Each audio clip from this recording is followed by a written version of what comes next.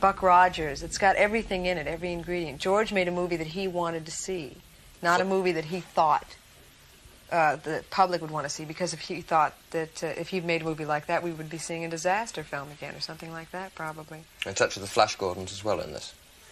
It's got whatever you want it to be. It's a pure entertainment. It's like a roller coaster ride, and it can be interpreted as long as you enjoy it, which is the intention of it.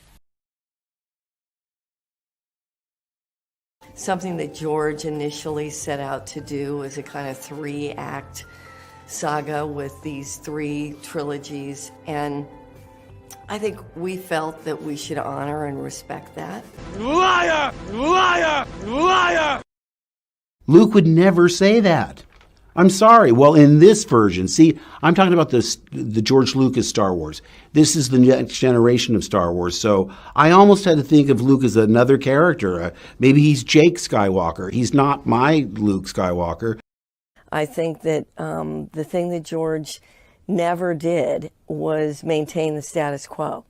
And I think that that's really important because... Fuck you, fuck you, fuck you, fuck you, fuck you, fuck you, fuck you! He's not my Luke Skywalker. I said to Ryan, I said, Jedis don't give up. I mean, even if he had a problem, he would maybe take a year to try and regroup. But if he made a mistake, he would try and right that wrong. So right there, we had a fundamental difference. Who is this guy? How did the most optimistic, hopeful character in the galaxy turn into this hermit who says it's time for the Jedi to end? I read that and I said, what? I mean, that's not what a Jedi does. I mean, a Jedi is optimistic. A Jedi has tenacity. He never gives up. He doesn't secrete himself on an island. But you'll... it certainly surprised me to hear Luke say it's time for the Jedi to end. I said, what? Yeah. Luke was the most optimistic, hopeful character. And Yes. I had a real, sort of a back and forth with Ryan. I said, Ryan, a Jedi doesn't give up. I remember you saying that, yeah. A Jedi, if he does something wrong, he makes it right. Even if he's traumatized and goes away, he regroup within, 6 months, but 20, 30 years? And come on, that's a little bit overindulgent in my... When I read 8, I told Ryan, I fundamentally disagree with virtually everything you've decided about my character. Well, you're assuming that I train Ray. Exactly. Sneaky. Do I?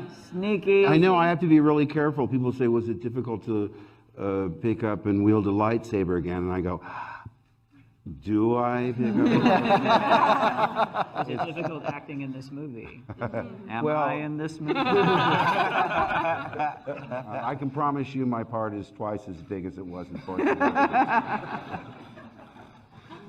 Are you bummed that Luke didn't get sort of a reunion with Han Solo? Absolutely. In fact, when I was reading it, I thought, if Leia's trying to mentally contact me and she's not successful, she'll rush to his aid.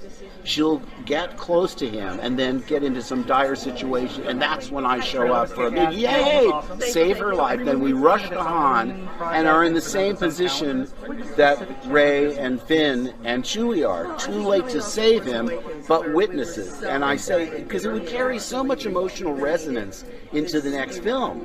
For us, his wife, his best friend to witness, instead of 2 characters that have known him, 20 minutes? Fade in, fade in, fade in, fade in, fade in. No, God! No, God, please, no! No! No! No! Have you been keeping Ray's secret from the beginning? Did you know about the parentage? Tell me about that journey of when you found out. No. At the beginning, there was toying with an Obi-Wan connection, and then it really went, there were different versions, and then it really went to that she was no one. And then it came to episode 9, and JJ pitched me the film and was like, oh yeah, Palpatine's granddaddy. And I was like, awesome. And then 2 weeks later, he was like, oh, we're not sure. So it kept changing.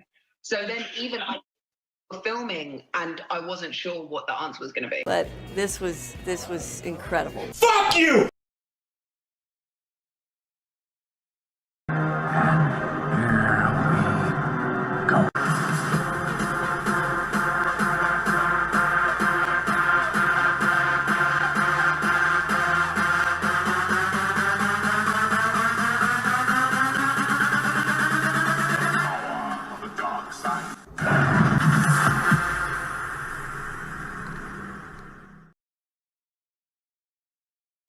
I forgot to add myself in. Hello, everyone. What's up, all my actual droids and Wookiees? It's Anna, also known as the Stars Girl, and I'm fucking cold.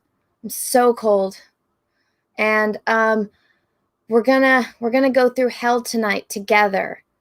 I hope that this doesn't go until 3 in the morning, because I didn't get very much sleep yesterday. Because, as you know, I did part 1 and the Jack show yesterday, so I streamed for like 10 hours. Over 10 hours yesterday. Part 2 of this stream, or of this trilogy, I guess now, that is uploading onto my secondary channel, that's Star Wars Girl Live, which once this stream is over, I would recommend going over there, and so that way you can catch this if you aren't able to watch all of it, because I do know that this is going to be a long stream. So there you go. That Star Wars Girl Live link is in the description. So what's been going on, guys? I will tell you. So I got to do another recap. So let me share my screen. So I have been EFAPing this stream that these people did to talk about me because I am a dangerous person and I need to be deplatformed, right? And so I didn't share audio, but so these are the people that want me to platform from YouTube, right? Specifically this girl right here, Meg. Now I'm going to show you everything. For those of you that already know, this is going to just be a little refresher, but maybe some people find this and they have no idea what's going on. So this has been going on for 6 months. So 6 months ago, this girl named Meg posted this on Twitter. What female fans often struggle with the most is feeling safe and comfortable enough to express their love for Star Wars in spaces that already exist for fans. Women shouldn't have to ask for permission to exist in this fandom. Now, being me, I said, I'm a woman. I've never had to ask for permission to be a Star Wars fan, nor have I ever met anyone, man or woman, that has had to ask for permission to be a Star Wars fan. So that lady had her full name in her Twitter bio, as you can see her full name right there on Twitter. And so I decided, let me Google this chick. Let me Google her. And I found that not only did she not have to ask for permission for anything, she also had a safe space. She had a YouTube channel with 9 years worth of content. And I did a video 6 months ago where I pointed that out. And then I showed, I actually have a clip of it and I can play it. Here, maybe I'll play that clip and that way you guys can see all the context. Because I have it up. So everyone, if you have seen it, this is just a refresher for those that haven't seen it. Here is the clip that explains everything. And this clip is 6 months old, so remember that. So this is from a person named Meg Dow. And it says, what female fans often struggle with most is feeling safe and comfortable enough to express their love for Star Wars in spaces that already exist for fans. Women shouldn't have to ask for permission to exist in this fandom. Well, no shit, Sherlock. So this is Meg. Again, this is the girl that created everything. So she has a YouTube channel that she's been working on for a long time. As you can see, 6 months, 1 year, 2 years ago. So she's been doing YouTube for a long time. 4 years ago. Jeez. So, but let's take a look at the numbers. Okay, that one is a little bit good as compared to the rest of them. Let's see. So 7 stuff for getting your article published. That's why it was doing good. So she's been talking and giving her opinions on things for a very, very long time. Look, 9 years ago. 9 years. She's been doing this for almost a decade, where she's giving her opinion, voicing how she feels about things on her own platform for a very long time. 9 years was the oldest video. So I have a feeling that Meg doesn't feel, she's not afraid to give her opinion on things. Obviously not. She's been doing it for 9 years.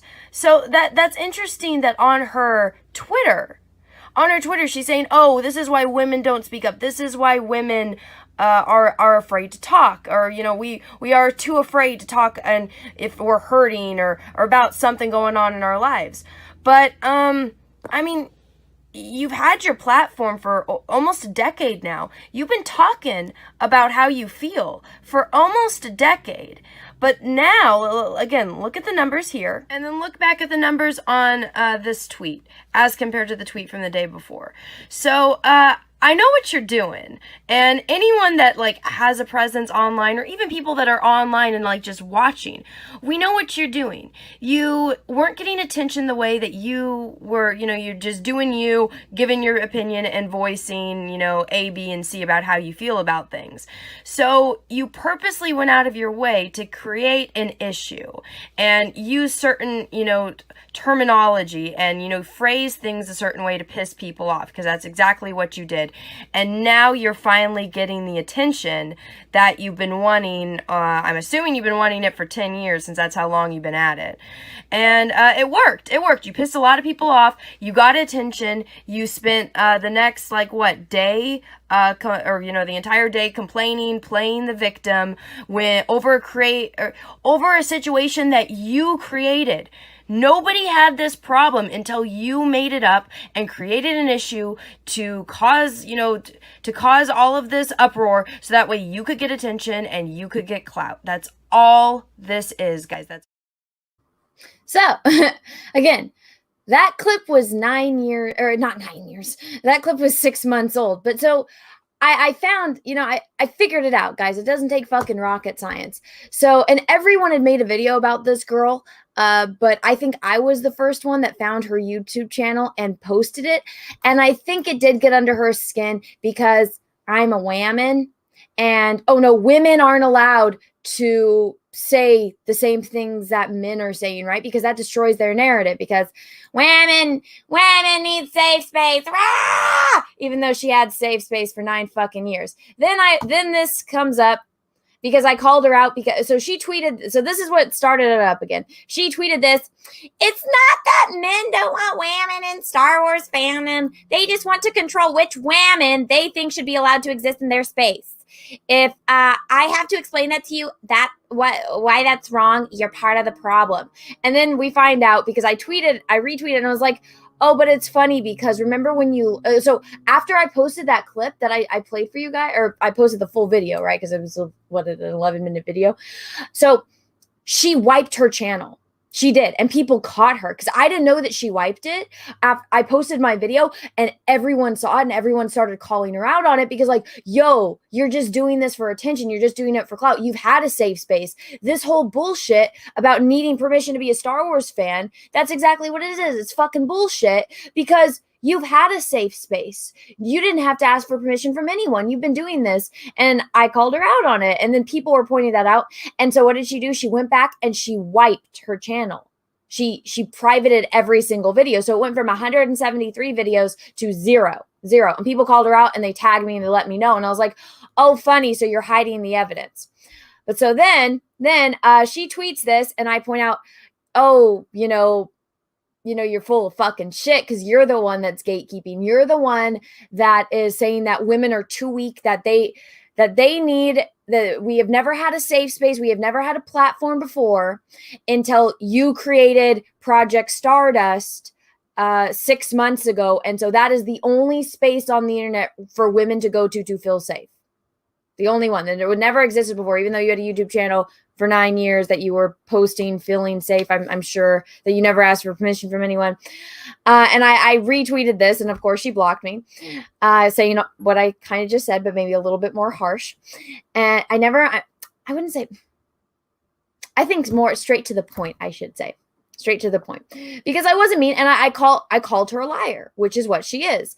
And so she tweeted out this, and she's like, "Hey YouTube, I reported this video 6 months ago, and you didn't do anything right." And everyone pointed out, yo, of course you didn't do anything, because Anna didn't do anything wrong.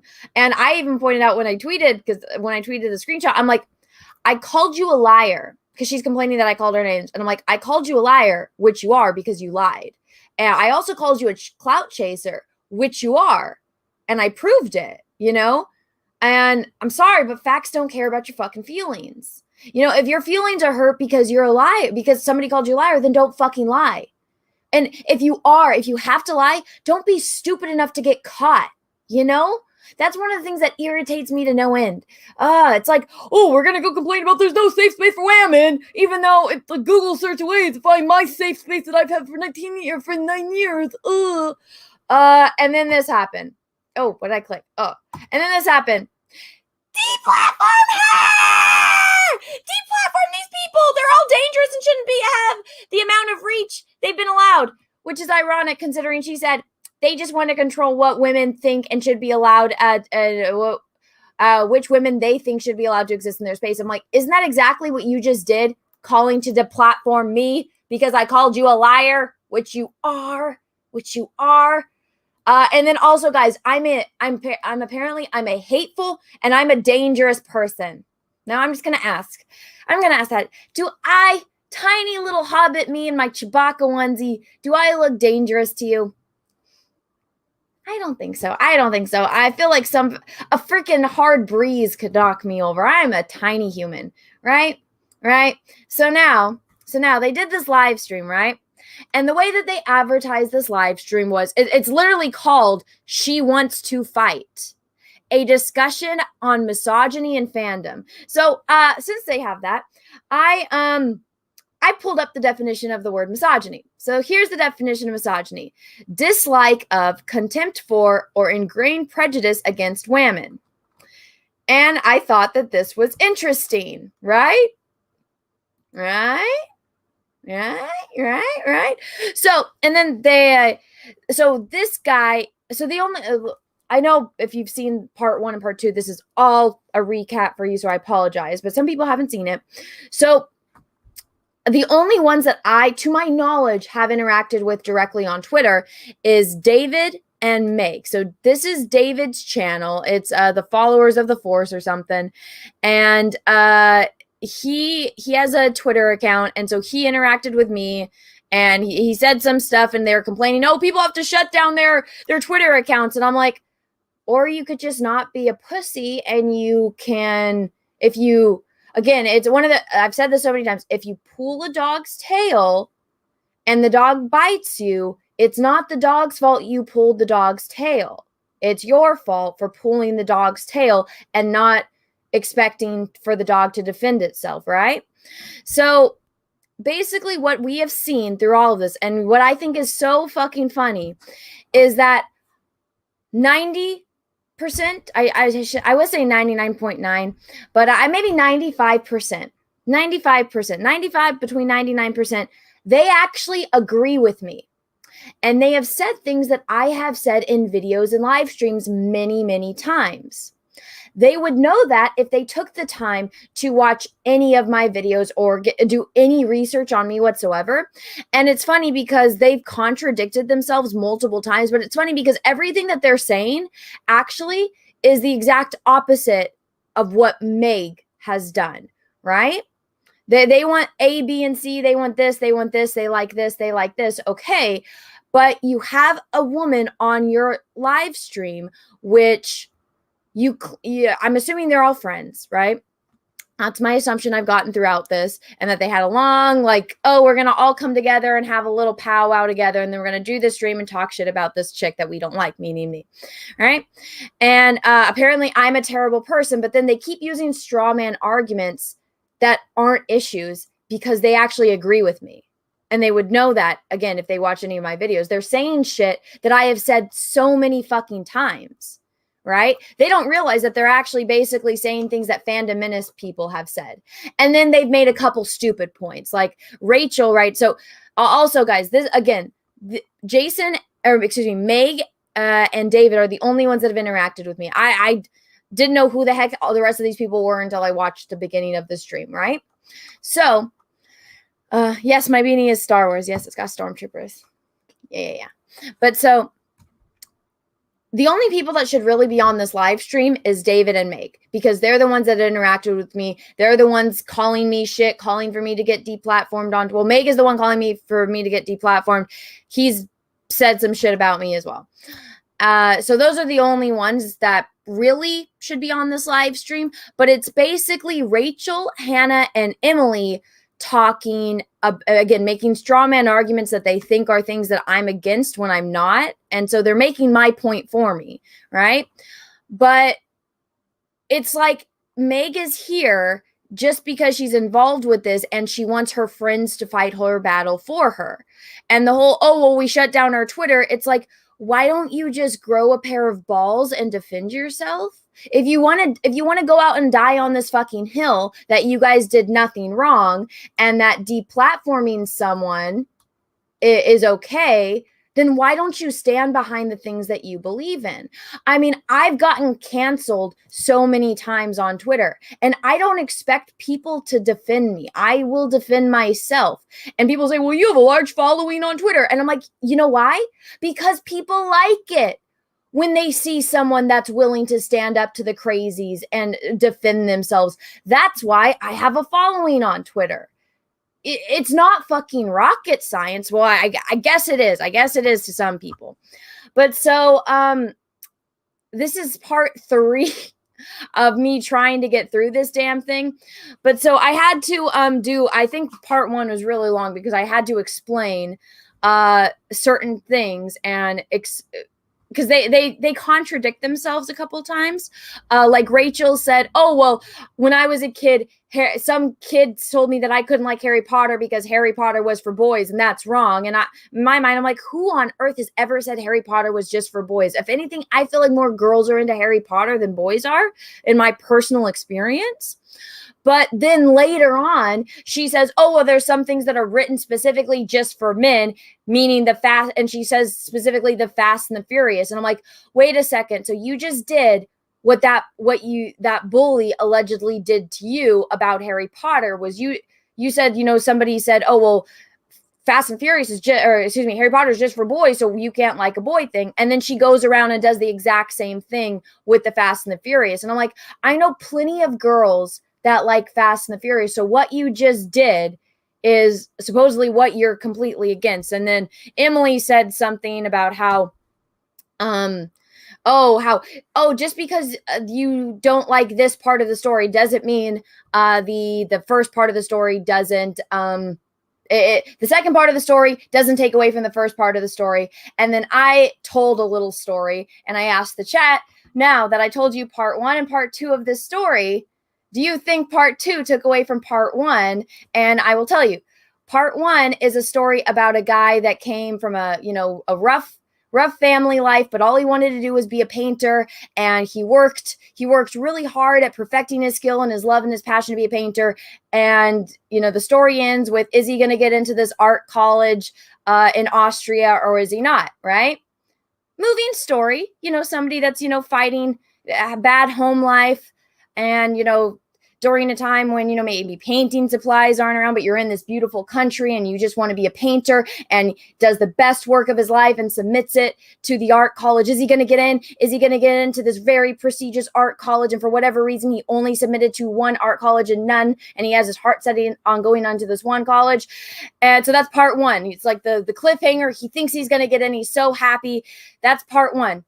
Now, part 2, he doesn't get into the art college, and he uses his hate and his anger and he uses that to drive him to take over a majority of Europe, and tries to taking over the world and committing genocide against an entire race of people.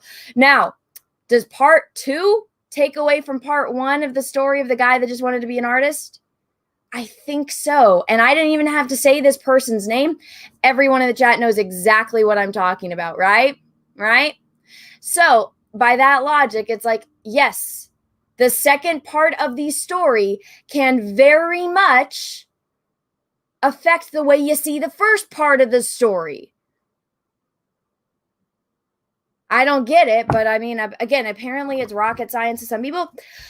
But so, and I didn't share audio, so let me get this back up. There we go. So I am going to have to mute myself. God, why does it do that? I can't find this damn window. Maybe I can. Let me go to, because you can do like individual tabs. Where is it? Okay, YouTube. I have way too many tabs open. I scrolled forever right now. So I do have super chats to catch up from the part 2 stream, so I apologize. And I'll try to catch them as they come by. And I appreciate everyone. When I do read super chats, I will be reading the ones from yesterday first. Where the hell is this? This is why I just shared the entire screen, because I'm like, I can't even find this tab on my little Chrome tab thing. Okay. Oh, I found it. I found it. Hey! Oh my goodness. Cool. Oh, there's another one? Which one? Okay, it's this one. That's the wrong one. God damn it. Okay, we're just going to share the entire screen. Apparently, I had this open on 2 tabs. We're just going to share the entire screen. I'm not doing this. There we go. All right, cool. So, again, there's some kind of weird echoey thing for whatever reason whenever I play a clip. So I'm going to have to mute myself while I play this for you guys. Here is, let me see. Also, there are over 600 people watching. Thank you so much for being, I guess 500, excuse me. I read that wrong. Dyslexic ass over here. There's over 500 people watching. Please smash the like button, please, and thank you. Now, we're going to get into this. We're going to get into this. Are you guys ready? Are you guys ready? Also, by the way,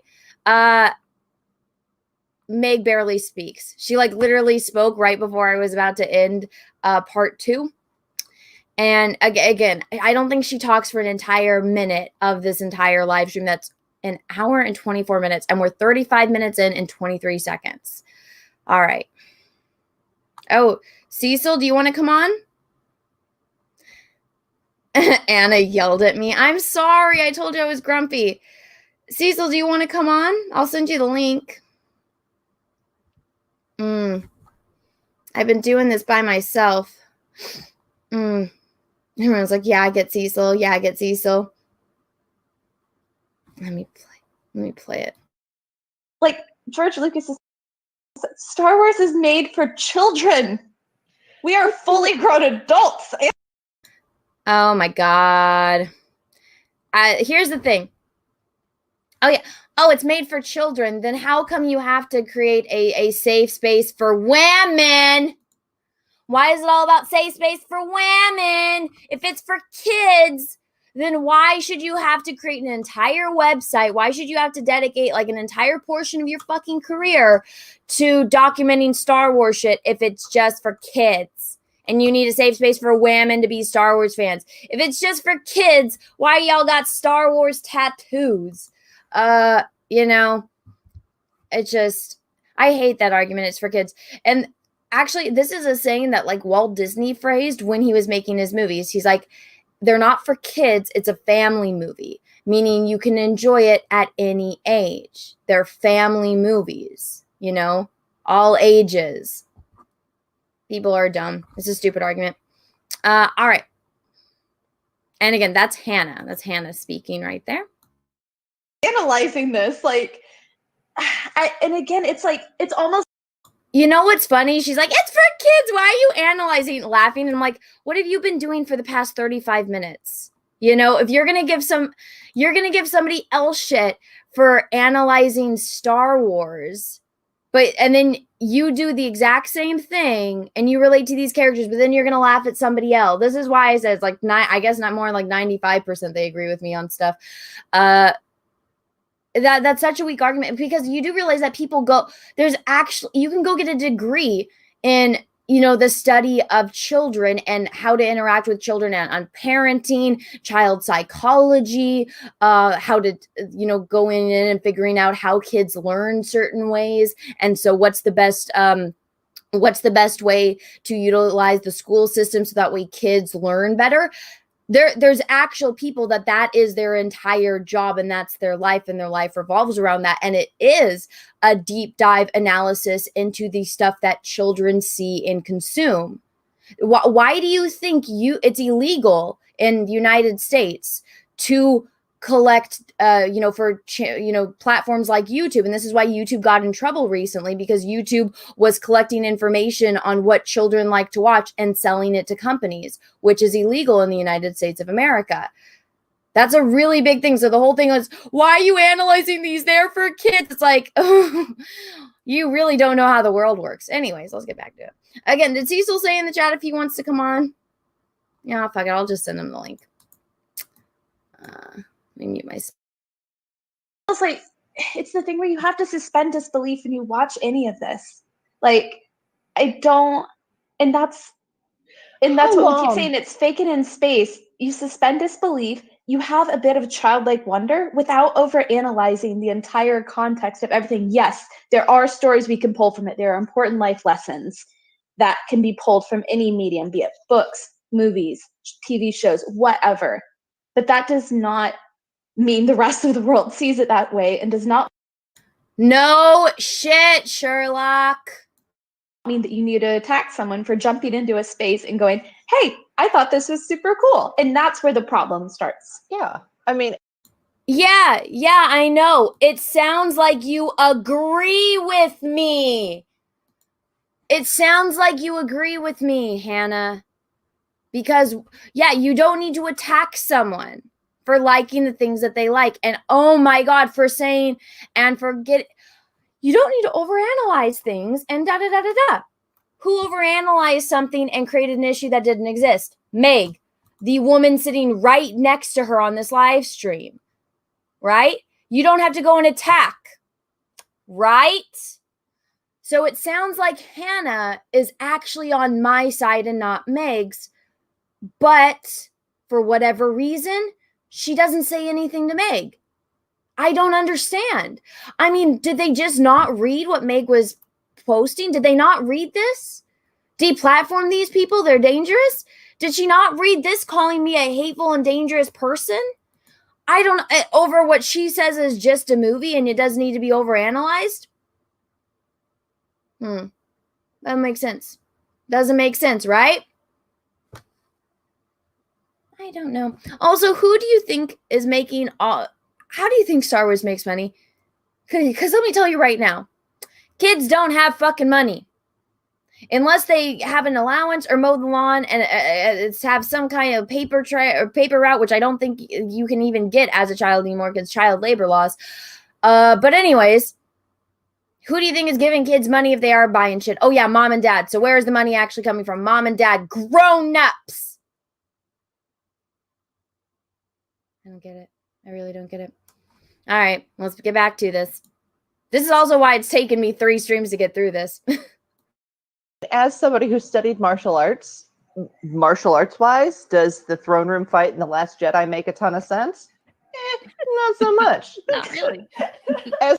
Oh my gosh, you agree with me and the rest of the fandom menace and Robot Head. Remember Robot Head's clips? All right, here we go. Somebody who really appreciates a really cool, really well shot fight scene, sign me up and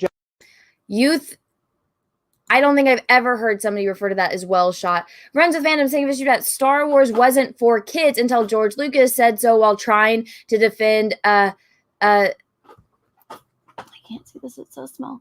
The divinity of the early prequels. I can't stand that narrative. The OT was G. I think you mean great. Well, thank you for that. Yeah, and we'll see. I think George, because I remember, wasn't there supposed to be like a sex scene in Attack of the Clones, and Natalie Portman said no, and so the excuse was that George wanted it, like he wants something that kids could watch. And also, you have to remember, George had like he has 4 kids now, but he had 3 kids back then.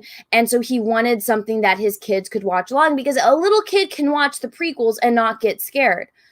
A little kid might not be able to watch the original trilogy until they're a little bit older, because guess what? Darth Vader is really scary. I've said this multiple times.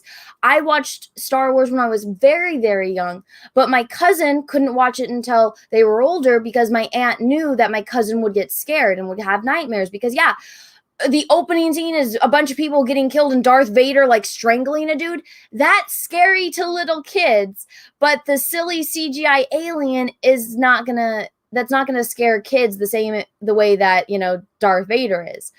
Darth Maul, the thing about Darth Maul, yeah, Darth Maul can be scary, but and not to say Darth Vader isn't cool, but Darth Maul is really cool, and he's not dangerous until the end. When you start off the movie with like this intense, you know, death scene, it's going to be a little bit different to a young child, right?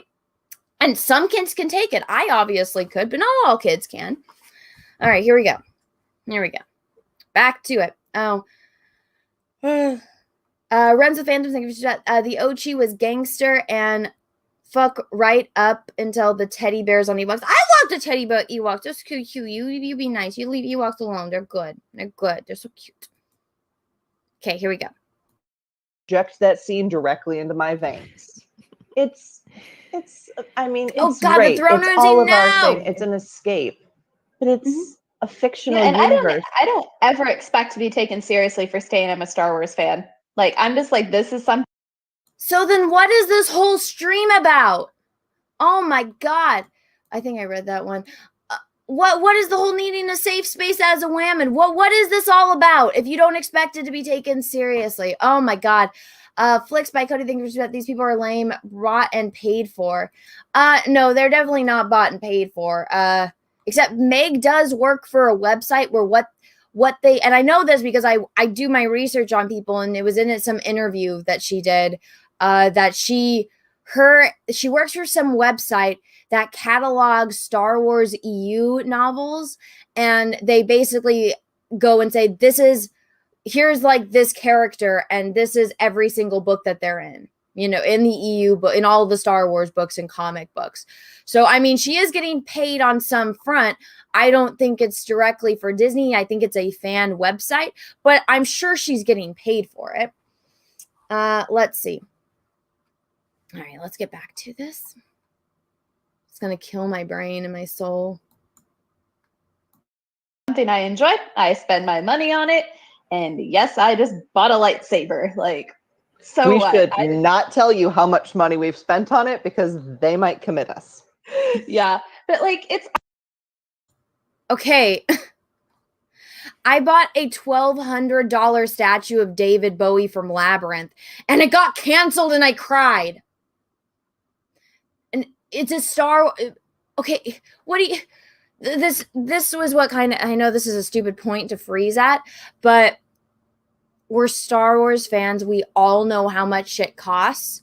Believe me, there's a $7,000 life-size replica of Han Solo frozen in carbonite, and I've been trying to talk my boyfriend into letting me buy it, and he's like, babe, you really, like, what are we going to do with that? And I'm like, because I want it. And he's like, but what purpose is that going to serve in our life? And I'm like, it's cool, and I want it. And he's like, don't you need a new car? And I'm like, yeah, but I mean, my car still has like, I think I can get another like 10 years out of it. And he's like, Anna, your car is 26 years old. I'm like, I know, but I don't want a car payment. And he's like, so you'd rather buy a $7,000 life-size replica of Han Solo frozen in carbonite? And I'm like, yes, I would. And he's like, it's heavy. And I'm like, oh yeah. And he, you know, if it falls on me, I'll die. And if it falls on Tulip, she'll definitely die. And I was like, oh, okay, then I won't buy it. Trust me, we know shit is expensive. And I'm okay. And I'm pretty sure everyone in this chat, I can say with confidence, I'm sure over half of the people in the chat have some expensive Star Wars merchandise or some expensive merchandise from some kind of franchise they love. Runs of the Phantoms, just leave Ewoks alone. I wouldn't say that. Just give them to me. If you don't like them, give them to me because they're cute. And they're so cool. I love Ewoks. So cute.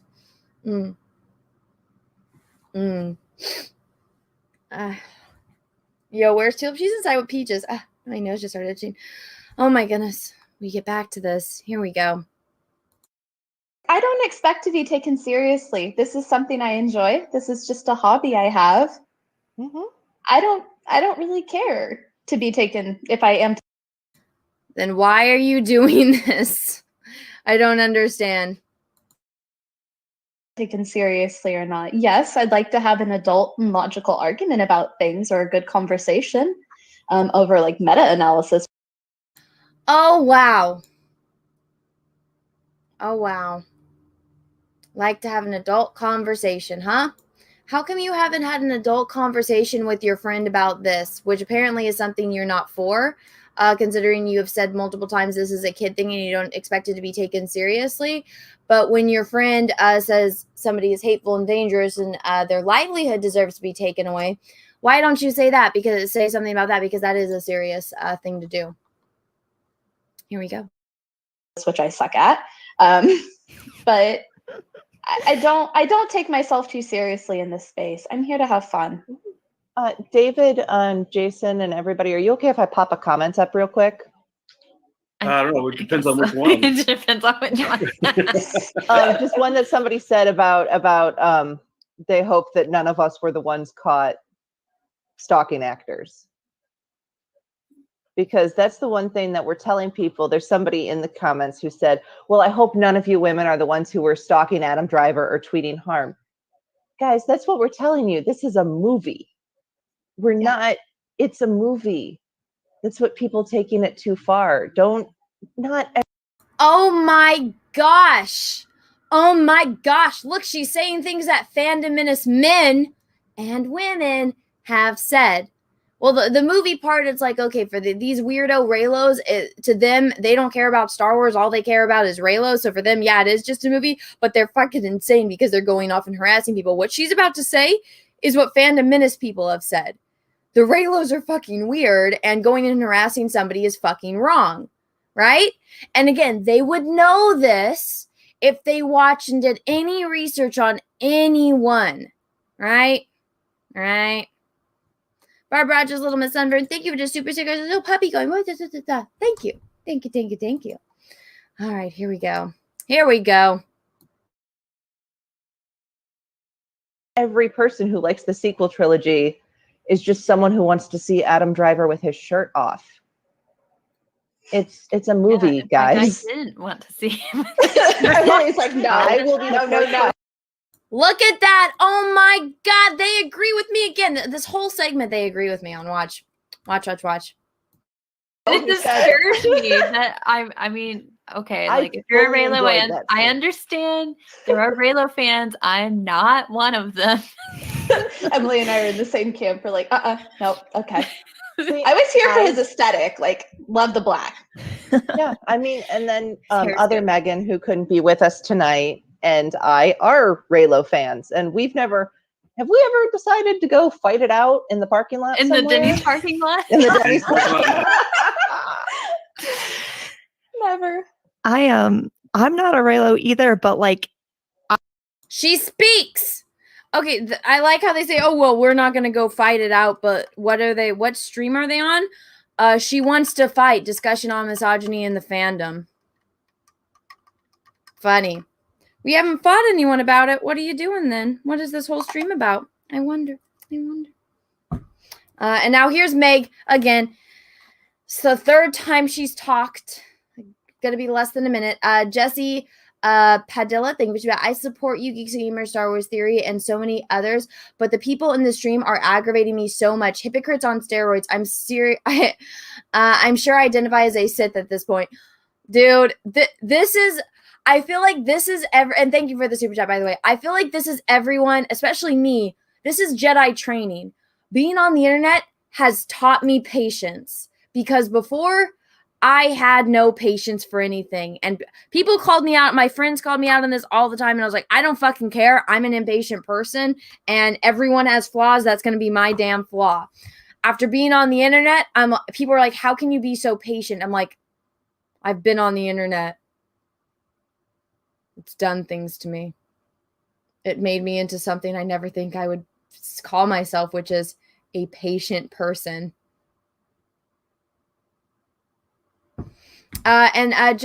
Stuart, sorry if I missed your super chat. I will catch all of them just when I do pause and I see one pop up on the StreamYards. I click it and highlight it. So I apologize if I missed yours. I will be getting all of them.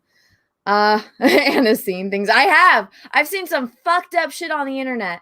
And people have said some fucked up shit to me. And right now, what we're doing, this, if you can sit through this and all of the contradictory statements that they've been saying, that is just, it's like, how do you not see what you're doing And what you just said contradicts the point that you made previously. And also you're on the panel with somebody that has done literally everything you've said you're against. Whereas the fandom thinks Peaches doesn't want Anna to have a carbonite Han Solo because she knows she'll write it and sleep on it all the time. Might as well just leave for Cecil. No! And it went dark for a second. Oh, E3, has David moved yet? I don't know. I actually haven't been watching him. I'm always looking at the person who's talking because I was taught that was polite. Also, there's 640 people in here. Smash the like button, please, and thank you. Oh, let's see. All right, let's go. Oh, God. Do you want to do this? Let's do this. I have so many friends and people I know who are, and so many of them are so amazing. And like, they love what they love. And like, I love that for them. It's not my thing, but like, beyond that, it doesn't matter. It doesn't need to be a constant conversation, Oh my God. So then this is bullshit, Meg? Really? So that this does, oh my God. So because somebody likes, let me make myself big. So because somebody likes something that you don't like, it doesn't take away from you valuing them as a human being. And this is why this tweet that she said that she's trying to attack men for, it's actually about her. It is. Because what she just said about Raylo, you can interchange, unless it's only specifically to Raylo. But she's saying you can like the things that you like, and that doesn't take away from anything. So then why is she the one being nasty online? Why is she making these accusations about women? Why? Why is she saying they just want to control which women they think should be allowed to exist in their space? That's exactly what she's doing. It's amazing how contradictory these people are. You guys ready to hear what else she has to say? Here we go. Like, if you would rather see Ray end up with... Oh, see, and she gets cut off. So that was the end of what Meg said. And that's the thing. Like, again, this is...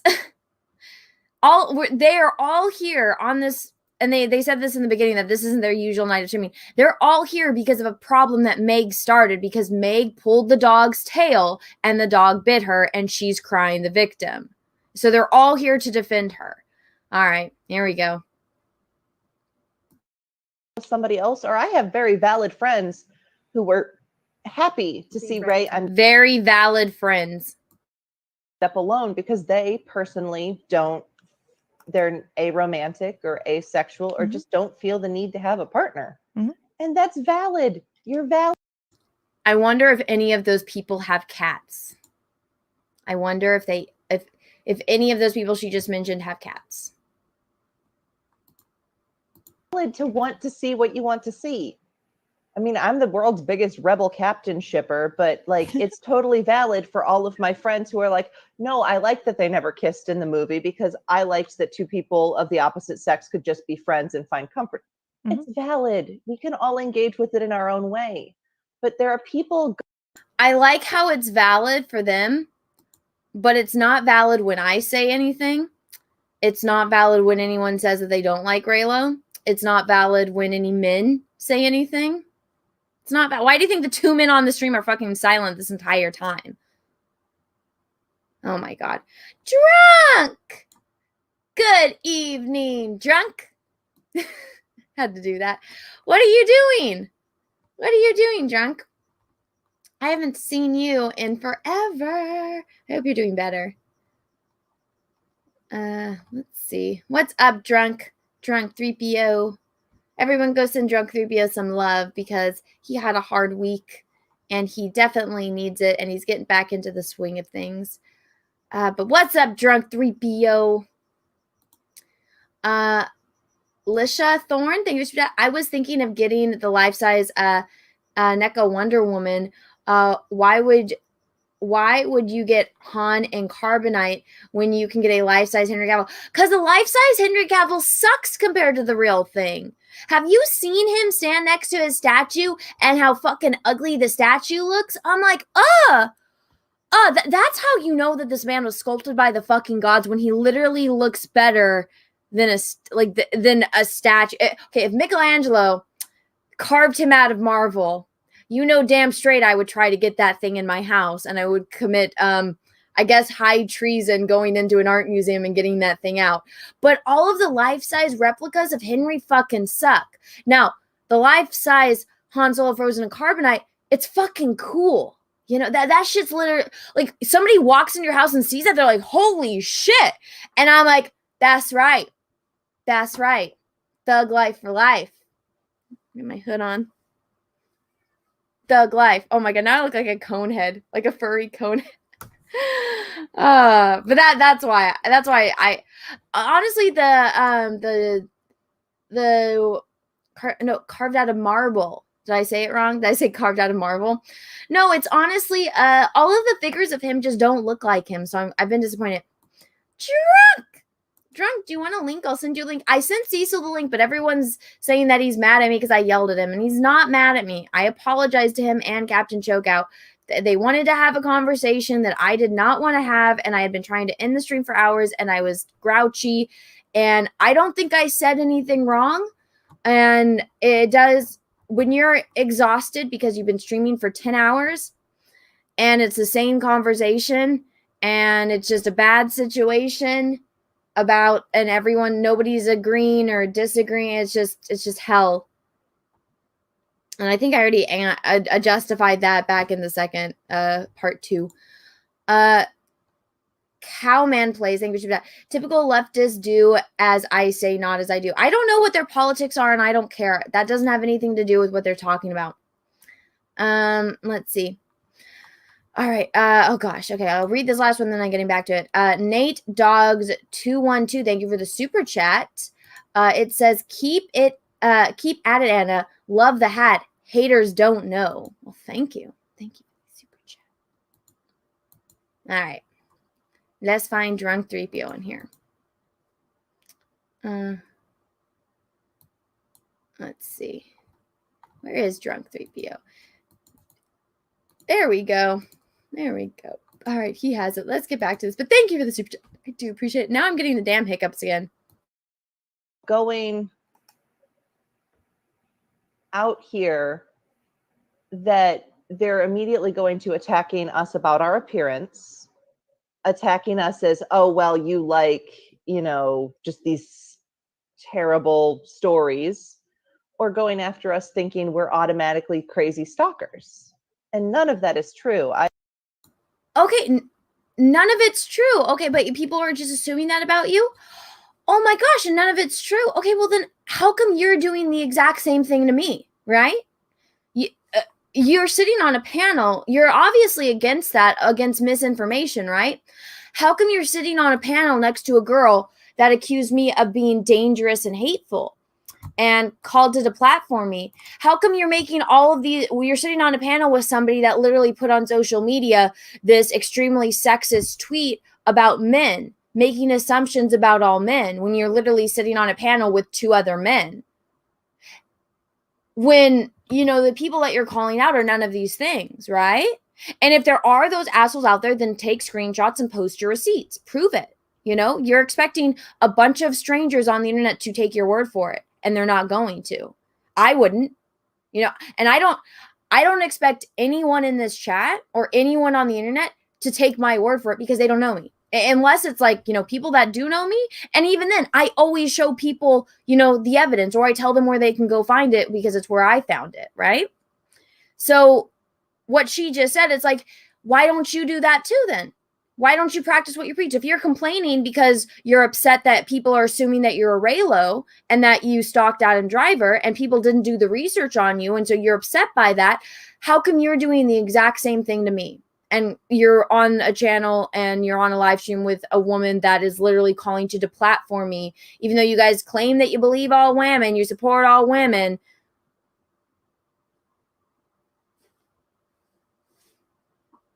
I don't get it. Phil, a body thing.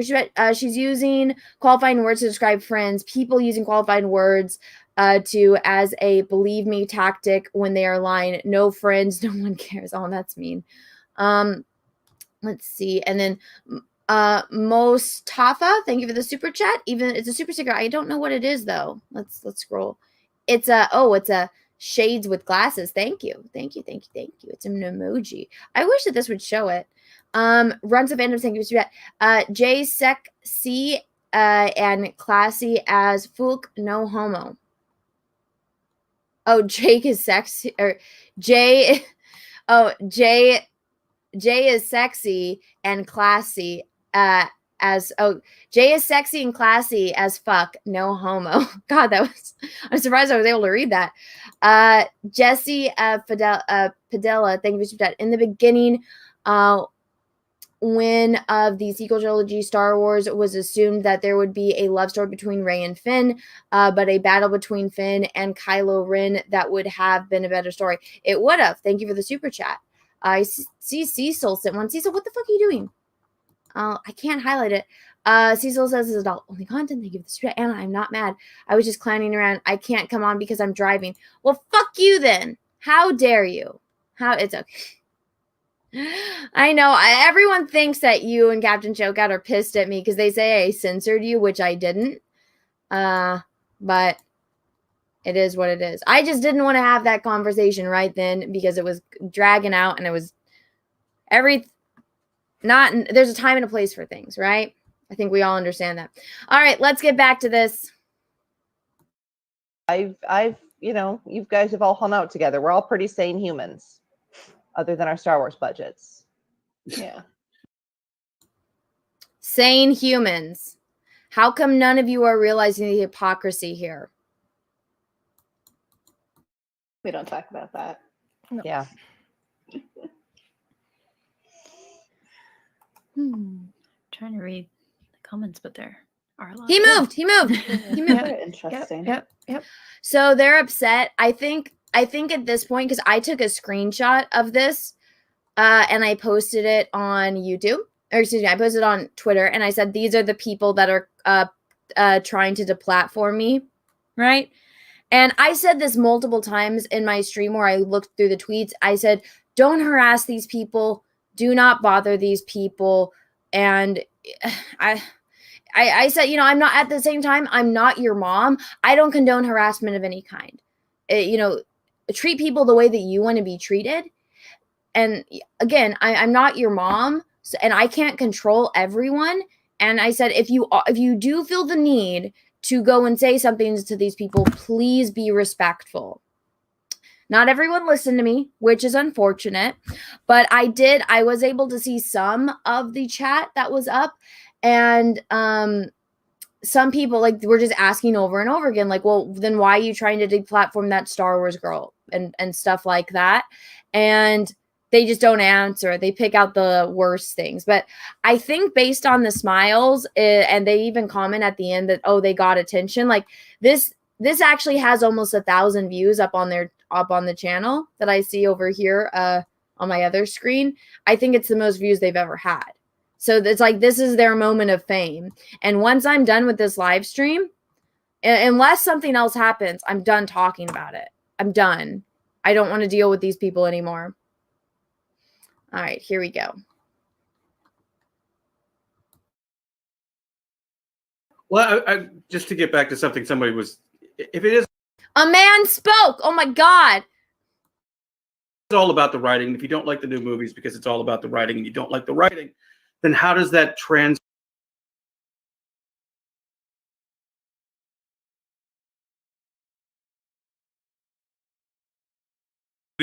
You're muted.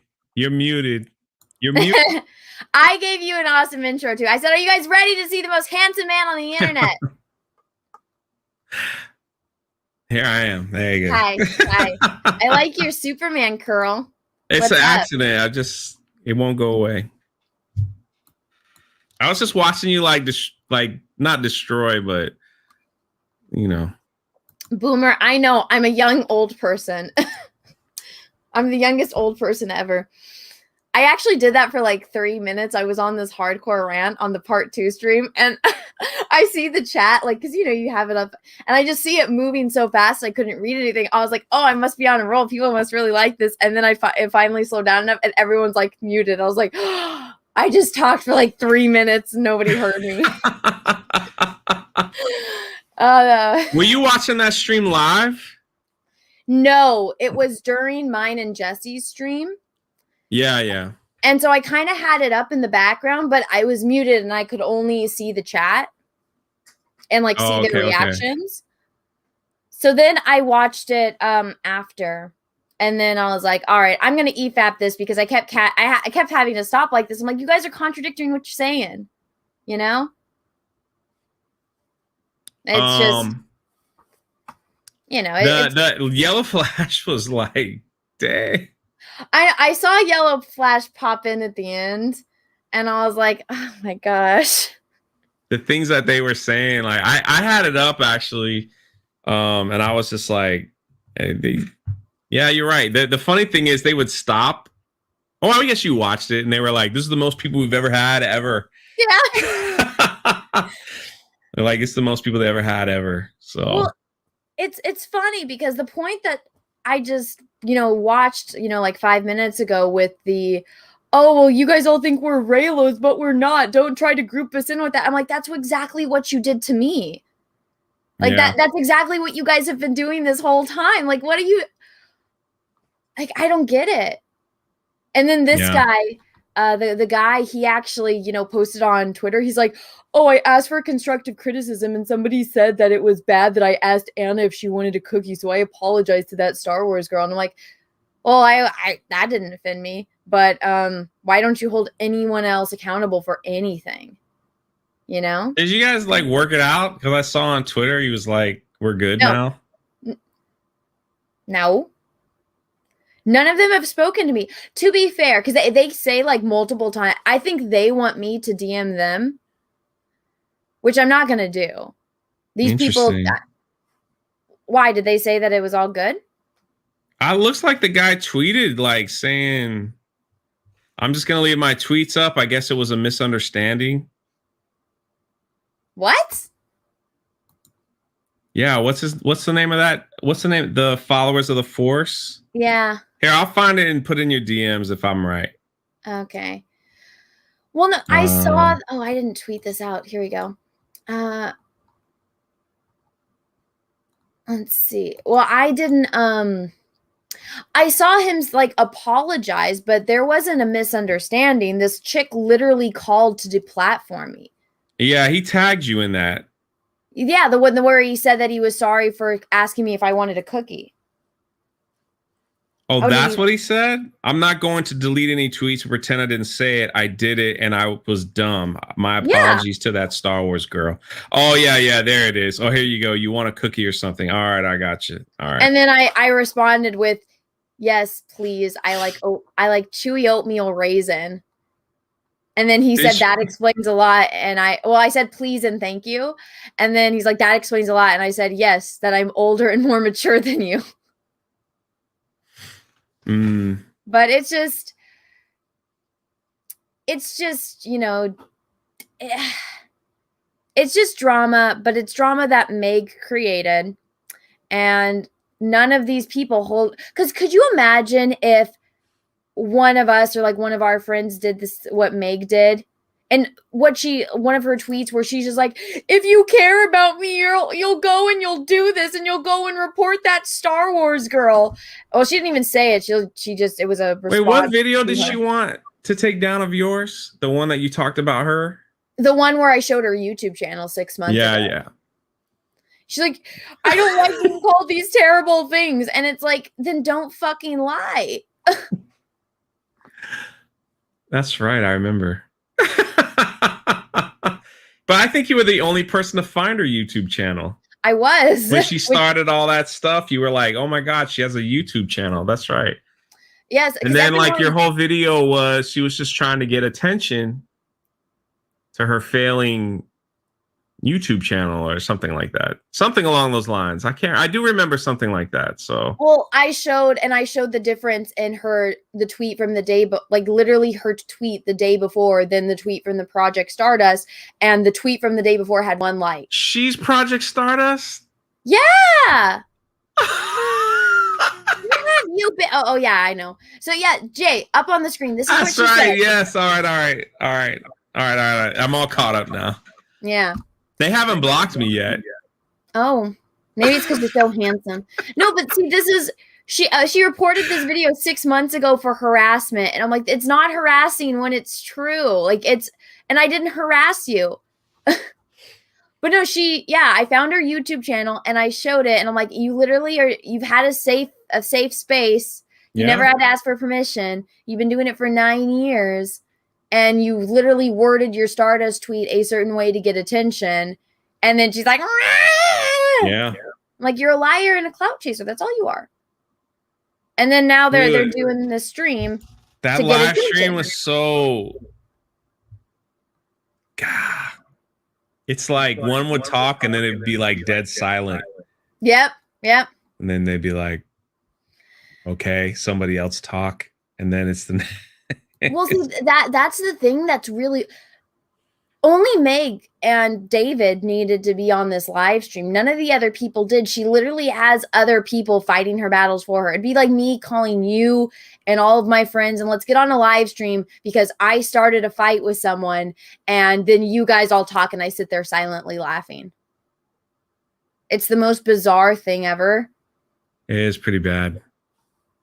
They're saying 6 well, I mean, when he was like, I've had this channel for 4 years. And the most people we've ever gotten was I don't know, 5 years. Yeah, something like that. I'm like, well, then you think you're doing something right, buddy? Like, what the heck, man? Well, he said he doesn't care about numbers. It's then why, if you don't care about your show, then why do it? Like that's the weird thing. It's like I think that's a terrible argument when you just say, I don't care about how many people. I don't care about how many people watch this or do that. Then why do it? Why put the energy into it? You know? Yeah. You know what I'm saying? Like for me, I think that's weird. Like I get it, but if that's who you are, I just think it's weird. I think it's just a young and naive person. But see, again, yeah, that's the weird thing because they say that they don't want attention. They say they don't want attention, but then it's like, then what was this for, right? Oh, exactly. Why put all this effort into things like that? That's like this whole Rewrite Ripley people going out of their way to make IMDb pages and all that. That wasn't rewriting Ripley though. No, I know I'm saying, but to add, like, to go out of your way to like say that Jeremy's the producer of your YouTube channel. And well, you didn't see my tweet from earlier, did you? No, I have been not really on Twitter. Yeah. So the IMDb has been going on for a year and a half now. And so all of those IMDbs were created by a hardcore EFAP fan. And what that person was doing was they created it so that way it was a way for people to find which episode was the rhino milk meme from. Okay. And so it was good intentions at first. So it was an EFAP fan that created it. So it's like, this is EFAP 1. This is what they did. Did you see the one I sent you? The Fandom Menace one? I think so. It was a new one. When did you? Twitter? Well, they have me ranked like 6th, which is really weird. Was it a text or a tweet? It was on your. It was in your DMs. Let's see. It was just a link. Oh yeah, it says no results. Oh, it got taken down. Nice. Yeah. Basically, it was like Fandom Menace through popularity, and they had me above. What number was I? Huh? What number was I? You were 15. I was 6th. I was above Gary. Now I'm like, somebody who did that, like, that made no sense. Jeremy was number 1. I think Ethan was number 2, and then I was like, why am I number 6th? Well, so I have the smallest channel out of everyone, like number 1, and then. Well, That's taken down. That's good.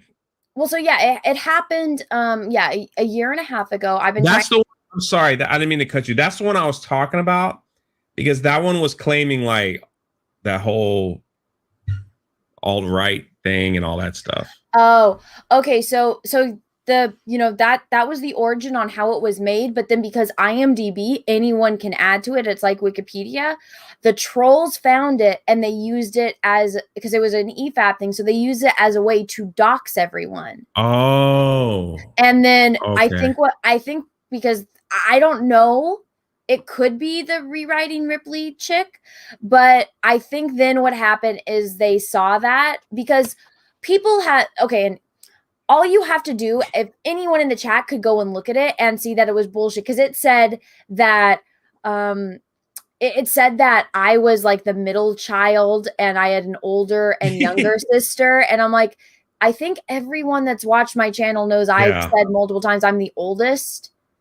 And then they said what my dog's name was Tulo. Yeah. And I'm like, and then Jeremy writes all of my episodes. And I was like, that's weird. But so I've been trying to get it taken down. So many people have been trying to get this shit taken down, but we've all kept quiet about it because for the people that got doxxed, like me, because my mother's address was up on there for a while, and Holy crap. I was fucking livid. No, there's pictures of my mother's house. Because when Ellen passed away, I didn't know about that. Wow. Well, this is why I didn't talk about it. This happened, back when Ellen died, and stuff was happening. People find out my name, like my full name and stuff like that. But then one troll was able to track down my my mother's house and like sent me screenshots of like them Google Earthing my mom's house and my mother's like her cars with their license plates, my sister's work. And so they were using IMDb to do that to me and a bunch of other YouTubers. And so I'm glad that information has gotten taken down, but it's like I tried so hard to get in touch with IMDb. My lawyer tried so hard to get in touch with IMDb and to like get this shit taken down. And they're like, no. And you have to prove. This is the weird thing. It's like you're guilty until you prove yourself innocent. Yeah. And so they're like, no, because this is an actual podcast or this is a show. And I'm like, but none of this stuff is true. That's why when that one person they said, oh, well, it's okay that I doxed you, Anna, because it was on IMDb. Yeah. I remember that. And I'm like, all you got to do, well, you're a fucking dumbass because all you got to do is go take 2 seconds to look at how full of shit that IMDb is. And I'm like, wow, okay, I've never referred to myself as my first and last name. Why on earth would you put that as the title of an article and refer to me by that when you're writing an article about people literally trying to cancel me? And now you just advertise to all the people trying to cancel me my first and last name so they can go look up my family, which is exactly what they did. So I've been trying to not talk. Who found out about the IMDb and made it public? Because we all had kind of agreed to not say anything to protect the people that got doxxed. Have no idea. I think the Quartering did a video on it last week. Was he the first one? Or were there other people that found it? I don't remember. I was in a group chat and people were saying like, hey, I didn't know like Jeremy produced your show. I was like, what? And then they were like, hey, look at this. And then that's how I saw it. But I think the Quartering did a video on it. I'm not sure. Well, it pisses me off. I don't know. So I don't know. It shouldn't be up there. I want it taken down. None of that stuff. It's all like stupid information. Well, I just don't want it to be up. I don't. I'm like, exactly. I don't belong on IMDb. And guys, the reason why it's like, okay, yeah, my last name is out there. I'm never gonna say it because here's the thing. I didn't mean to bring it up. My bad. It's okay. But I'm a girl. What happens when a girl gets married?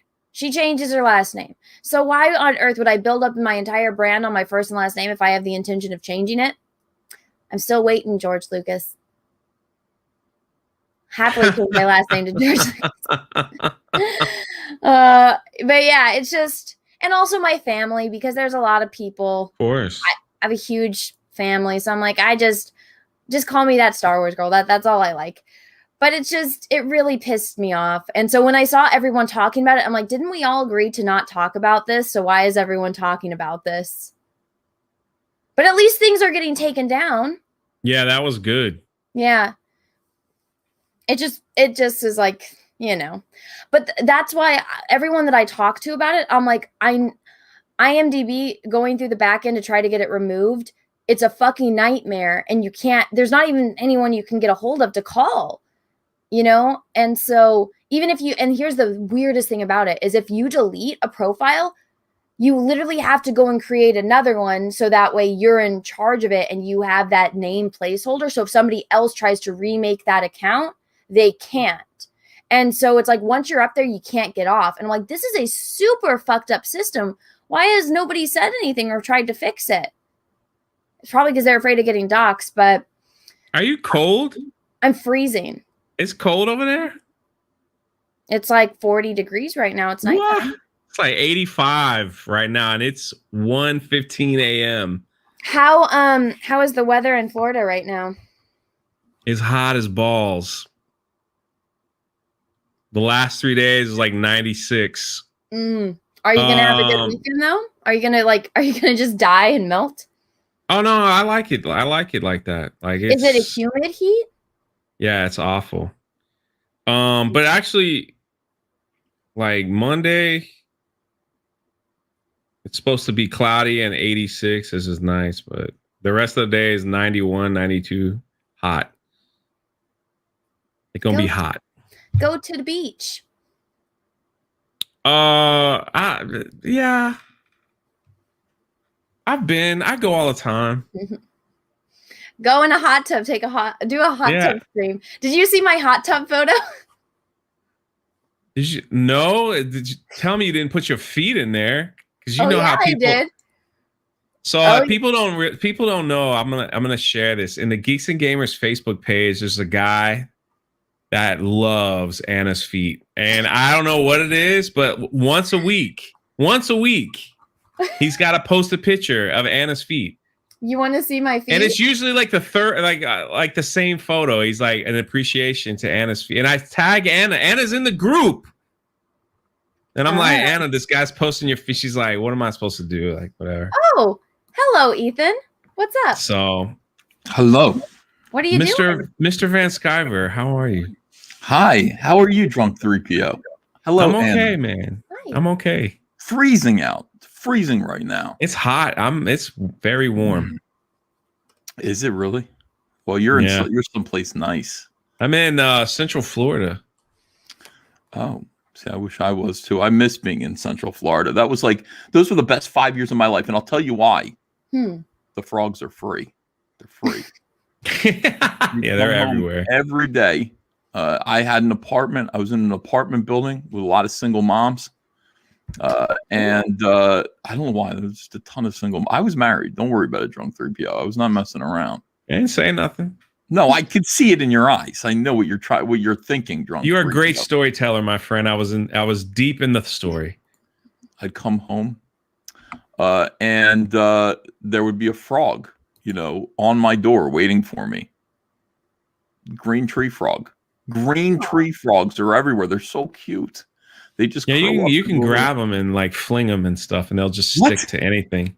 Oh, like a wacky wall crawler? Yeah. Hey, do it gently though. Be like that, and then that's what she said. And then they catch it. No, not you don't fling. The tree frogs are nice, but the toads are not good. Like they're not kind here. What do you mean? I never had any problem with toads. Yeah, the dogs eat them and die because they secrete poison. Like the toads are really not good here. Why would they need to be good to be eaten by dogs? It's not their fault. What you're trying to say is that the dogs aren't good here. They're eating. The dogs are protecting their owner because they could sense the danger that could be approaching. So it's like that. Frog season is coming up, Drunk3PO. I'm very excited about this. It's getting warmer out there. It was 81 degrees. I went on a wagon ride today. Oh. Went on a wagon ride, and I got pies, Anna. Ooh, what kind? Apple. It's just No. apple all the time. Yeah, whenever I have a choice, that's all I want is apple pies. I got one. I haven't even cut it into it yet, but I'm thinking about it. You don't like cherry? Cherry's good when I'm watching Twin Peaks. Is there a reason? Because it's all about cherry pies. Twin Peaks is all about cherry pie. It is. He eats cherry pie all the time. And it's all about balance. It's like he drinks coffee, black coffee, and cherry pie. Bitterness versus sweetness. And that is the balance of life. You need a little bit of each. Any toppings, my friend? Any whipped cream or ice cream? Some, but I do I have ice cream? All I have in the house with ice cream are these Mickey Mouse shaped ice cream bars covered in chocolate. So nothing on your pie. No, I suppose I could go poof and smack one on the pie and then break. That would be interesting, actually. That would actually be pretty good. But no. Pie in itself, it doesn't need anything else. It doesn't need anything else. I was listening to Adam Carolla talk about pie versus cake, and it was one of the best lectures I've ever heard. I was enraptured by it. He was sitting there saying, why do douchebags prefer cake over pie? He's like, cake is chalky, dry.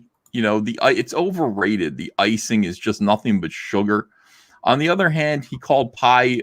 He was like, pie is the equivalent of, a woman. A woman. A woman's. Well, I think he means a vagina. But he was trying to say that a pie is more desirable because it is flavorful. It is full of fruit. It's full of whatever you put into it. It is a moist, wonderful, sweet dessert, and the crust is excellent. The crust contains the wetness of whatever the filling is. But what about cupcakes, man? Like I wish I hadn't compared this to a vagina. I'm sorry about that. That wasn't me. That was Adam Carolla that did that. No, cupcakes suck. It's just all cake. What? Chalky, dry cake. What cupcakes have you had, sir? Like you get blueberries with big blueberry chunks, chocolate. Those are muffins. Chunks. Those are muffins. All right. Well, that's the same thing. It's a giant cupcake. I would prefer. No, a muffin is much different than a cupcake. Yes, a muffin. For some reason, you ascribe health to muffin, whereas you don't to a cupcake. Like muffins. I guess that's where I'm coming from. They had bran muffins in the 1980s, and they were supposed to be good for you. They're not good for you. There was nothing good for you about a muffin. Make you go to the bathroom. That's all it does. That's all it was, ever meant to do. But when I see muffins, I go, oh, that's health food because that's programmed in me from the 1980s, and it isn't. When I see cupcakes, I go, oh, that's pure shit. Maybe I'll get a cupcake, and then I look at a pie and I go, no, it's going to be the pie. So anyway, I went on an Easter egg hunt today, and that's what it was. Finding the pie. Well, Ava, we went to Johnson's farm here in beautiful Mount Laurel or Medford, New Jersey. Got on a wagon and then a tractor pulled wagon, 81 degrees, a dust bowl, like just dust wind. Like for some reason there was a lot of wind today, and went and got Easter eggs that the Easter Bunny left behind. Yeah. Thank you for that. That's ours, girl. Who are these people? You don't know who Drunk3PO is and Ethan Van Sciver is? Yeah, maybe you better not know who I am. You're the best. Touch your nose. All right. Well, right here is the one and the only Drunk3PO, the handsomest man on YouTube, and right below me is the king of the frogs, Ethan Van Sciver, the handsomest man in the world. He froze. No, I'm here. I said if he's the handsomest man on YouTube, no, he's the handsomest man on YouTube. I'm the handsomest man in the world. Why limit it in scope? Why would you limit it to, Drunk3PO is one of the kindest. And yeah, I think ladies like him. I like ladies like him. I think ladies like him. But you see, when you say he's the most handsome man on YouTube, he's really only going up against people like Boogie 2998. It's not saying much. That's Hey, what I'm I saying. didn't start the phrase. Mundane Matt. You know what I mean? Matt Garbo. Oh, God. Ain't saying much. Did you look at a video that was condemning you that I missed? Yeah. You watched the whole thing? So Ethan, I'll tell you a story. So, you deal with feminists a lot. So this one whammon. Does he? Yeah. So they don't try to cancel Ethan, do they? Well, so I don't know if you remember, Ethan. Do you remember 6 months ago there was this whole fiasco about how women need to ask permission to be Star Wars fans? Yeah. Okay. Well, so that girl is back. But so she went away for a while because I found out when she did that, 'cause she's like, women, we created this safe space for women because women have never had a safe space before and they've needed to ask for permission. I found out she'd had a YouTube channel for 9 years. There's and no safe space for women. We will find you wherever you hide. There's no hiding from us. There's no safety. We will hunt you down and find you. Well, so then she That'll decided get to clipped try. and put on Twitter and canceled and everything else. Like, That's where it There's comes no from. hiding from us, ladies. and then they'll do a close up of my eyes, going, "Does he agree with him, or is he just as disturbed as the other rest of people us?" on the stream are complicit in all of the hate crimes that Ethan is saying right now. Wait, let me change my name here so it's not. Oh God, what is it's about? Well, Yeah, so then, you know. long story short, this bitch got sad because I called her a liar and a clout chaser, which she was, and then this happened. Deplatform these people. They're dangerous and shouldn't be allowed the amount of reach they've been allowed. Ah! And then they did a All live right, now stream. say whatever you want. I'm okay now. Brian Young. Oh my God. Oh yeah. There you go. So yeah, then they did a live stream too, titled "She Wants to Fight," a discussion on misogyny and fandom. Oh. So this is my part 3 of trying to get through this, but every other word they say contradicts every other statement they make. So it's been a mission, but this is it. Oh. So this is David. This is Jason, who it's They're his lovely. first time speaking. There we go. Oh my Caveman God. librarians. That's Two not caveman Brian Young. librarians and a bunch of No, but if I put 2 in there, I'm safe from Ethan's horrible, misrepresented humor. They'll never know But your me. picture isn't Brian Young, it's John Campia. I know, but it's just it'll he's confuse them. targeting 2 people at once is what he's doing. He's that's all. Sorry. Also, there's Rachel, who's a Raylo. There's Hannah. There's Meg. This is the girl that started it all. Oh yeah. I've had run-ins with Meg. So Meg is the one that said, deplatform everyone. They're dangerous and they're hateful people, and we needed to platform them. And so she decided to have this live stream on her friend David's channel and have all of her friends defend her. And this live stream is an hour and 24 minutes long. She speaks for less than a minute, even though they're all here because I'm most interested. She's the most peculiar looking. I'm most interested in what she has to say. I'm also interested in what Jason has to say because Jason is what we call. There are different kinds of soy boys. There's a Will Wheaton clone. There is Bearded Egg. He is Caveman Librarian, and that's a specific breed. Caveman Librarian is a certain kind of soy boy. They look like him. They look like they work at a library, but they are Neanderthals. So interesting. I don't know what David is. I got to hear. David looks kind of normal. Like I look at David up there and I go, he should be with us. No, he's angry. He's angry. Well, here's the thing, Ethan. Yeah. They all agree with us. That's angry. the most bizarre thing about this is almost every point they make is the same thing that the Fandom Menace has been saying for years, but they don't know that because they don't watch any of our videos. But they're complaining about me. Oh. So I have to mute myself when I play it, or there'll be an echo. But do you guys want to hear it? Because Jason is actually about to speak for the first time in this live stream. Yes. Go ahead. Translate to attacking somebody on Twitter for their appearance. If you don't like the writing in a movie, that doesn't seem to make a lot of sense. I don't follow the logic in that. I don't. And there's somebody in the comments saying is that, fun. doesn't, somebody, they used a derogatory term for little people. Don't they deserve representation in Star Wars? I think everyone deserves to see themselves.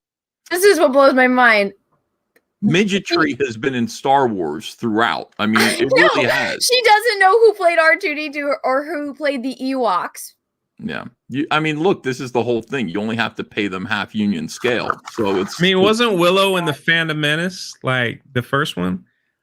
Willow is the Ewok. He's Wicket. I know, but it wasn't Wicket. Like, he was in the stands during the pod racing scene in the first one. Yeah. Yeah, so there you go. But here's the thing. So she became a Star Wars fan when Rogue One came out.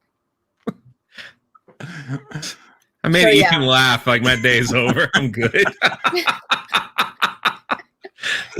I love these people. What fun. What fun to listen to them. In Star Wars. One of my friends, she sent me a message that says, if you're talking about representation, tell them how I felt when I saw Cheer-It. My friend uses a wheelchair. She's disabled. For what? Oh. Disabled character like Cheer-It kicking people's asses. Apparently, her friend is unaware that Darth Vader is severely disabled. Yeah, like a lot of the Jedi's arms were cut off, and I know. Luke was missing a hand. I know.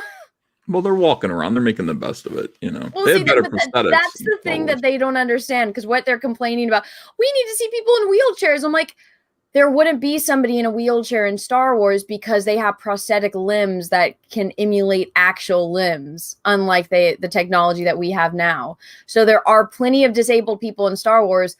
Darth fucking Vader. When they say, but when they say we need to see people in wheelchairs, are they threatening us? You know what I mean? Like, I take that a different way. I take that in they want to cripple me. Or some of the people involved in Lucasfilm. We need to see them in wheelchairs, they say. They said that to your boy Zach. There was this one special person who said, if I see Zach, I'm going to make a quadriplegic out of him. That was a threat. That was not a call for diversity. That was not a call for more differently abled people in the comic book industry. They literally wanted to put him in a wheelchair. So I'm just saying, follow my logic here, Jay.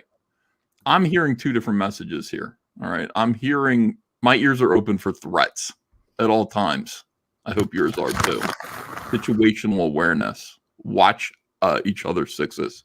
I just want some cupcakes, man. But the other thing is, wasn't Yoda in a wheelchair technically in like episode 2? He's like floating around in that hover disc. That's just his chair. That's just his hover. Yeah, but he couldn't really Baby walk Yoda. without a cane, He needed a cane. Baby Yoda was in a wheelchair. He's in a bassinet that floats. What's the difference? I'm just saying he needed a cane when he walked. Yeah. So, did they not like people with canes? Well, here's they the thing, anti-cane people. They only just got into Star Wars, so they aren't aware of any of this. Like this lady Rachel that's speaking about people in wheelchairs, she got into it because of Rogue One, and so they're all new Star Wars fans. But one of the things that I think is actually an issue with this, and when are they going to make Rogue 2? I guess they're not, because they all died. That's why they all died. No sequel. But so this is what my theory is. After going to LA Comic-Con, I think the reason why they really want diversity and they want people that look like them is so that way it's easier for them to cosplay. Because I remember being in a panel, and so hear me out. I was in a panel for webtoons, right? Because I went to go meet the author and artist of a webtoon I like. And she specifically said that she's like, my sister's a cosplayer and I know how difficult it is. So I designed characters specifically so that way it would be easy for people to cosplay as them. And so I'm like, that's why everyone wants somebody that looks like them so that way they can go and cosplay. Because look at Padme. That is so difficult to do the hair and the makeup and the dresses. Look at Rey. I could go to Target and find that and be dressed like Rey in 10 minutes.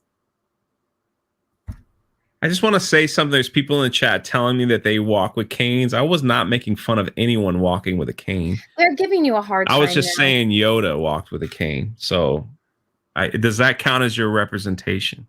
It should, but they don't care. They don't understand that concept. But also, I don't know if they've seen it. Did you ever get cosplayers complaining to you, Ethan, because you designed a character too intricate? No, they're lazy pussies. If they don't, I mean, look, I've seen a really, really good Cyberfrog cosplay. That guy put energy into it. You know, he put his heart into it, and it worked. And that's a real cosplayer. We need more people like that. As for walking with a cane, I walk with a pole vault all the time. I walk with one of those pole vaulting poles. Why? I go faster. So you pole vault over people? Pole vault across the street. Can it support your weight though? Well, it bends quite a bit, doesn't it? I made Jay laugh. It goes right in the middle. I was trying to hold it. I'm trying not to. I don't want to be clipped on one of these canceled. You're gonna be. They're gonna clip you. They're gonna clip you, and then they're gonna clip you. If you know what I mean. Yeah. That's what they do. They geld each other. So you got to be careful. Here we Look go. at these women. They cannot wait to sever your penis. They can't wait. They're excited about it. They're excited about it. Every single one of them. Not me, ladies. In Rogue One, she cheered the entire time to see somebody in her community or an act. I mean, Donnie Yen isn't. You're not going to cut my dick off. I'm sorry. Hold on. Let's just get around to it. It's the elephant in the room. I'm not letting you do it. It's what you want to do. I'm not letting you. Thank you. Character written to be part of the disability community. It meant the world to her. It means the world to see people in their stories. It took some 5 minutes to transition. they don't even know what they're hearing. They just hear it and they're like, how do I follow that? Oh, they don't. Again, this isn't their battle. It's Meg's battle and David's battle, but neither of them are speaking. Meg is in the library. That's using her the free room. Wi-Fi to be on the live stream. Donald W, thank you for the super sticker, even though I can't see it. It's a heart eye with tongue out emoji. Thank you. I appreciate that. And then what's the name of the project that she started again? Stardust? Project Stardust, yeah. Here you go. Remember Project there Stardust? It is, yeah. For Whammon?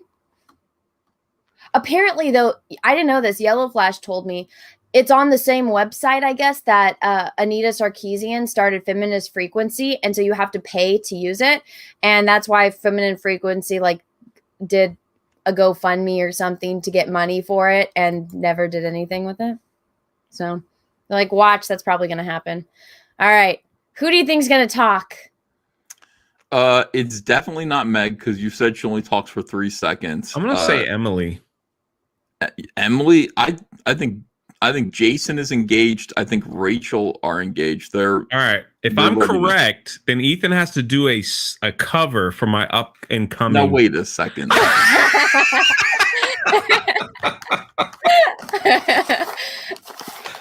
You just asked for just a doodle, man. Just make a quick doodle. That's all. No, I'm just kidding. Try to get one past him. I like Meg's little face. Look at her. She's like, all right, come on, Emily. Don't let me down. I need you. All right, you think Emily? Ethan, who do you think? I hope they all shut up. Well, they did for a minute. So any way you look at it, I lose. Someone is eventually going to talk. Between these wide gaps of silence in which they all kind of decide, should I say something? I don't want to say the wrong thing. They're all afraid of each other. They're all crying. Getting ready to breathe. Well, isn't it refreshing, though, for you that this is not a stream that's about you? It is in a roundabout way, though. It's about how they hate men, right? Because men are dangerous. But that's why the two men on the panel are silent, even though they're on a man's channel, which is probably going to get invited on that stream. You are? Yeah, they always invite me because I'm the nice Fandom Menace guy. So they always invite me on those streams. Oh my gosh. Well, let's see who's going to talk. Come on, Emily. I need that cover. We defended Gina when that whole thing came up because we clearly want to defend women in fandom. Being a feminist doesn't mean that you defend every woman, because yeah, they called it a platform. They fucking cunts.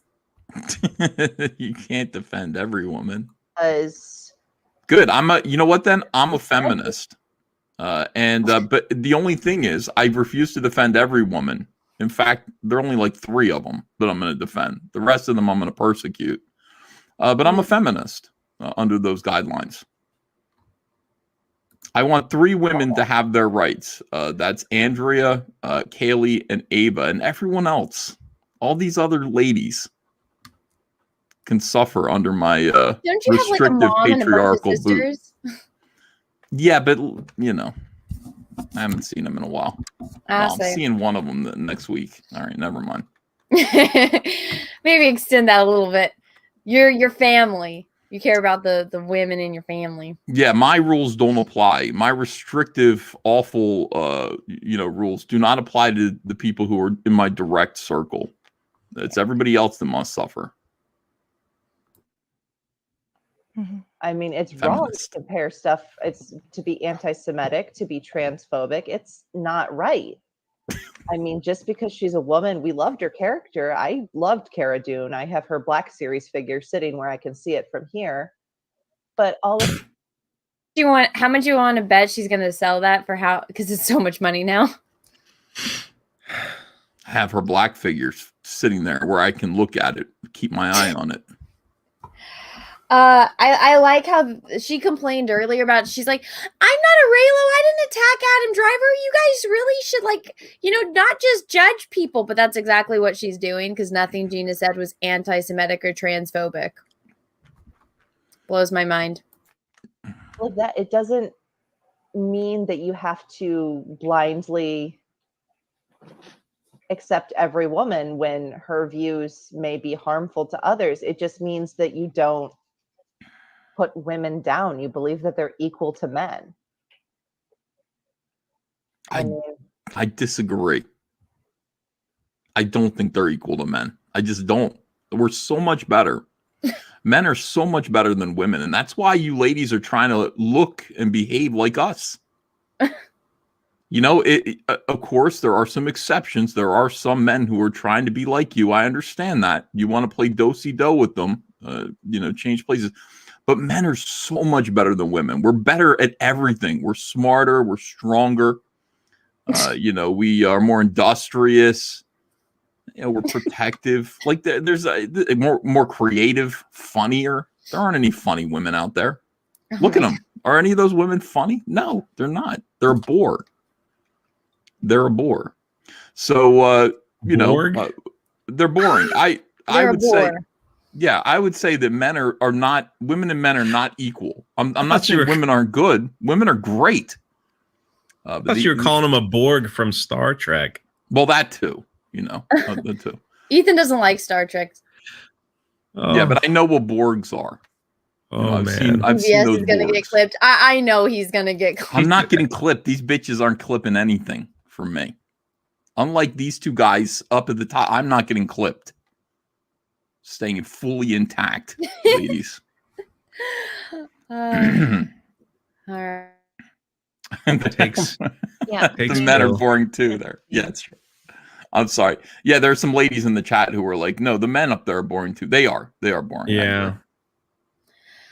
Well, it's like, this is the thing that pissed me off. I'm like, they advertise this on Twitter like, this is going to be a smash. It's titled She Wants to Fight, meaning me. And this dude was saying shit about me. He's like, oh, you fuckers, blah, blah, blah, blah.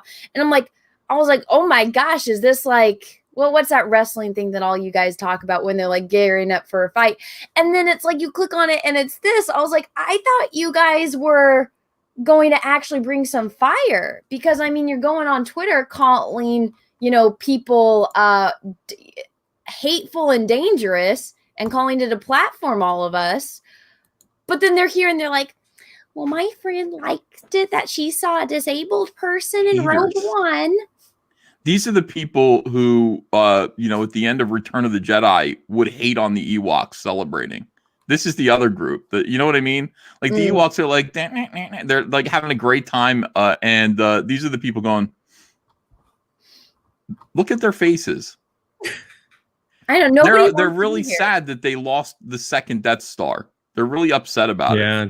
David's getting angry. You could tell when a guy puts his arm up like this, it means like the pressure's building. So you can't sit with your hands down.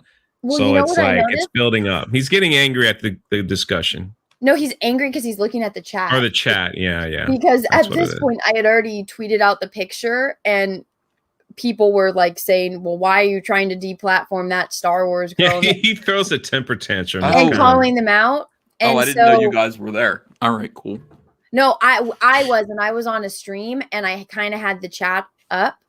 But so the only one, actually, if you pay close attention, the only one that seems like they're happy to be there is Meg. She's smiling a majority of the time, like just sitting back snickering, because she's having her friends fight her battle for her. They're doing a good job. Yeah. Not lashing out at someone because of their I win gender, again. and like not agreeing with someone because of the words that person has said and their individual beliefs. Like just because she's a woman and we agree that women are no better than men doesn't mean that we're going to stand They're with worse. her if we don't agree with her. No, not at all. I mean, Anna, you're muted. I know. I realize that. But I like that what she just said contradicts what Meg was tweeting. And so that's one of the most hilarious things about this live stream, Ethan, is that all of her friends disagree with her, but they're all here pretending to defend her. But every point they make is against her, and nobody realizes it. It's like mind-blowingly dumb. We've got to deplatform them. They can't be allowed to talk anymore. Well, I'm offended. Yeah. obviously you've got, people think of women fans as, oh, they're this monolith, or that they're, the fake women fans are a monolith, and then there's the couple that are allowed in because of that mammoth phrase that they're not like other girls. Like the dinosaur? Did any of you guys grow up? A monolith is a mountain. I know. It's just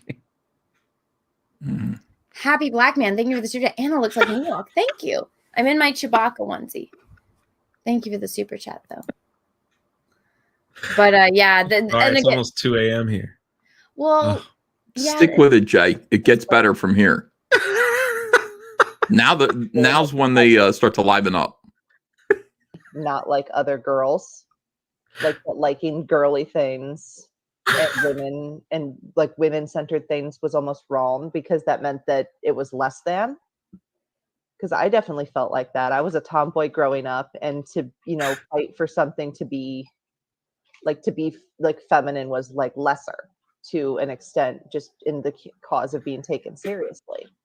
But now there are stories where women can say, no, I like it if there's a story where a woman is powerful and like she can cry, and it's, you don't have to like Star Wars just the way everybody else does and be not like other girls to be a fan. She said she was a leper. A leper? Don't pause Jimmy Kimmel. He's about to make a point. Hit play again, please.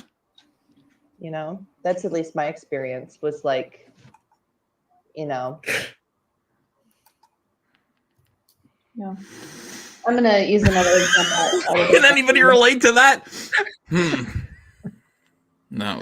Like, here's the thing. There's a rule in comedy, and the rule in comedy, especially sketch comedy, is yes and. That's what you want to do in order to just create like a flow. And this goes with live streaming too. I mean, you can say, no, I disagree, and create tension and conflict in a live stream. But you've got 6 people there, and you've got all these disconnected, discoordinated statements that I don't think anyone's listening to and nobody's responding to. The proper thing to do after somebody like Rachel says, and I like stories in Star Wars where strong women can cry, and that's what Star Wars is to me now, and I like those stories, is for somebody else to go, yes, and I like them too, and I especially like it when they cry because whatever, you can insert your own thing there. But nobody does. They just leave her hanging in the breeze, Anna. These are not good friends. I know. These are not good friends. It's that PC culture where they're all afraid to offend one another, so they all tiptoe around it. That's why nobody responds to anyone's comments. It's not a conversation. It's awful to listen to. It is awful to my ears as a trained broadcaster like Drunk3PO. And we all know how this is supposed to go. Mm-hmm. This is a catastrophe of mammalithic proportions. It's a mammalith. We don't all think together. We're not all a mammalith. Yes, you are. You are a mammalith. Quiet down. Okay. Well, are you guys ready to hear what Hannah has to say? Yeah, kind of. Sure. This is just not, it wasn't based off of my own experience, but a lot of friends kind of within the sphere that I worked in at the time. I remember when 50 Shades of Grey came out, and a lot of women were belittled and berated for expressing their joy at a sexual being dominated by a man. Having that. That's what that entire book was, being whipped and dominated by a man. And I guess yeah, okay. Did you read it, Drunk3PO, like I did? Sounds that way. 50 Shades of Grey. Did you read that book? No, I didn't read that book. It's a man who dominates, humiliates, and sexually tortures a woman, and she keeps coming back for more. Oh, you did? I didn't see the movie. Yeah, it was a little spicy. No, but the thing that she talks about, though, is how it was the first time she ever saw something like this, where it was a book that was made for women. And I'm like, but she claims to work at a library or something. I'm like, do you not see how big the romance section of the library is? Like, why do you think Fabio is famous? Because of my YouTube show. Oh, well, there you go. Works at a library. All right, I'm sorry. I will shut the F up. I know you guys want to get through this. The chat is pissed at me right This is now. part 3 of my attempt to get through this. That kind of expression put out there on movie and in book, which was completely radical at the time. I never read it, never watched the movies, but I remember so many women feeling shamed for liking it. And it just kind of runs along the same lines of how you express yourself, your fandom, your sexuality should not be anyone's business. I don't know. It really gets to me that the way people express themselves in the fandom space, again, whatever fandom that is, somebody has to find something to belittle or nag, be it about the person's appearance, be it about their opinions. Like, you can come after my opinions. I don't care, because that's your opinion. Like, come, go ahead. We're just going to express our opinions all day long. Nuance is lost in the internet, so here we go. But once you people start making it personal, either against a group of people or against the person they're talking to in general, I don't know. I think that's when the line in the sand kind of gets drawn. Are you hearing her, Meg? Nick can say. I'm sorry. Keep playing it. I'm just Well, no, I'm just every time that they make a point where it's like, it doesn't have to make it personal. Look at this. So at Team YouTube allows hateful, dangerous people to make a living off their platform. Got it. Deplatform these people, right? It's like, you just made it personal. So what she said, it's like, why are you defending this chick? I mean, listen, it doesn't matter what you do in life. People are going to say something about anything that you do. You got to, it's called life. You got to get, I mean, when you were a Star Wars fan years ago, you got bullied for that. I mean, it's just life. You just got to deal with it. I mean, you got to, it seems like she was just complaining that women were being bullied for liking 50 Shades of Grey. I mean, it sold a lot of books and made a lot of money. I don't know anyone that got bullied for it. I think the right word is shamed. Like, people would be like, okay, you know. But that doesn't mean she's free from the consequences of her actions. And again, I'm not saying that it didn't. She meaning me. That's the first time I have been mentioned in this stream. Let me play back the tape. I want to hear what the. Oh, We're gonna have to no, listen to don't that do again. that to me. Oh. I need to listen to that again because she said she. Again, whatever fandom that is, somebody has to find something to belittle or nag, be it about the person's appearance, be it about their opinions. Like, you can come after my opinions. I don't care, because that's your opinion. Like, come, go ahead. We're just going to express our opinions all day long. Nuance is lost in the internet, so here we go. But once you people start making it personal, either against a group of people or against the person they're talking to in general, I don't know. That's what I think. That's when the line in the sand kind of gets drawn. And again, Gina can say whatever she wanted. She can say it, but that doesn't mean she's free from the consequences of her actions. And again, never mind. I thought it was going to get juicy. I thought it was about talking about Gina like they know her. That's so disgusting. You don't even take the time to know this woman. Sorry. I mean, again, the you gotta defend consequence. Gina. You know how it is. You could say, people can say whatever they want, but that doesn't mean they're free from the consequences of their quote unquote actions. Okay, so actions, words are now actions, and the consequences are here to be administered by 6 mentally ill weirdos on the internet. They're the ones who get to decide what the consequences are for ordinary speech by normal, accomplished people like Gina Carano. They get to administer the consequences because they get together in a mob and they go, I'm sorry, it's consequence culture. We don't like what you had to say. So we're going to deliver consequences to you. And then we're going to all celebrate bitterly when you get deplatformed. You know what I just checked? I checked their channel. Apparently, I don't know if this happened or if it was already like it, but this is the only video on the channel. But David says at the end of this that he started this with his dad 4 years ago, and it's him and his dad that used to do this show, but there's no other videos. Interesting. I'm not saying that it didn't happen on both sides. Yes, Pedro did say some things as well, but he didn't double down on it. Oh my God. Oh, stop. Double down? Pedro literally called people Nazis, and Gina said you shouldn't turn on your neighbor for their political opinion. This is some delicious cope. And started becoming drawn. And again, I'm saying it happens on both ends She's of about to everything. hyperventilate. So, yeah. But again, you're not free from the consequences of action. So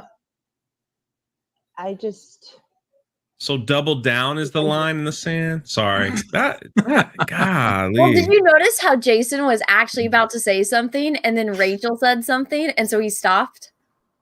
And then David is just reading the chat. David and Emily Jason looks like he's constipated, like he needs a good big drink of prune juice. I mean, it's just a little, the wrong thing, please. Yeah. just a good swig of it, buddy. You'll be He all right. deleted all of the video. Oh, so he pulled a Meg. So that's what Meg did 6 months ago when I showed that she had a YouTube channel. She went and privated all of her videos. So that's probably what he did. And then in a few months, or actually maybe tomorrow when everyone forgets about him, he'll make them all public again.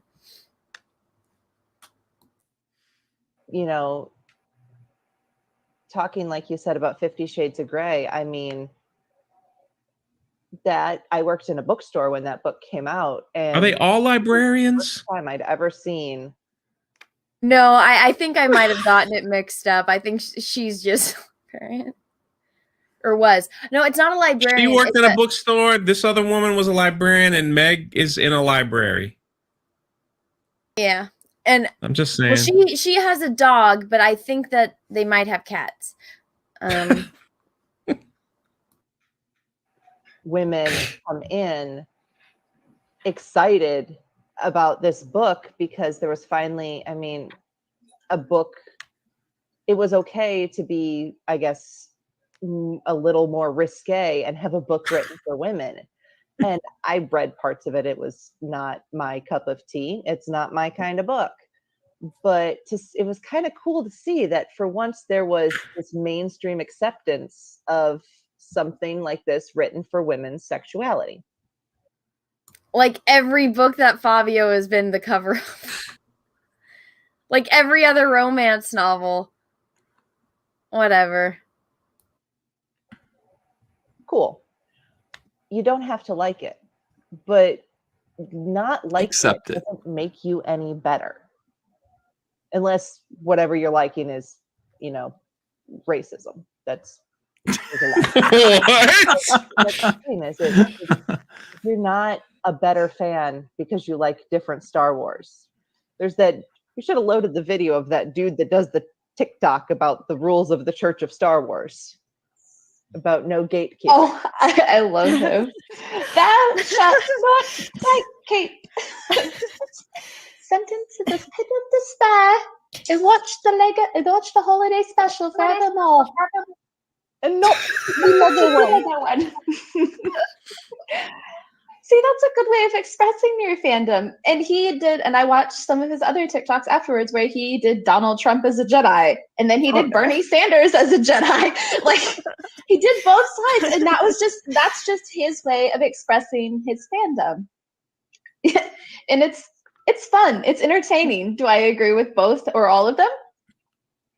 Maybe not. But at the same time, it's like, okay, like you're having fun with this. Okay. People are getting a laugh out of it. Carry on.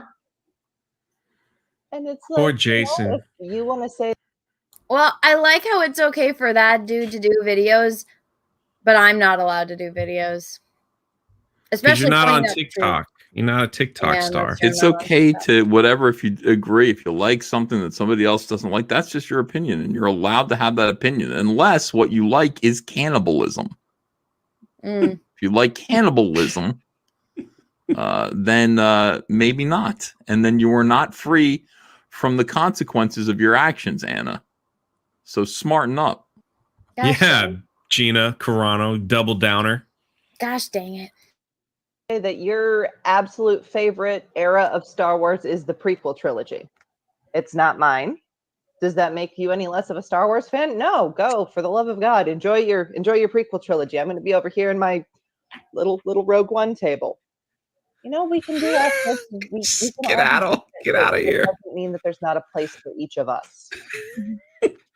Well, I think for me, I grew up on the original trilogy, so there is a place for you. It's a padded cell. Doing the podcast and meeting other Star Wars all fans, of you, and finding out that they all didn't enter it with the original trilogy, and seeing that some people picked it up watching Force Awakens, some people got into it watching Clone Wars, some people got into it watching the prequels, and so I find all that interesting. I think that's because you all sort of end up hopefully loving sort of the same thing. So, but I've never I like his dyspepsia. He's like, you know what? What's funny is like when people say I find it interesting, it's never something that's interesting. I find it interesting, and it's never interesting. I don't know why people say that, and they don't find it interesting. That's the first you would tell your teacher if they asked if you read the story. Yeah. Billy, did you read the story today? I found it interesting. Oh, I was intrigued by it. Those are just catchphrases. My homework man. Assignment. I find it interesting. This nonsense I'm about to say. Okay, I'm sorry. I know I'm holding it up. Keep it going. Well, I'm finding it interesting. Me too. And Anna's muted. I find that interesting. God damn it. I was talking too. No, I was like... No, it's no problem because this is more of this damn stream that I've gotten through in this than the last two sessions because I keep pausing and screaming. Also, Ethan, I wanted to show you something. So you know how Shane is like little Shane? He's little baby. Yeah. Okay, so to take it away from that for a minute. So I found something that I saw after the baby Shane stuff, and I was like, oh my gosh, this looks just like baby Shane if he was a plushie. And so I bought it. Doesn't this look like baby Shane? Yeah, that's Peter Pan? It's a vintage Peter Pan, but I saw Aw. it and I was like, this is Shane. Oh, This is it little is. baby. Yeah, this little face. It does I look feel- like Shane. It does. And I was like, should I go to the Adidas store and get him an Adidas? Yes, put him in a tracksuit. I just wanted to share that.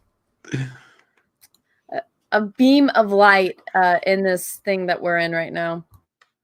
Because they became a Star Wars fan because they saw for the first time when they saw The Force Awakens. The only If thing we anything, were I get hoping for- excited. I'm like, oh my God, you're like getting into this? Like, oh my God, tell me all the things. Tell me all your opinions. Even if they're really strange, like, let's do it. Even if they're really strange. How much joy have we had when one of us is watching something for the first time and commenting it to the others? Like the first time I watched Trials of the Darksaber, I'm live commenting it to you guys. And Meg is cheering because I'm having the time of my life. Or I don't remember what else we've made people watch. But it's just all of us. I just watched my friend Missy watched Rogue One for the first time with me. And watching someone else experience one of your favorite Star Wars pieces in real time is amazing.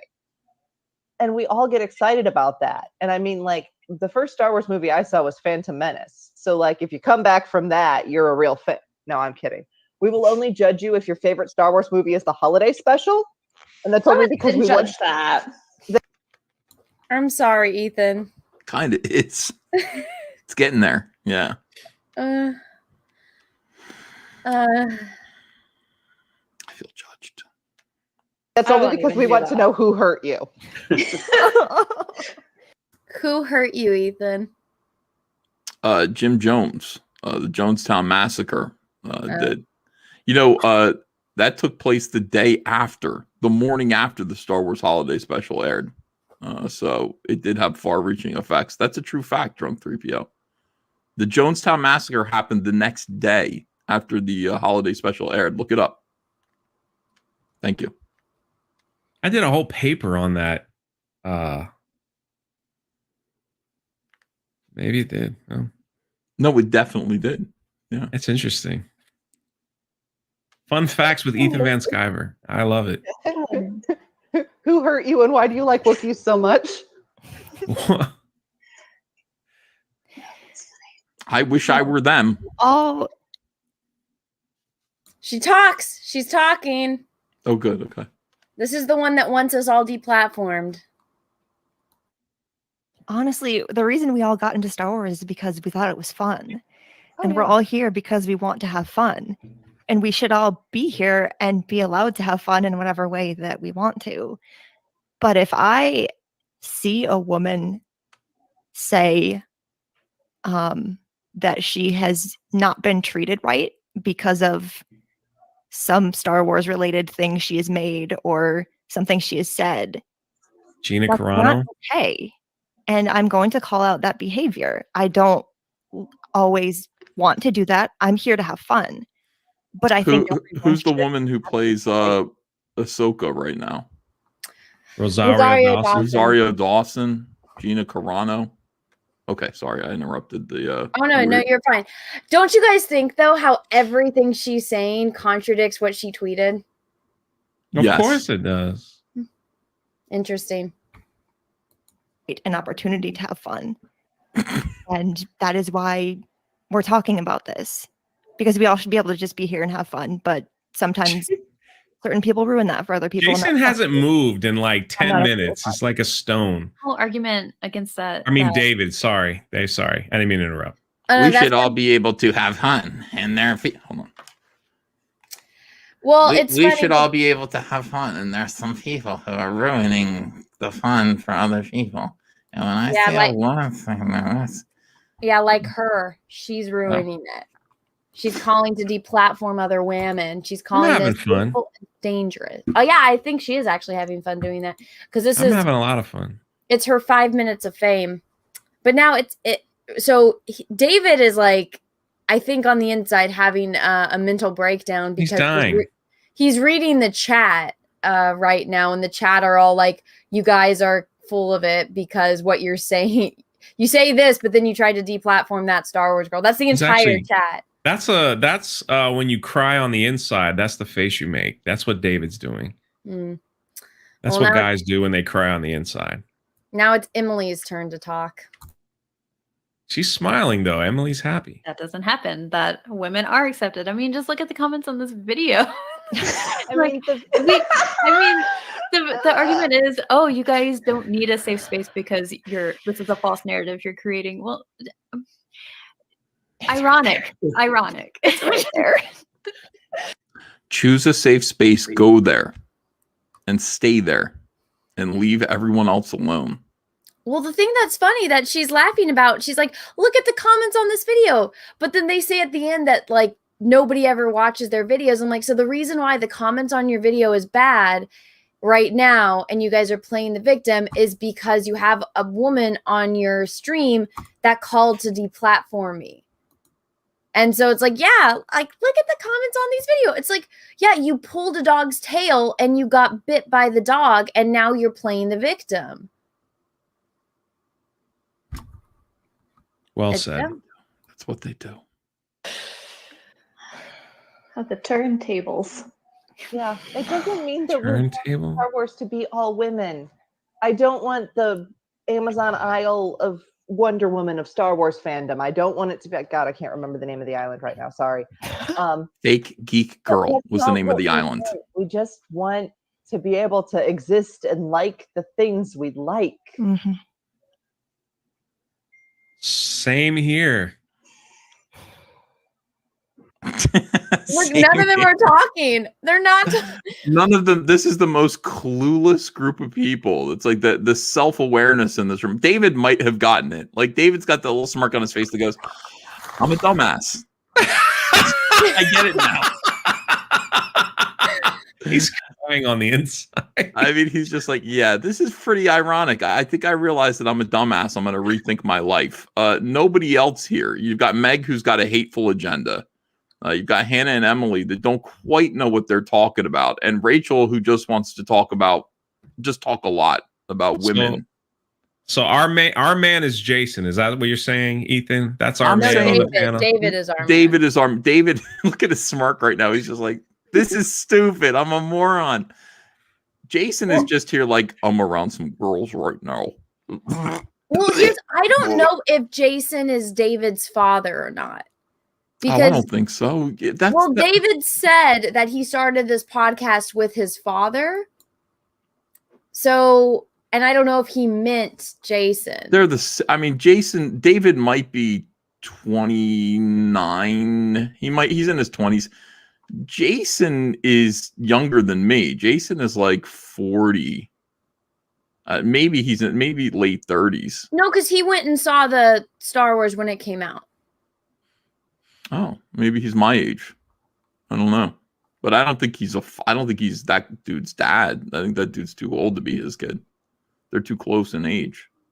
Well, see, one of the funny things, Ethan, is that David actually tweeted and he apologized for asking me if I wanted a cookie because he was being sarcastic tweeting at me.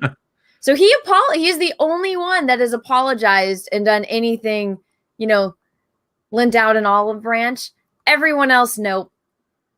But who's talking now? I lost. Oh no, they're all silent. Okay, who do you guys think is going to talk? Because it's been like 10 seconds of silence. I'm going with David this time. I think he's held his tongue long enough. Huh. Interesting. Ethan? Who do you think? Okay, it's not Meg. It's not Hannah. They both have postures that they're currently, I don't know what, they're in hell. Emily might say something. It's either going to be Jason or Rachel. All right. They're in hell. They're in hell. Look at them.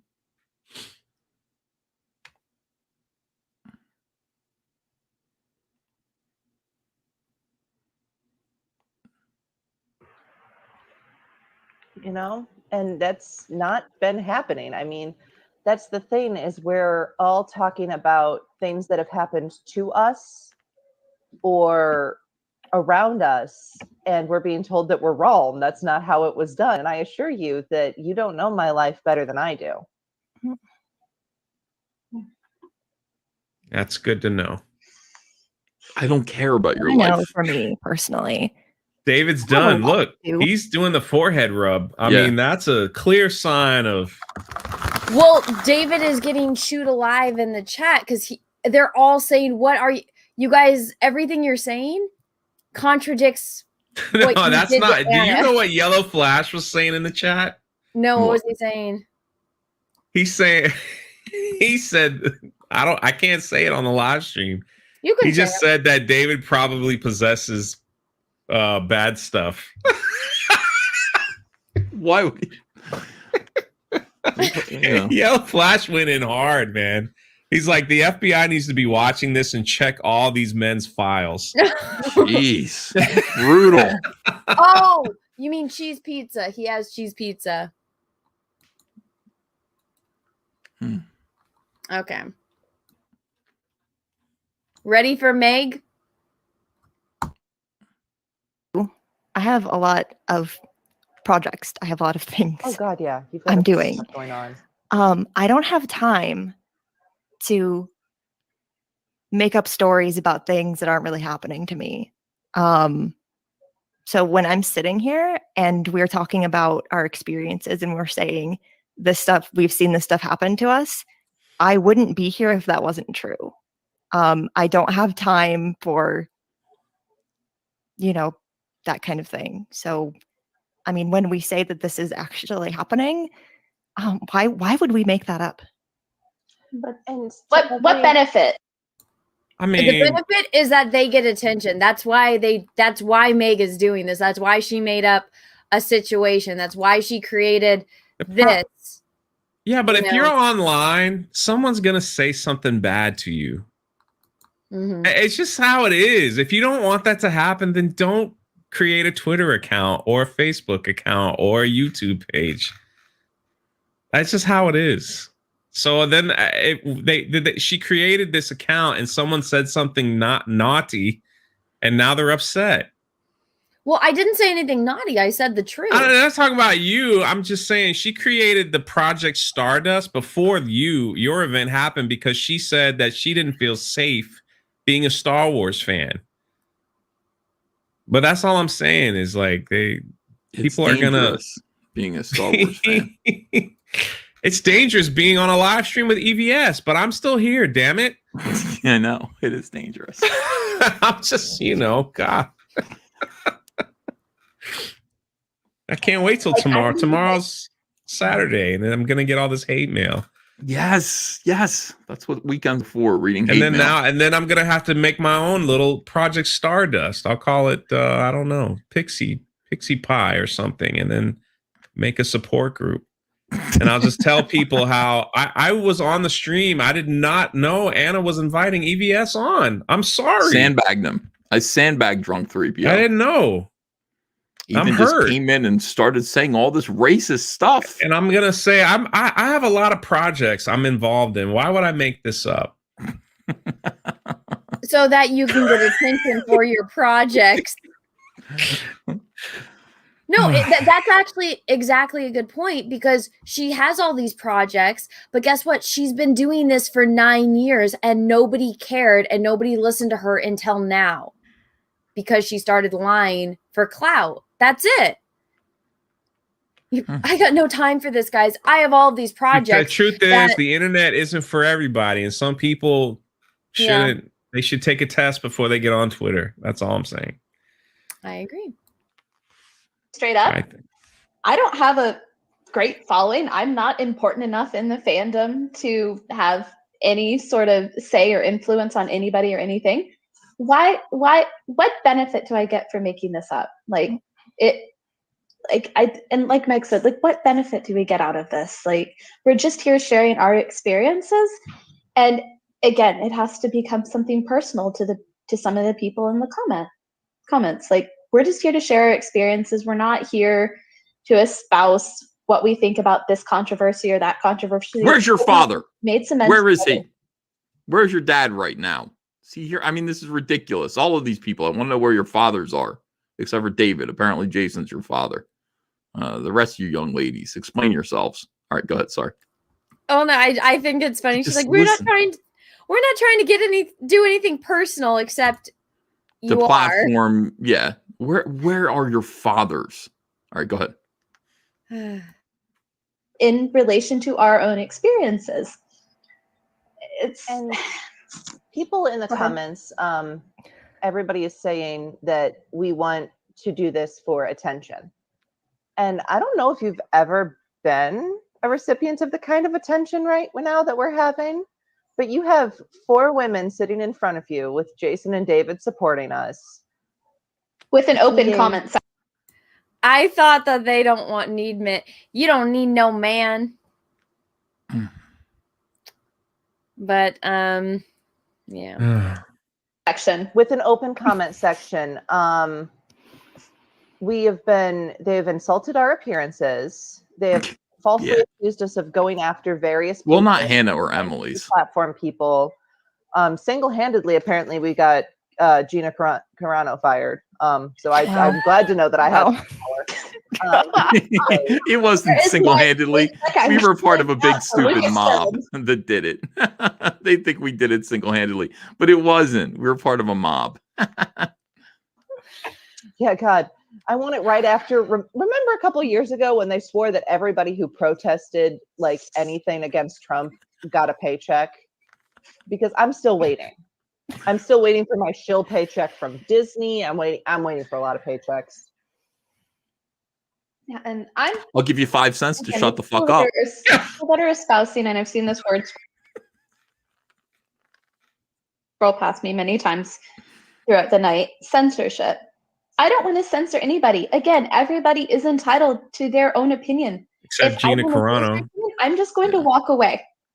I don't, if it's not something I agree with, I'm not going to censor you. You are free to say whatever you want. It is when it becomes abusive, personal, and hurtful, or threatens the safety of others or well-being. And I'm not saying that anybody here has done that. If you have, I don't want to know.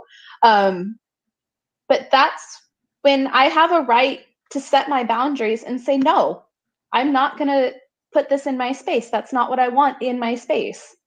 So and we're confusing that. It's a very, we're getting confused on this. And if people do flag something that they think is hurtful, it's being reviewed by the platform they're on. If you flag something like, say, I decided that something that Gina posted, Oh, Gina again. it was harmful and it violated Twitter's platform agreement, it's a private company. We have every right to report something to a private company, and they have every right to decide what's on their platform.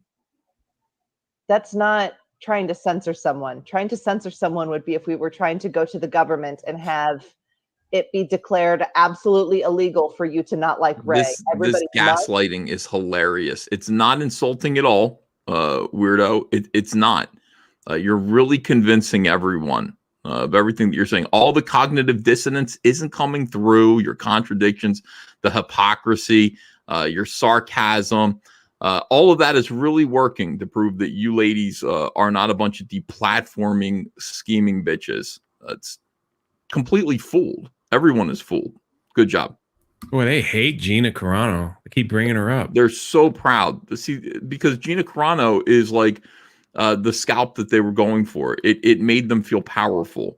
And here's the thing that SJWs do, getting serious for 1 second. SJWs work in mobs to actually hurt people. They work in mobs to deplatform people, get them fired, ruin their lives. And then part 2 of that effort is to scale backwards and blame it on her and pretend that they had nothing to do with it. And it is infuriating. And they know it's infuriating. And they go, she got herself fired. Maybe, the consequences of her actions. There would be no consequences if it wasn't for the fact that these people work in mobs like a pack of hyenas to threaten consequences to any company that hires their next target. They go after sponsors. They go after employers. They go after people's families and friends. And then they go, well, there are consequences. And maybe she should have made better choices. And that is what SJWs do. And that is why they're so despicable. And this line of gaslighting that Rachel is offering right now is so insulting. It's just so insulting to anyone with a brain who isn't fucking evil. So anyway, I'm sorry. That was me being serious for a second. Thank you, Anna. Thank you. Like Rey, they must watch her arc 3 times a day, and she must be hailed the greatest Jedi of all time. Put it in legislation. You know, that's not censorship. It's, you know, and somebody asked in the comments as we're scrolling by, what were some of your favorite moments in the sequel trilogy? Because clearly they all had bad character moments. So, you know, I can tell you a lot of favorite moments I've had with the new characters that everybody claims are badly written. When the lightsaber flew to Rey, I had the greatest feeling I'd had in the theater for years. And just because you, random person on the internet, said The best feeling I ever had in the theater, these girls came by when I was working at the Cherry Hill Mall. I was like 18. And they said, "You want to go see Encino Man with us?" You know? And I was like, "Yeah." And then one of them gave me a hand job in the theater. That was the best. I still like Encino Man. I'm still a big Pauly Shore fan because of that. That was the best. I don't know what the hell she's talking about. I'm just saying there are better experiences to be had in movie theaters than seeing Rey get a lightsaber. Thank you. Well said. Something is badly written or unrelatable or you don't see an arc to it does not mean that that's everyone else's opinion. Well, and it Like- doesn't mean that there aren't also good parts in it. Like, I don't like the Last Jedi, but I really like some parts of the Last Jedi. I love the beginning with Paige and They hate the Last Jedi. They just have to love it because of who they are. and I They hate that movie. I know they hate that movie. They all say it. I don't like this movie, but I do kind of like No, it. that's exactly it. And so Emily doesn't like the sequel trilogy. And she says it, but then she has to justify, well, I liked this thing. And I think Rachel even says that she doesn't They hate like that movie. They all know it's a bad movie. They hate it. They have to say they like it. Mm-hmm. The only people that like it are Raylos. like it's a beautiful movie. There are things to appreciate, even if you don't like parts of it. That's fine. I mean, Like, and it's I love okay. The Last Jedi, but there's parts of it I don't care for, you know, and it's okay. But, you know, it's not wrong to like what you like, and it's not wrong, I guess, to too. If we can have it be a reasonable discussion. What's reasonable? It's to be where people. How about if we just have no reasonable discussion and just say "fuck you"? What would happen then? Well, no, you guys missed it in the very beginning. Come on, Rachel Ethan. It's says- almost Easter. Why would you do that? Rachel says, you can only interact with things. She's like, yeah, you're fine to interact with things if you interact with it in the right way. Like, so you're only allowed, like, as a fan, like, you're only allowed to interact with things the way that they basically approve of. This is the right way to approve. She's talking about delicate political negotiation that they want to have with us about being Star Wars fans. And I would say, my answer is just fuck you. And that's it. Go away, weirdo. Go away, you creepy weirdo. Go. Where is your father? He isn't here. I'm not your daddy. Go away. Stop trying to deplatform Anna. Everybody loves her. Nobody has any use for you. None. Except as a doorstop. Oh. A Walmart greeter. Oh. Oh, that would be sad. A Walmart greeter. Can you imagine like Rachel greeting you in a Walmart? Oh my God, it'd be horrible. Start being Just shop on Amazon. over it. And I don't mean reporting something if it's violating someone's safety and people are being doxxed. That's not censoring someone if you won't let them hurt someone else. I'm talking about people being piled on. I mean, people in the comment sections going after everyone else's appearance, or I mean, Oh, there's the felt unsafe because of what? It's just it's the same argument going after my appearance. I mean, one person probably said something that was probably not flattering to her, and then they'll hold on to that for forever and ever.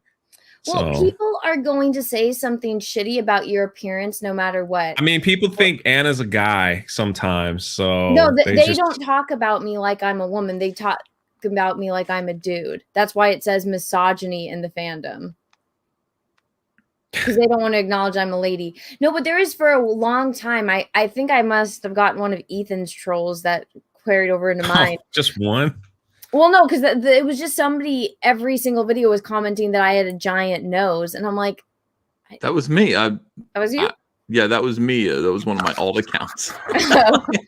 Making fun of your nose. Trying to make yourself feel better? Yeah, I was projecting. I'm sorry, Anna. I want to apologize for that. It's okay. I'm glad we got that cleared up. It's happened on the internet. It's happened. It bothered me for a while. There is a difference between flagging something because it is resulting in harassment and being the person who is commenting and DMing and saying really nasty things. Those are two different things. Like, yeah, flagging something because it is leading to harassment is not harassment in and of Flagging something that leads to harassment. So she means my. Well, that's video. all. It's all their interpretation. Yeah, So. which they don't understand what fair use is or how the internet works. But I don't think she understands that what Meg did was she insulted not only women but men. Well, she insulted men but women as well because she implies that women are weak, and which I think is the exact opposite of what feminists believe. It's like, we don't need no man. We're gonna go do it. That's why guys don't hit on women anymore. Like Henry Cavill, he's afraid to approach women because he doesn't want to get Me Too'd. Men aren't supposed to open the door for women anymore because feminists are like, we don't need no man. You're sexist if you open our door. But then, according to Meg, women need a safe space because they're weak and they need to be protected. It's called marriage, ladies. That's your safe space where you're protected. Get a husband. I don't think any of them will ever get married. No.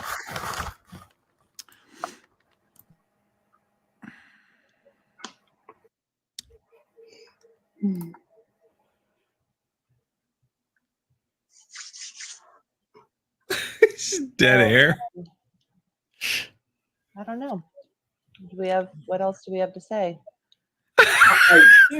I'll throw this out to you guys. If you could change it, what would you like to see changed?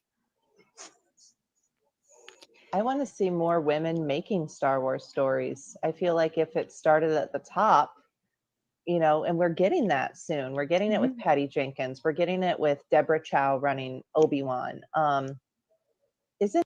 So that she doesn't know that a woman wrote the first, what was it? The first script for Empire Strikes Back. She doesn't know that Katie Lucas wrote a portion of the Clone Wars, and she doesn't know any of the women that wrote EU books. Thank you. I want to see more women making Star Wars pancakes at Disney World. I think that would be great. I go to those nice Star Wars breakfasts, and they bring you Star Wars pancakes, sausage, unlimited juice, and their juice is unreal. Drunk3PO. I don't know what it is. It's like pineapple orange juice. Yeah, I live there. So I'm always there eating it and drinking this. So. Yeah, it's amazing. It's you're right. You're right. It's top notch. Yep. They must hand squeeze it or something. I don't. Mm-hmm. I like that. I like ladies hand squeezing juice. One of my favorite things. Sorry. Running Acolyte, or am I remembering that wrong? Yeah. I thought so. I knew it was something with an H. Yeah. I want to see more stories written and directed by women as well.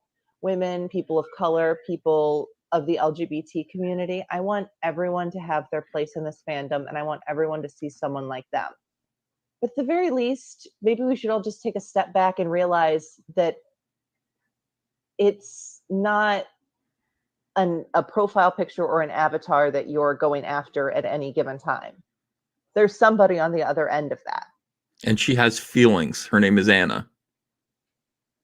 She has feelings. I think something I would like to see in Star Wars, or not even in Star Wars, but just fandom in general. I wish the internet had nuance.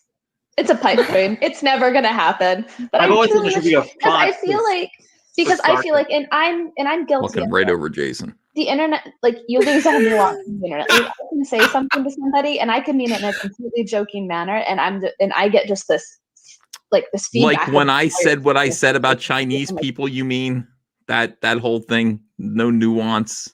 I agree with you. There's a lack of nuance. Oh, that was a joke. I reported that. I'm sorry. And by the way, I'm tired of being misgendered. Tired of it. What? Okay. I'm a Mr. Misogynist. Thank you. All right. Glad that was cleared up for me. Thank you. I couldn't sleep, everyone. You know, I'm tired of being misgendered too. Everyone assumes I'm a dude, even though it says that Star Wars girl on my name everywhere. Yeah. So, And it's a people picture think it's of me. ironic. They think you're being it's irony. Well, it's not right. Oh my God, that's not what I meant. and there are so many conversations I feel like I've missed out on because of that lack of nuance. Like, again, I don't have to agree with what you're saying, but I'd like to have a conversation, and I don't want anybody to feel like I'm attacking them or vice versa. But again, it gets lost in translation. People get hurt. People don't ask questions. People don't ask for clarification. And that's when things start getting ugly. And I feel like this is kind of part of the issue. It's a very small part of a larger issue. So that is my thing. Can I just say, didn't a woman wrote a Star Wars book and included a rock as like the main character? yeah, that's Claudia Gray. The Star So Trek that's what we fan. got. I just wanted to clear that up. Yeah, the woman that put Star Trek in Star Wars. Rock. We let these ladies do Star Wars, and all of our characters become literal rocks. And who's that representing? That's what I want to know. Their wombs. Oh, I shouldn't have said that. Oh my God. Oh, that was awful. I denounce Ethan Van Sciver and take his that back. comments That on was this. absolutely dreadful. How dare you? I like that word, nuance. They use that word a lot. I think creators in the Star Wars fandom who have bigger followings need to understand that, of course, they're allowed to make whatever content they want to. You're free to do whatever makes you happy or gets you views or whatever. But you have to. Look at that passive aggressiveness. She's pissed because I did a video on her and it's almost at 100,000 views. And she does not like that because she has been exposed. Ew. Her line has been exposed. Excuse me. Sorry. Yeah, okay. To understand that you have a big following, and while you may not directly tell people to go target someone, you have a big following, and depending on what you say, your following kind of will do whatever it will do. And there are people in this fandom who don't have support systems or protection or even big followings or anything like that, who might say one thing or share one thing, and they're given attention that they don't want, and it turns ugly. And that's not okay. It's problematic. And if you're someone who, feels like they have a lot of influence, think about how you want to use that. Because again, at the end of the day, we're all here to have fun and enjoy Star Wars. And Can we just put a moratorium on the phrase "at the end of the day"? At the end of the day, could we stop saying "at the end of the day"? Thank you. Well, I think it's funny because she's saying that I need to be aware of my platform and the repercussions of what I say. But then it's like, again, she pulled the dog's tail and is crying because she got bit. It's like, yeah, you have to realize it doesn't matter what size your platform is. When you post stupid fucking shit like this, and then you're lying on top of that, people are going to find out that you're lying, especially when you leave a trail of breadcrumbs and it's public on the internet. Like, I'm always the last one to it's just something that comes out in the news in the Star Wars universe. I was the only one that happened to Google her name and find her YouTube channel. So she's not mad that the Quartering did a video on her, that I think Drunk and Ethan, I think you guys probably both did videos, Ryan, Jeremy, that everyone did videos on her. I was the only one that found her YouTube channel. So I'm the bad guy because I showed that she was lying. And I called her a clout chaser and a liar, which is what she is. And so she's like, you need to see how that affects people. And it's like, well, yeah, look, you're calling to get me deplatformed because you did something stupid and you thought you weren't going to get caught. You do have to think about the repercussions of your actions when you're on the internet. There we go. You know, I hope that that's why you're here also. But, you know, sometimes it takes a wrong turn and it's not fun for anyone. So. Well, that's what happens when you mass flag people. Yeah, in the final analysis, it's fun for me. How do you like in the final analysis instead of at the end of the day, Drunk3PO? Is that a good replacement? I like that one. Yeah, that's what presidents say. You know? Yeah. In the final analysis. That's it. Meg is an asshole. Yeah, exactly. Like we've done all the research. This is what it implies. We've gathered data. You know, we've done all the research. We've studied the data closely, and we've had theories, hypothesis. But in the final analysis, Meg is an asshole. You know, that is what based on tireless millions of tweets. You know what I mean, and tons of YouTube videos that we've studied. You know, we've analyzed that data, and Meg is a boring asshole and a hypocrite. And she's stupid. It's science. I'm going to have to see the bar graph on that one, though. How's a pie chart sound? That's all right. All right. Pie chart.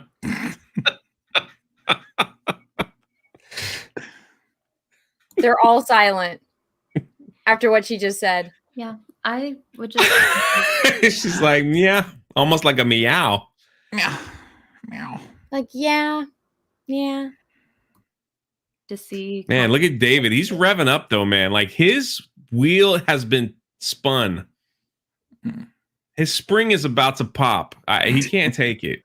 Well, he realized in the middle of this that he's on the wrong side, and he seems to be a guy that likes to be on the winning side and the right side, and so he's reading the chat. I know that look. Carefully.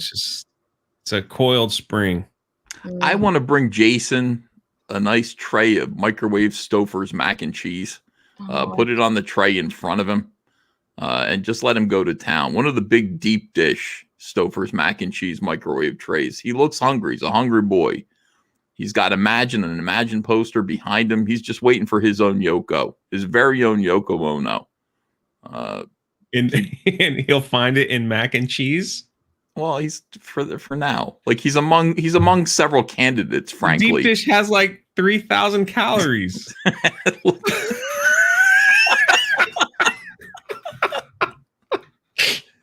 He's a hungry boy. You could tell. Somebody in the chat goes, "This is what depression looks like." You just hear footsteps coming down, like four steps down to the basement. It smells like mildew down there. You just, mommy brings him some mac and cheese.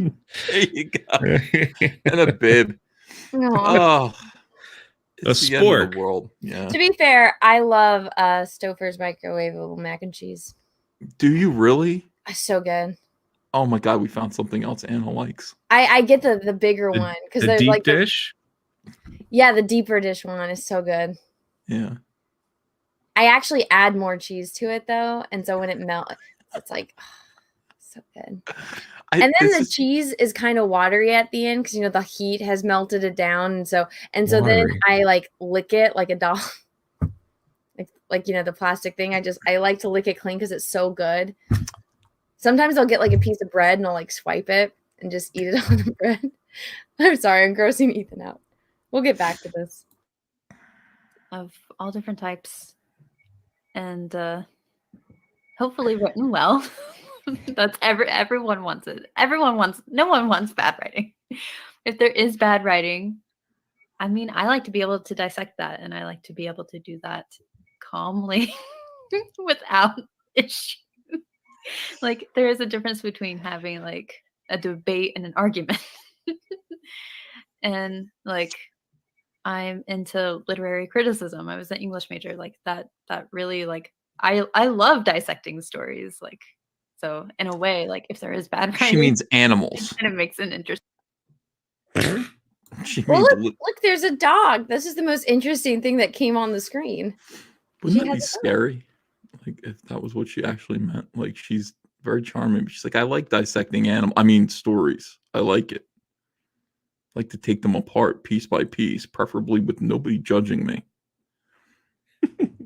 Interesting conversation. Anyway, I like Ahsoka's character, and is a good example of how complex she is and how they've done so many things with her, and they've been able to do so many things with her, not because they like cut off that character when she was hated at the beginning, but because they let her grow into her own.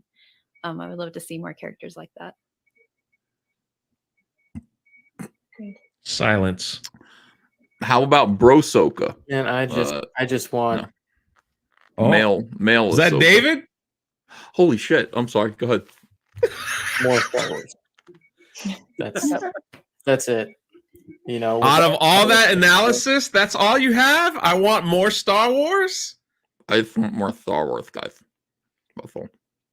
I'm And for the foreseeable future, in the next couple months, just more stuff to watch. You know, that's my thing. And going back to you can watch the dial on the microwave oven. Mommy makes Jason. Wow. Just more stuff to watch. Like, everyone's got an opinion. Everyone can say absolutely whatever they want to say. And the reason we bring up followings is, like, let's say we had, 100,000 subscribers on this channel. And we were making a video about something, and like, if you're going to talk about something, inevitably some people in that pool are going to take it to the extreme and go after other people. And obviously we never want to do that. And I know many, almost everybody doesn't want that to happen. Thank you, Anna. But sometimes it does. And then it snowballs into this thing that it was never intended to be in the first place. My opinion is, you disagree with something and you're like, all right, not my thing. I don't agree with it. I don't even think it's true in the slightest. And I move on with my life. Because at the end of the day, I'm going to wake up tomorrow and I'm going to have the same life I had today. I'm going to have the same job. I'm going to be in the same situation. Like, if you're How at the end of the day are you going to wake up tomorrow? That's depressing. That Well, doesn't did make you any see, sense. like, you might not even think it's true and you just keep going. It's like, so you have no problem. Like, honestly, that actually says a lot about the stream. Is what he just said contradicts this statement right here. And he basically is saying, yeah, we all know she's lying, but we're just going to keep going with it, and we're going to move on from it. And we're not going to call her out, but they're going to call me out for pointing out that she was lying, because none of them have the balls to call out Meg for being, a lying bitch. And this is sad. This is this is sad. There was no excitement in this whole stream except the one time that Ethan, like that girl, she did that. Like, that was about it. That was good. I like that part. Everything else, like, look at Jason. Now every time I see him, I think he's hungry. I want to bring him something. I know. Thanks, TBS. He's got a food tray in front of him, and I need to put something on it. It's like something microwavable for everybody. It's just sad to watch. This is heartbreaking. Oh, we're almost done. All right. Let's say you're a Dolphins fan. I'm a Dolphins fan. I know. I've been cursed for 25 years. So sorry. And yeah, it's awful. So I'm a Dolphins fan, and we end up winning the Super Bowl. Is the Dolphins winning the Super Bowl going to change my life tomorrow? Am Yes. I going to get a call saying they were your favorite team? You're getting $5 million. You know, you're going to be. Also, money will change your life, for a year. not the happiness of your team winning the Super Bowl. When the Miami Heat won, man, I went crazy. We went to parties. Man, Miami Beach was on fire, man. It was awesome. I could tell you stories. Not as good as Ethan's movie theater story that he shared not too long ago, but that was a good movie. Encino Man, buddy. That was watch Encino Man. There's a part that I missed. I still haven't seen it yet. That's pretty. You know, my eyes were closed. But the rest of the movie was great. It's hilarious. Stony. Man, this is like sad. He's like, if my team wins the Super Bowl, my life sucks still. Yeah, that honestly, what kind of life is this, man? Nothing is fun. You know what I mean? Like none of the fun I stuff. don't care if Miami bought their championship, chat. They still got their championship. I have a solution for all of this. Get married, have children, start lives, become adults. I mean, that's what they're butting up against. They're like, none of this really makes anyone happy. This is my Star Wars fandom doesn't mean anything. Let's just say, for example, I'm able to wipe out everyone on the internet who disagrees with my opinion about Star Wars. I'm still not going to be happy. I'm a big Miami fan. My team wins the Super Bowl. It doesn't make me $5 million. It's not going to make me happy. The answer to this is to stop being a failure to launch millennial. Work on finding a relationship. Hold on to that relationship. Work to keep that relationship. Get married, settle down, procreate, have kids, and then you'll have something to worry about other than Anna's videos on the internet. Now, it hasn't worked for me because I'm married, I have kids, I still only obsess over Anna's videos on the internet. So I'm not a great example of this. Yeah, you don't make comic books that make $1 million or anything. You Well, know? that's true too. But get married, have kids, grow up. Seriously, you can be a little bit of a geeky nerd, and it just doesn't mean very much. What actually ends up being the center core, most important driving point of your life isn't deplatforming people who disagree with you off of YouTube and off of the internet. It's your kids. You know, it's your relationship, it's your marriage. And when I say this, I'm like, all of these husbandless women, and Anna, you don't count because you're this close to having a husband unless Cecil steals him from you. Fucking kill him. Ethan, did you hear? Cecil's coming to California. He is? Yeah, apparently this weekend, which me and Peaches are leaving California this weekend. Oh, so you're not going to get to hang out with Cecil? No, and I'm glad that Oh, you're leaving. You don't want Cecil to ever meet Peaches. No, and I'm glad of it that we are not going to be in town when Cecil is here because he's coming like to San Diego or something. You know, Cecil actually paid Justin Bieber to write a song about your boyfriend romancing him. Oh God, what is Cecil it? has a lot of money. People don't realize that, but he actually did pay Justin Bieber to write like a love song for your Peaches? boyfriend. Yes, I haven't heard it. I don't know if it's been done yet, but look it up and see if it's on the internet. Look up Justin Bieber and then see if there's a song about Peaches yet. Oh God. But Cecil paid for it. Are you going to look it up or am I going to have to look it up? You're going to have to look it up. All right. I hate Justin Bieber. But here's the thing. We can't play it on my channel, though. Well, I understand that. I wouldn't play it on your channel. I would just say, I don't know if it's been done yet, but that I don't mean to spoil the surprise. Don't tell Peaches that Cecil did this nice thing for him. But he did do it. He's making a move. Kill him. Oh, they're saying it's already out. Jamie Max is saying it's already out. Oh, Justin God. Bieber's song for Peaches is out. Oh, shit. People are saying, please tell me you're joking, Ethan. Please, I'm not joking. That's what Cecil did. Oh, God. That cash grab money was spent quite well. Yes, it was. Yeah, you guys A aren't love getting song. your book. Oh God, that's depressing. That's so depressing. I'd rather watch this. All right, let's go. Not a life-changing thing, and let people like what they like. If you don't like it, great. If you like it, great. Have a conversation about it. If you don't like it, and before you make any decision, at least just kind of go through all the possibilities of what can happen before you're going to do something. And just that's all I really have to say about that. and there I like how I've been doing this for years, and they want to tell me how to be on YouTube and how to interact on the internet as if I already don't do those things. Fun.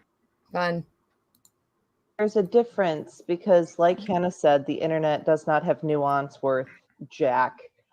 There's a difference between disagreeing with someone because of their opinion and disagreeing with someone because they are actively hating another group or person. We saw that when we started seeing Finn in The Force Awakens, and people were really freaked out that there was a black guy in Star Wars. It was one tweet. Yeah, it was one tweet, but it's like, do they not know who Lando is? You know? There has been a black guy in Star Wars before. Yeah. Lando. And guess who voiced Darth Vader? Oh my God, it's a black man. Holy shit. That's what I was going to say. Darth Vader is a black guy in Star Wars. You know, Mace Windu. Mace I mean, Windu. Come on. Who else? Are there more? Off the top of my head, who else is black? I don't know, because I'm not a racist and I don't sit around going, there's a black guy, there's a black woman, there's an Asian. I feel like only really racist people do that. Yeah. Let's get back to these 6 white people. Role. And there's a difference between disagreeing with an opinion, which is fine. We can all agree to disagree, and actively allowing hate to thrive. And there needs to be that nuance, which again, it's the internet. I don't have a lot of hopes. But I have no hope. That's one thing I keep seeing being conflated all over the internet is, oh, well, you want to shut down what you're saying. And that's, yeah, if what they're saying is actively harmful to a group of people, I would like that speech to not be happening on this private platform. There's no such thing as people's speech being actively harmful to a group of people. And by the way, you know, you guys talk shit about Trump supporters all day long. That's actively harmful to a group of people. You know, there's just no such thing. This, you know, somebody put it in these dummies' heads that there's anything that anyone can say aside from, you know, active calls for violence. There's no speech that's harmful. There just isn't. You know, there's speech that's evil. There's speech that's rude. There's speech that should be criticized.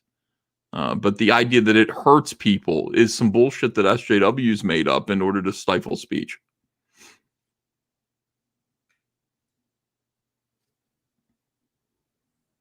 Anna's muted. I know. So Meg is allowed to disagree with me. Everyone on this panel is allowed to disagree with me. But the second I disagree with them, it's World War III and I'm attacking them. Different It's Jedi too than bad. somebody else. If you want 2 different characters to kiss, if you want characters to not kiss at all, that's opinions. It's nobody's life.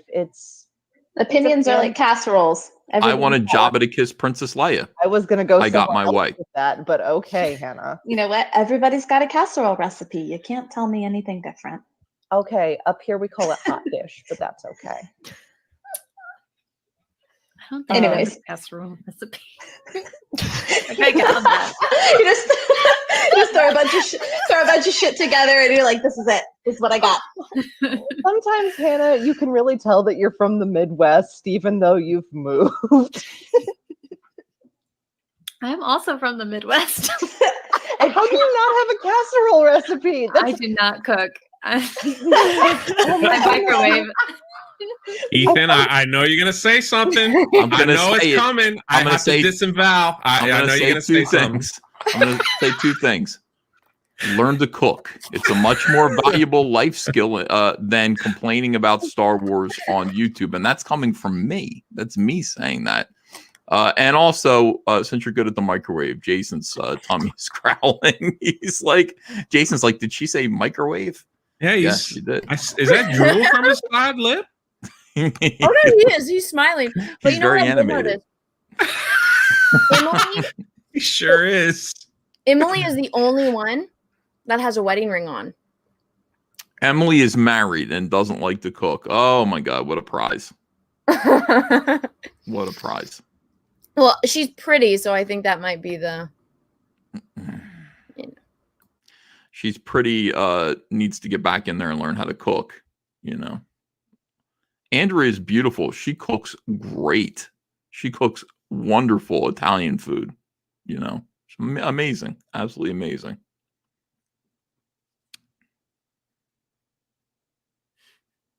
An opinion I can't agree with.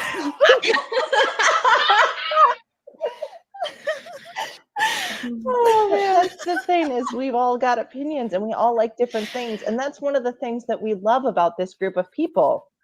And I'd love for in the future we bring on more diverse people to talk to us too, because it's amazing to see what everyone.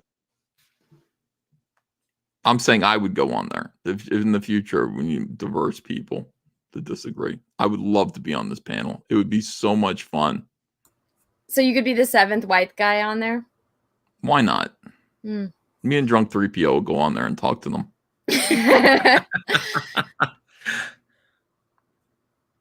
Yeah, they won't invite me. I'd fall asleep, man. I'd be bored.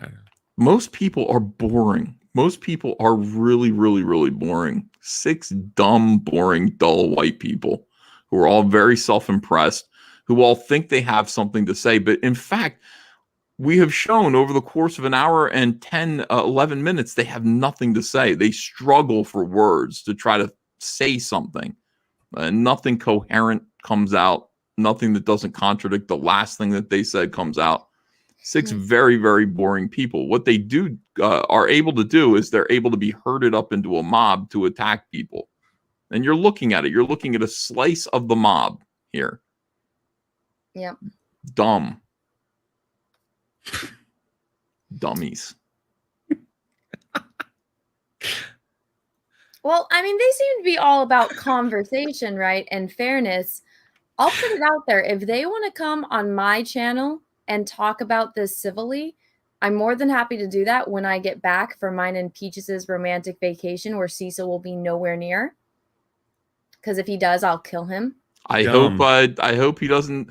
I hope no place that you go on vacation has an intercom playing Justin Bieber music, because Cecil will reach Peaches. I will not. Evidently, no matter where you are. Nope. Nope. You know what's funny? Because people were trying to figure out where me and Peaches are going, and they did it based on, they're like, is it a place where you like the dirt? There you go. Loves. Like, I couldn't have told you 3 things about Thrawn 2 months ago, and now I'm all over Chiss Twitter. Not surprised. To send stuff to Hannah, or I gotta find my Phasma stuff to send to Meg, because it's amazing to see what someone else loves. You know, how many people have sent me things when you see something, Jyn Erso on something? You know, and that's the kind of fandom I want. Where, you know, if it's not your thing, scroll by it, but by golly, it's someone's thing. And you can share it with them. And sometimes it's fun just to watch other people being excited. Like, It's someone's thing, and you can share it with someone. And that should make you excited. I get excited when I see a certain guy's thing. But that's about it. Cecil's. Oh, God, no. I found the lyrics. Let me just, if you don't mind, Oh, found God, that what is Justin it? Bieber did actually write this song. These are the lyrics, if you want to look at them Oh, here. God. Share my screen, and I'll read them. Tell me when I'm on. You're on. And I say, oh, oh, the way I breathe you in, it's the texture of your skin. I want to wrap my arms around you, baby, and never let you go. Oh, and I say, oh, there's nothing like your touch, the way you lift me up. Yeah, and I'll be right with you till the end of time. I got my peaches out in Georgia. Oh yeah, shit. I get my weed from California. That's the shit. So that's really beautiful. The you, texture Cecil. of Peach's skin, evidently. Oh my God. Cecil, that's a terrible song. You should get your money back. We'll see how Peaches likes it. He's going to hate it. Want Luke to come into The Mandalorian, for example, right? I didn't think that we needed a Skywalker in that story.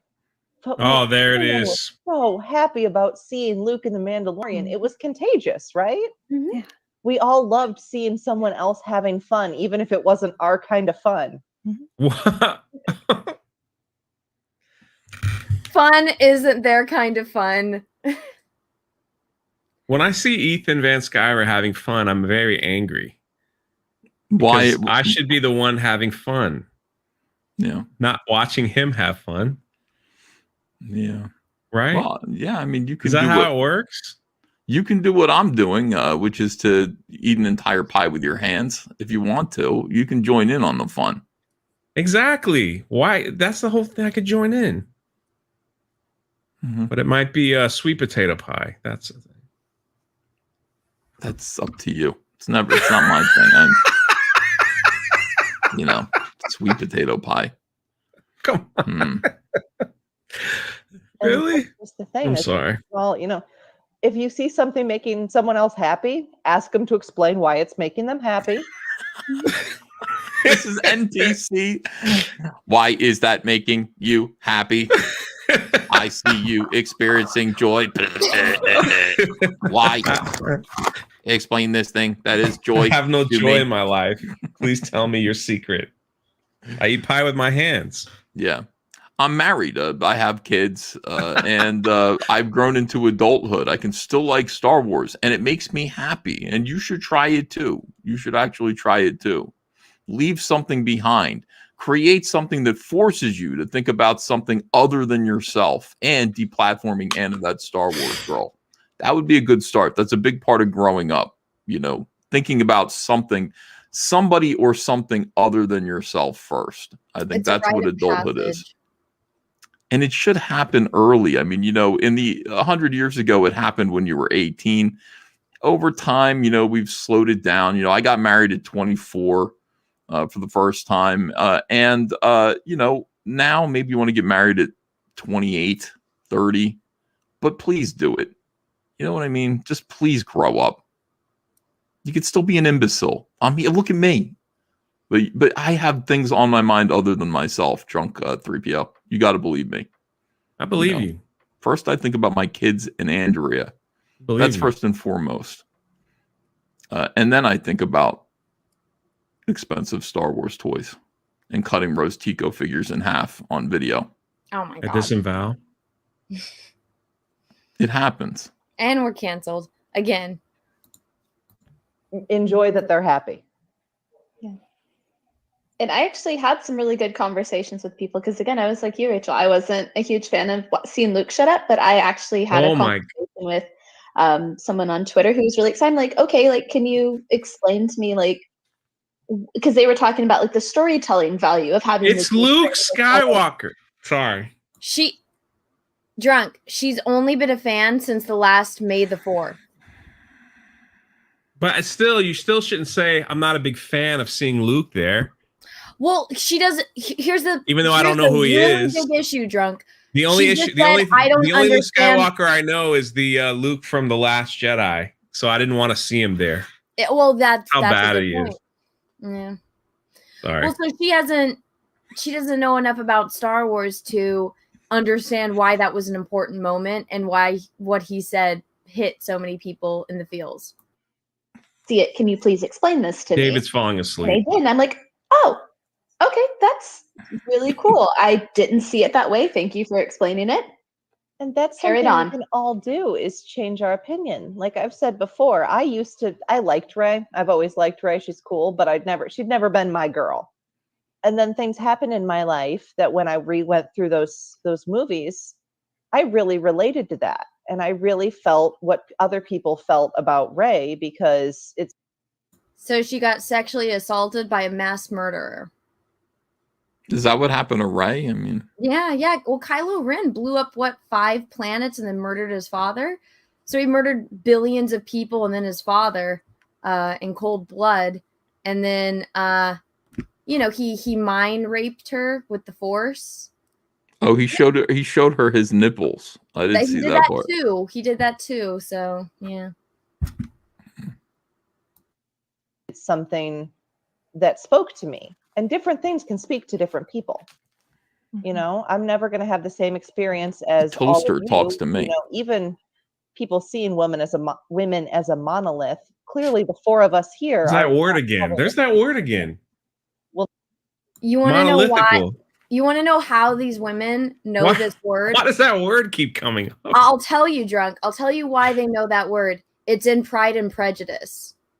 And so one of the things in the Reylo fandom that they're all convinced, because the Girls with Sabers podcast, apparently there is this mysterious interview with J.J. Abrams where he said that Star Wars is Pride and Prejudice in outer space, but the only people that have ever heard or seen that interview is the Girls with Sabers. So the whole Reylo fandom is obsessed with Pride and Prejudice because they think it's like Reylo.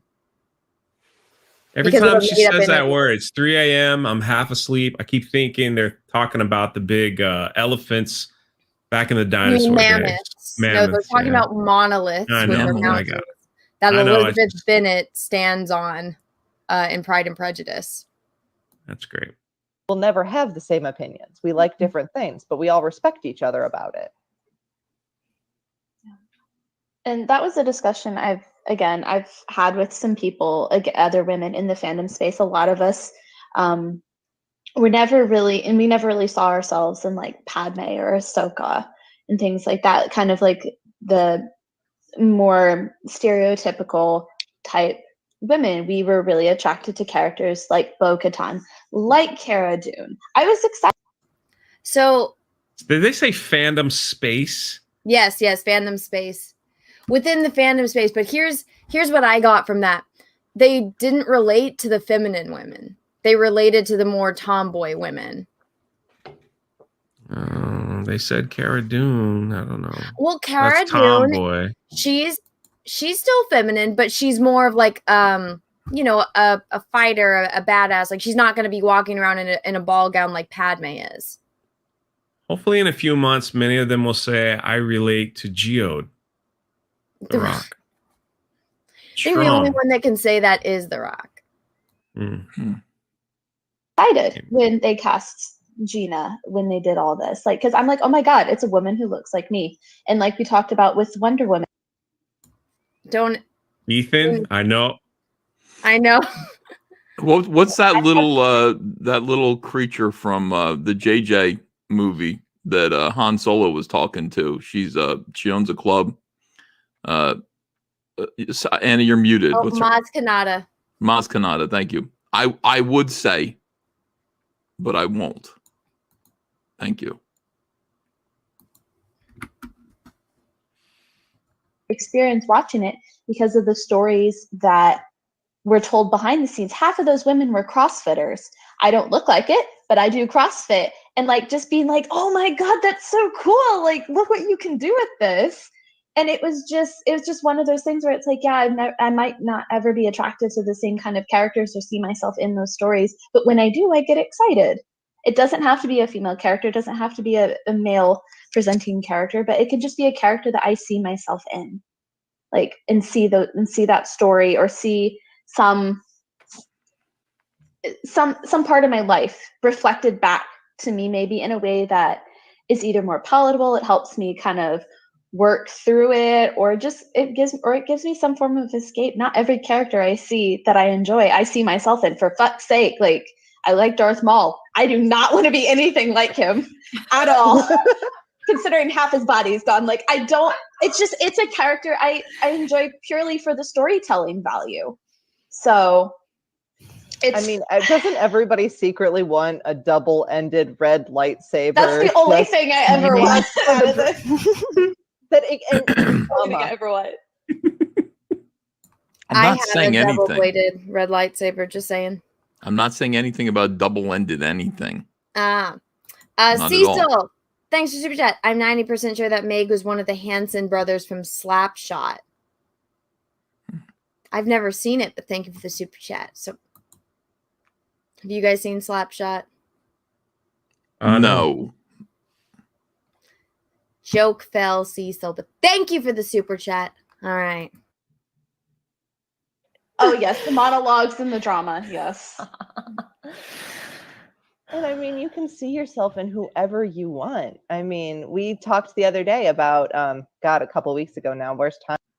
You know what's funny? She just said you can see yourself in whoever you want, but apparently what she said earlier, where her friend could only see themselves in a person that was handicapped.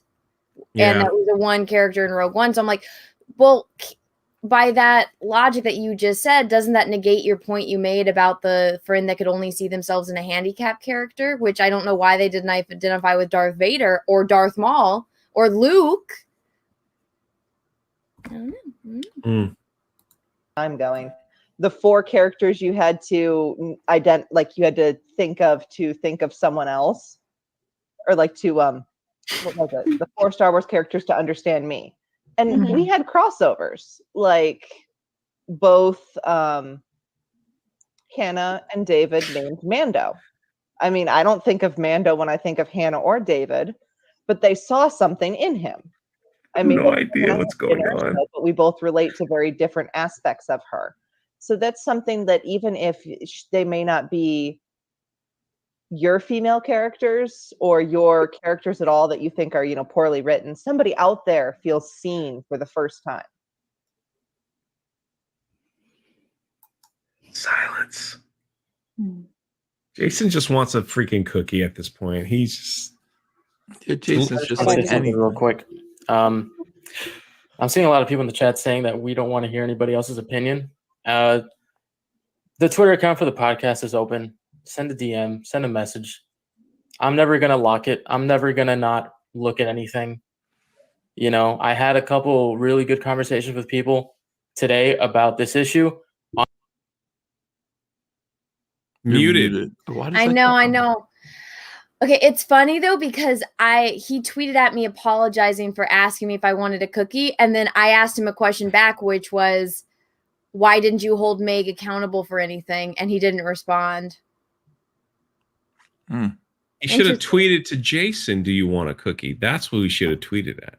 Jason does. We would like a cookie, please. Yeah, he would. I wanted a cookie too. I like cookies. I'd want some baked beans, maybe some. Yeah, look at him. He's so hungry, and nobody's feeding him anything. It's a hungry man. I swear to God, it's so awful. You got a bunch of ladies here who don't cook, and you got Jason who's just withering away to nothing. Nothingness. Hungry man. Poor guy. Make him a sloppy Joe. Different. I'm sorry, Anna. And we had a conversation, didn't see eye to eye. And I said, hey, watch the stream tonight if you want to. And I'm not going to just, completely. And that's why I left the chat open, even though there's a lot of stuff in there that, is just a perfect example of what we're talking about. You guys want to hear one of the comments in the chat when he was saying this? It says, this is from John Davis. You are aware that this happens to men growing up too, right? If we don't know a certain point, then we aren't a fan. It's banter with each other, and then you go and read up. So that was something, but apparently everything is hateful. And then it's a bunch of people saying, why aren't you addressing, Meg about that Star Wars girl? That was the chat. Meg is just astonishing. I'm just watching Meg. She's like a gray alien in a wig, like pretending to be a person. It's really strange. And nobody wants to comment on it. Nobody wants to say, Meg is literally a reptilian. I mean, she's a lizard person here among us.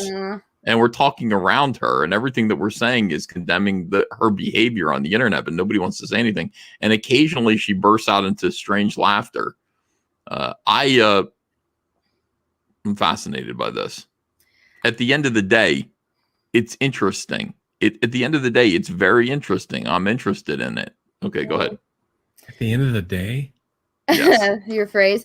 See, I don't really have an interest in anyone's appearance outside of my boyfriend's because I kind of have to be interested in his appearance to want to sleep with him.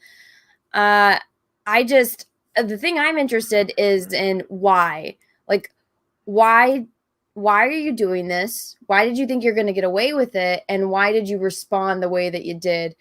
I don't think appearance has anything to do with it. And if it is, that's an even bigger why. You know? Think she's jealous of you? The way that you look? I don't think so. I do. I mean, I think she resents me for pointing out that she was lying. I don't think it has anything to do with my appearance. I do. I don't. Let me say it again. I do. Every time you say I don't, I'm going to get weirder when I say I do. Okay. Do it one more time.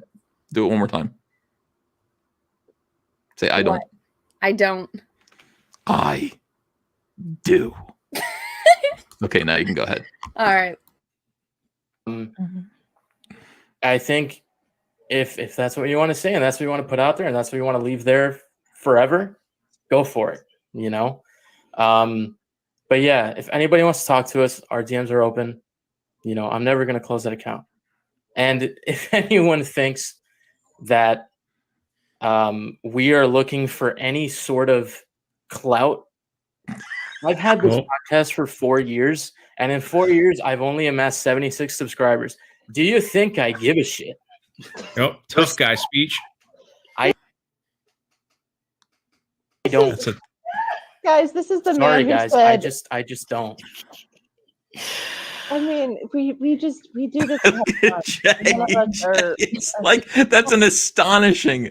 I mean, that is something else. That is the weirdest, weird flex, bro. You know, you've had this for 4 years and you've only amassed 76, and you're bragging about that. I mean, it's like, it's I don't care. Well, nobody else does either. I mean, what do you have a YouTube channel for? What's the whole? I was talking about that earlier. Oh my God. Nobody cares what I have to say. So I don't care either. Why put time into it? I know. But you like how he wasn't done talking and then Rachel immediately starts talking. He's rubbing his head. He's just, he's in pain. He realizes what he just said. It's like, I'm completely irrelevant. And Jason still wants that cookie, damn it. Oh my God. Did you see though how big Meg laughed? Yeah, Meg thought that was so funny. Like, meanwhile, Jason looks like I like Jason. He's becoming my new mascot. He looks like he was always in every single episode of Cheers, and I just missed him. You know, like he was just off camera a little bit. He looks like everybody knows his name in that bar. Have a beer, Jason. Pretzels? Would you like more peanuts? Yeah. Feed him. Extra napkin. Anna, would you feed Jason, please? I mean, you're a pretty good cook, I'm sure. Could you? I am. All right, just feed him. He's hungry. Well, I gotta feed Peaches first. Feed them both. Just make twice as much. 3 times as much, excuse me. Yeah. God, I want my Disney shill money. Please give me Disney Last shill money. Saturday, we talked about drunk stories for 2 hours. Yeah. We're not. My stories. Drunk stories. For 2 hours? That's you. 76 subscribers? Well, it's funny because that stream is gone because he wiped his channel except for this one. So he just like rage quit. He raged quit his YouTube channel that had accumulated 76 subscribers in 4 years.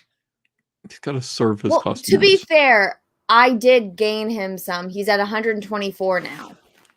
That's cool. He rage quit. So I helped him. Oh, Well, me too. actually, I think my haters helped him I because subscribed to the channel yeah. because I wanted to come back and watch this later. Oh. But now I'm here with EVS. Like We're just it's looking for it's a show we do weekly. If you like it, great. If you don't listen to it. Yeah. And that's it, Star guys. Wars I mean, that's it. something. Star Wars is something different for each of us too. Why are they acting like the world is doing to them what they're actively doing to us? You know what I mean? It's like if we're doing this show, if you like it, listen to it. If you don't listen to it. And that's just the way it is, guys. How about if you take that same attitude towards everybody else on the internet? That would be great. And they're acting like they're being persecuted by us. We're just here going, God, these people who are persecuting us are boring. I mean, there really are 6 boring-ass white people that nobody wants to listen to. And that's the whole thing. When you sit there and go, I command, I think we should all get together, join a stupid mob, and deplatform Anna, that Star Wars girl. By the way, I represent the views of perhaps 76 people. Clicking your subscribe button is free. It doesn't cost anyone anything. There are people who wouldn't click the subscribe button on your videos for free. It takes 1 second. Just click. And it was too much time, too much effort, and too expensive. Free is too expensive for them to click for over the course of 4 years. I mean, and these are the people who are sitting there saying we got to deplatform Anna, who has almost 200,000 subscribers. People actually do want to listen to what she has to say. Even when it's disgusting, they want to listen to what she has. It's usually disgusting. What I would like to say is this. At the end of the day, how dare you? How dare you? Thank you. The end of the day. Some of us like Star Wars informs our worldviews, and maybe we see it more politically than others do. Some of us do not. Some of us like the villains. Some of us like the heroes. Some of us just like to dress up in Kylo Ren costumes to freak people out on a live stream, David. But we're here. We're friends. We can talk about this. We're not a monolith. Good Lord. I mean, that's another weird flex, don't you on our think? Discord, we're having a discussion I don't know what earlier they're talking stuff about. like this, and we all have slightly different opinions about what's happened and what we want. Mm-hmm. But we need to talk about it because we can't let. Is this a plane crash that you all went through together? I don't understand how these people view Star Wars fandom. It's like we have to get together and talk about it because we all disagree about things, and it's just important. They're a monolith, Ethan, a monolith. Yeah, monolith. We're not a monolith. Or are we a monolith? I don't really know, but we gotta talk about this because I just don't see it that way. I don't understand within the fandom spaces. What are you talking about? You either like Star Wars or you don't. You might like some of it and don't, and then you talk about it. And if you can be entertaining, people will watch you. This idea that it needs to be discussed is really fucking weird. I honestly, I don't understand. I truly don't understand. Help me to understand, Anna. How am I supposed to help you understand something I don't understand? Nothing these people say makes sense because they'll say one thing and then they'll say something a minute later that contradicts everything that they just said. I don't know because they're like, oh yeah, everyone has a valid point to make. Everything everyone says is they have a valid reason, except for me. Nothing I say or do is valid. Unless even you're though a they just said racist. everything. Unless you're a bigot. And we get to determine who the bigots are. And they're usually the people who disagree with us about some useless shit. And then there are consequences. Okay, there are consequences. When you speak, that's an action that you're taking. And actions have consequences. And we are going to determine what those consequences are. Other than that, everybody's free to have their own opinions. Fuck fascism. And that's exactly what they are. I mean, these people hate fascism, and they are fascism. You're looking at Kool-Aid haired fascism. It comes to you I'm sorry. It comes to you looking like this. This is what fascism actually looks like. Bunch of dummies with their double speaking, gaslighting, trying to destroy your life over absolutely worthless nonsense. Who cares? Fuck you. Who cares about Kylo Ren? Fuck you. Who cares about Jason David dressing like Kylo Ren? Who cares about any of this? I'd like Fuck to see you. that. You want to see David dressed like Kylo Ren? Apparently, he scared and freaked out the rest of the panelists when he did that. Boo. Ah. How did he freak people out? I want to know that. If Jason dressed like Kylo Ren, I'd be freaked out. I have to admit, I would be. All right. Unnoticed, and it's been nice to tell the story of feeling, like fandom isn't always a good space for us. Mm-hmm. I don't know what you mean. Fandom, it just is. You like something. Yeah, Space. that's how it is. Meg is going to speak. Oh, good. Everyone remember, this is Meg. Okay? Yes. Everyone got that? Everyone's read that multiple times? All right, let's hear what Meg says, and then I think there's 3 minutes of this video left. Always happy to have conversations with anyone who disagrees with me. But nowhere ever have I ever seen anyone tweet a legitimate question at me or ask me anything. I asked her why she was lying and why she was virtue signaling when she tweeted this.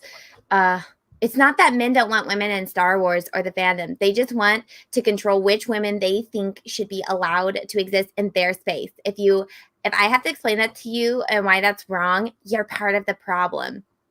Mm-hmm. And I reminded her of this and the YouTube channel that she wiped because she was embarrassed. And then she did this.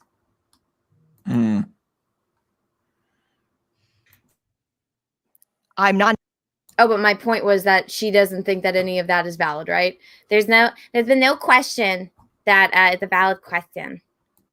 I'm interested in having a conversation if you're just throwing insults. Like, that's not a conversation. So I don't know what you want, but yeah. But yeah. Look at her smug face, too. Look at how smug she is. But Ethan, I don't know if you saw the tweet, so I'll tell you what she did. Meg is actually very smart, because what she did is she did this tweet where she said, if you all truly care about me, you will go and report this. You will all go without watching and go report this video if you truly care about me. And I'm like, so you're pulling that card. So if people don't report it because they don't think it's wrong, they don't truly care about you. Mentally ill. She's over here smiling at what she just said because she knows she's absolutely full of shit because I caught her lying and she's embarrassed. Mm-hmm. Good job. Thank you. And to all of those people who have been going after others' appearances about this. There's that appearance word again. Calling names. Well, I think the point is that I never went after anyone's appearance. So they have to constantly bring that up because I think they wanted me to, and I never have. So they're saying like, oh yeah, people going after somebody's appearance, which I never did, but Grow up. Mm-hmm. Grow up. That in 2nd grade, please. Grow up. Get married. Have children. Because someone has a different opinion than you, they're ugly or fat or usually yes. Ableist words that start with R. Grow up. Racist.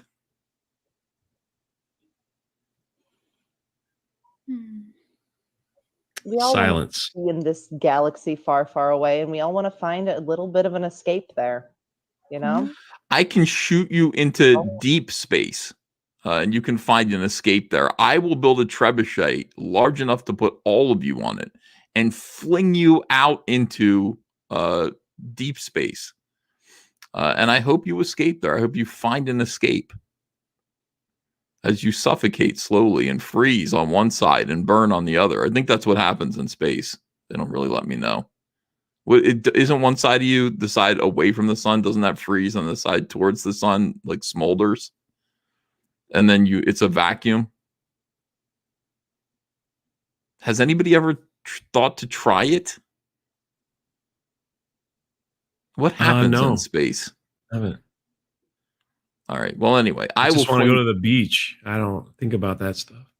Oh, well, I do think about it all the time. I have to. It's science. As I build my trebuchet Guevara in Bavaria, the mountains, and I prepare to fling soy children off the face of the earth into the sky. I do think about it. Let me help you escape. Let me help you with the ultimate escape. Fling. Enjoy. Thank you. You want. But at the end of the day, it's just that. It's fandom and it's an escape. It's not worth threatening people over. What did she just say, guys? Did I hear that correctly? What did she say? It's not worth threatening people over. Fandom. Bam! Bam! Yeah. Oh my gosh. Oh my, it's not worth threatening and calling to report and saying that people are hateful and dangerous and we should all mass report and everyone should lose their platforms. Oh my God. Thank you, Rachel. I agree. It is not worth threatening people over. So why are you sitting on a panel with somebody that actively does it? Yeah, I agree with the chat, Ethan. I don't think you should fling Jason. I like Jason. Yeah, he's a hungry boy. I like hungry. I want to watch him eat. I do. I want to watch this guy chow down. I will sit there. I will send him food. I'll send him meat. If he just eats on camera, he looks hungry. You should be like me. I mean, would anyone really judge him if he was sitting there with a bag of chips? No, I won't. Oh.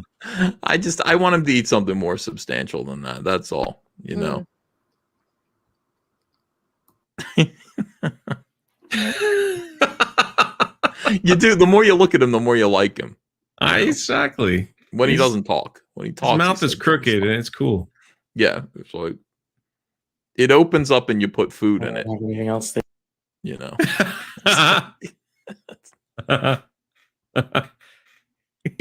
He's been sitting on the couch I think he said 3 sentences the whole time for an hour and 30 minutes. I know. That's the thing.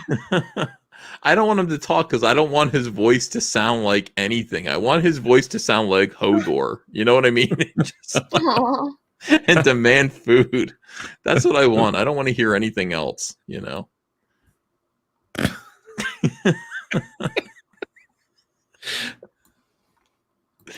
you like to add to this? I mean, I feel like we've said a lot.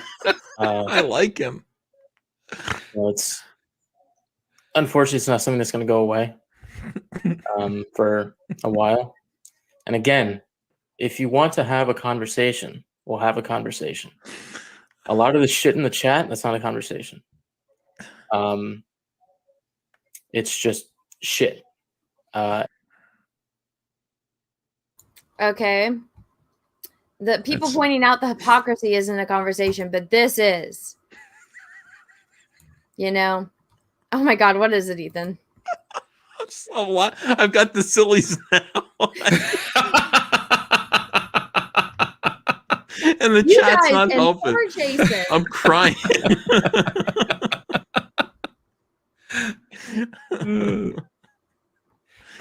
All right. The chat's with Jason right now. Big time. Yeah. They've turned the tide. I think everyone wants to rescue Jason at this point. Yeah. He's got a TV tray.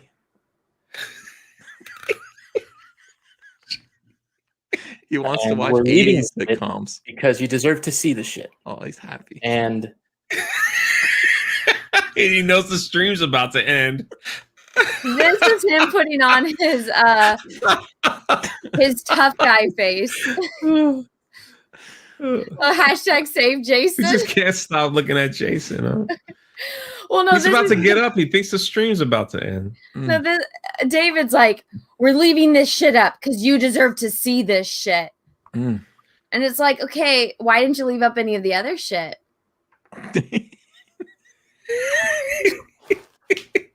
The chat is killing me. Oh. Like the chat says Jason hears us smiling. Aww.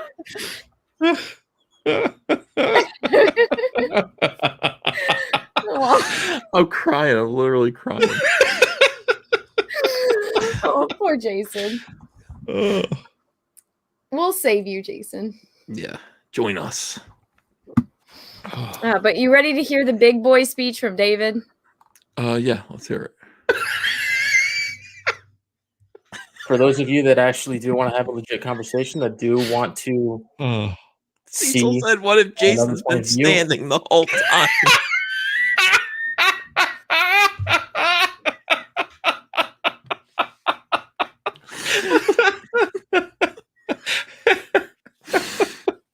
I'm gonna die.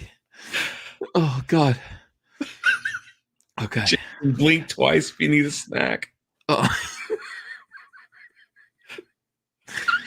Oh.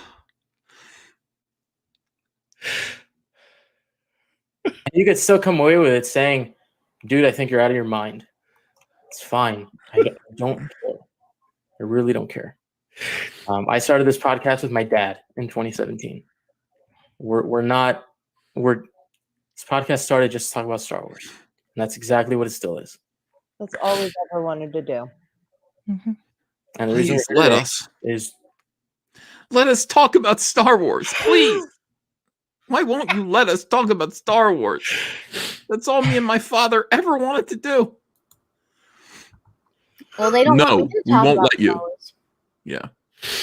I mean, imagine that, like in their heads, like we're over here going, no, you're not going to be allowed to talk about Star Wars ever.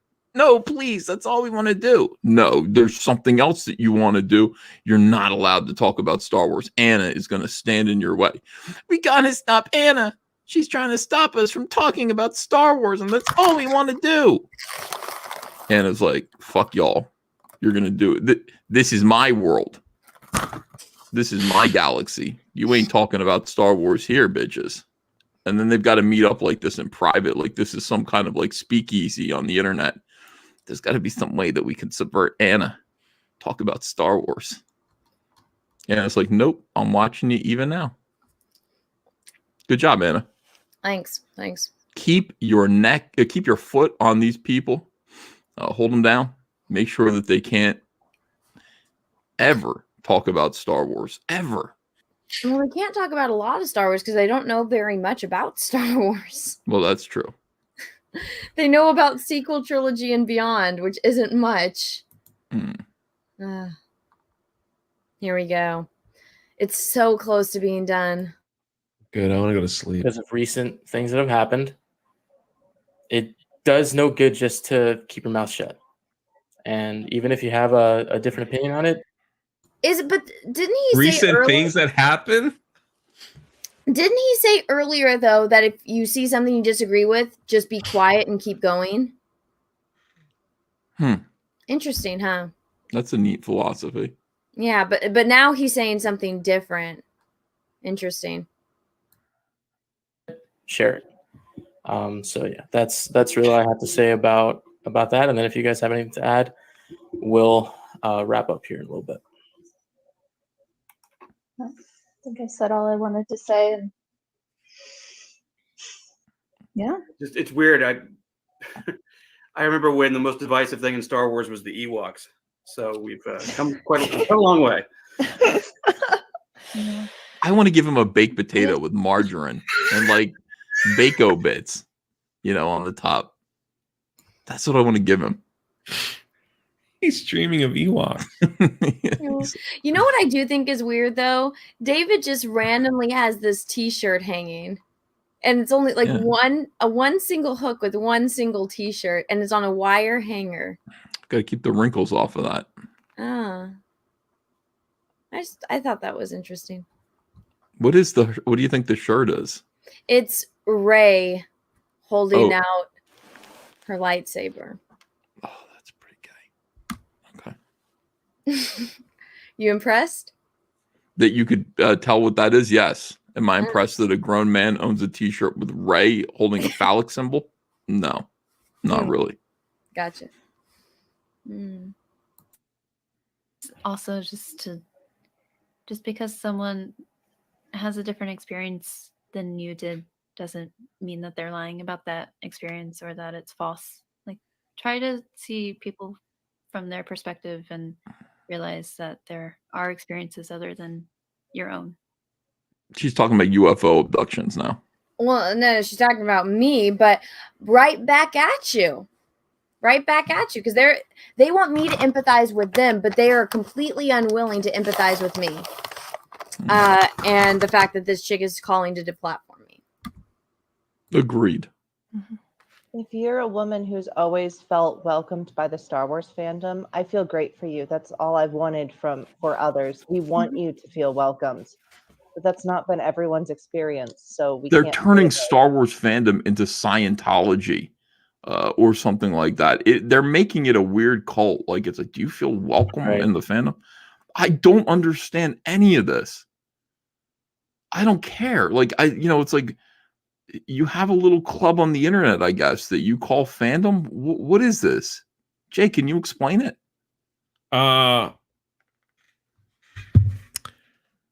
In my analysis, final analysis. That means there will not be any more analysis done. I don't even I forgot what the question was, but I feel would you like a baked potato? Yeah, I think that's what my mind's at right now. Okay, can do. I don't understand. Like this podcast is very odd to me. It seems like they've said the same thing like 12 times. And then they throw in the word monolithically or something like that. Yes. So. You mean monolith? They throw in the word monolith. Yeah, that's what I meant. It's 4 a.m. It doesn't that matter. was me yesterday. Yeah. Well, see, just even after this, I still have to read super chats. But It's the end of the day, Jay. They've been telling you over and over again. You're not. We don't let you go until it's the end of the day. It's not the end of the day. That is true. Yet. All right, we've got 40 more seconds. Let's see what happens. Should be good. Come on, Jason. I'm rooting for you. Bring it home. Everybody good? Yep. Yeah? All right. So that's going to do it for us tonight. Thanks for the 102 viewers. I really appreciate it. Highest view count in 4 years. Jesus. Good on you guys. It's great. Who gives a shit? Anyway, kind of nicer when we only had y'all like want 5. to listen to the show? The shirt says Mondays Pod at Save 11 America. a.m. Where have I heard that before? Saturday night happy hour, 7 p.m. Your Star Wars Journey episodes Fridays when we have them, and every other week on Wednesday. Starting back next week, a new show at 8. So enjoy the rest of your week. Who gives a shit? May the Force be with you always. Show up or don't show up. Who gives a shit? My only question is, will Jason be there? I would like that speech. I would like to check in on Jason at least once a week. See how he's doing. Well, so since then actually, let me refresh. Let's see how many views this got now. To be that nuance, which again, it broke 1,000 views. He's gonna get 2,000 views on this video. Good for him. Wow, look at that lightsaber. Oh, I mean the like to dislike bar. Holy God. Can I just please? Can we find out where Jason is? If I could just look in on him every week, if he needs a nurse, like a visiting angels type of individual to help take care of him in some way, I would like to contribute to that cause, and I think a lot of people would. If we ran a GoFundMe to get a visiting angel for Jason to feed him meatloaf. This person quoted me. cool. Oh, they're watching you now. Yeah. Can we get a little love for Jason in the comments? I'd appreciate that. And be serious. I don't want Jason's feelings hurt at all. So, no, Jason does not belong to the wilderness. You guys say nice things to Jason in the chat. I'd appreciate it. Meals on Wheels for Jason, not a bad idea. Can we crowdfund that? I would like I it. don't know if this is real or not, but I want to share it with both of you.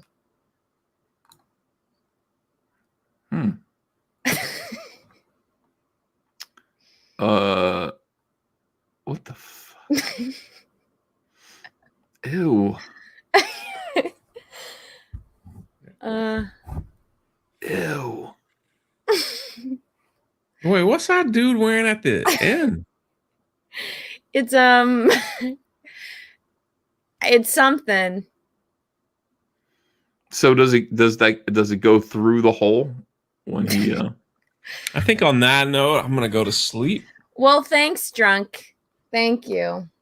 Drunk, have a great night. Thank you for joining. Good seeing you again. Yes. Thank you for hanging out.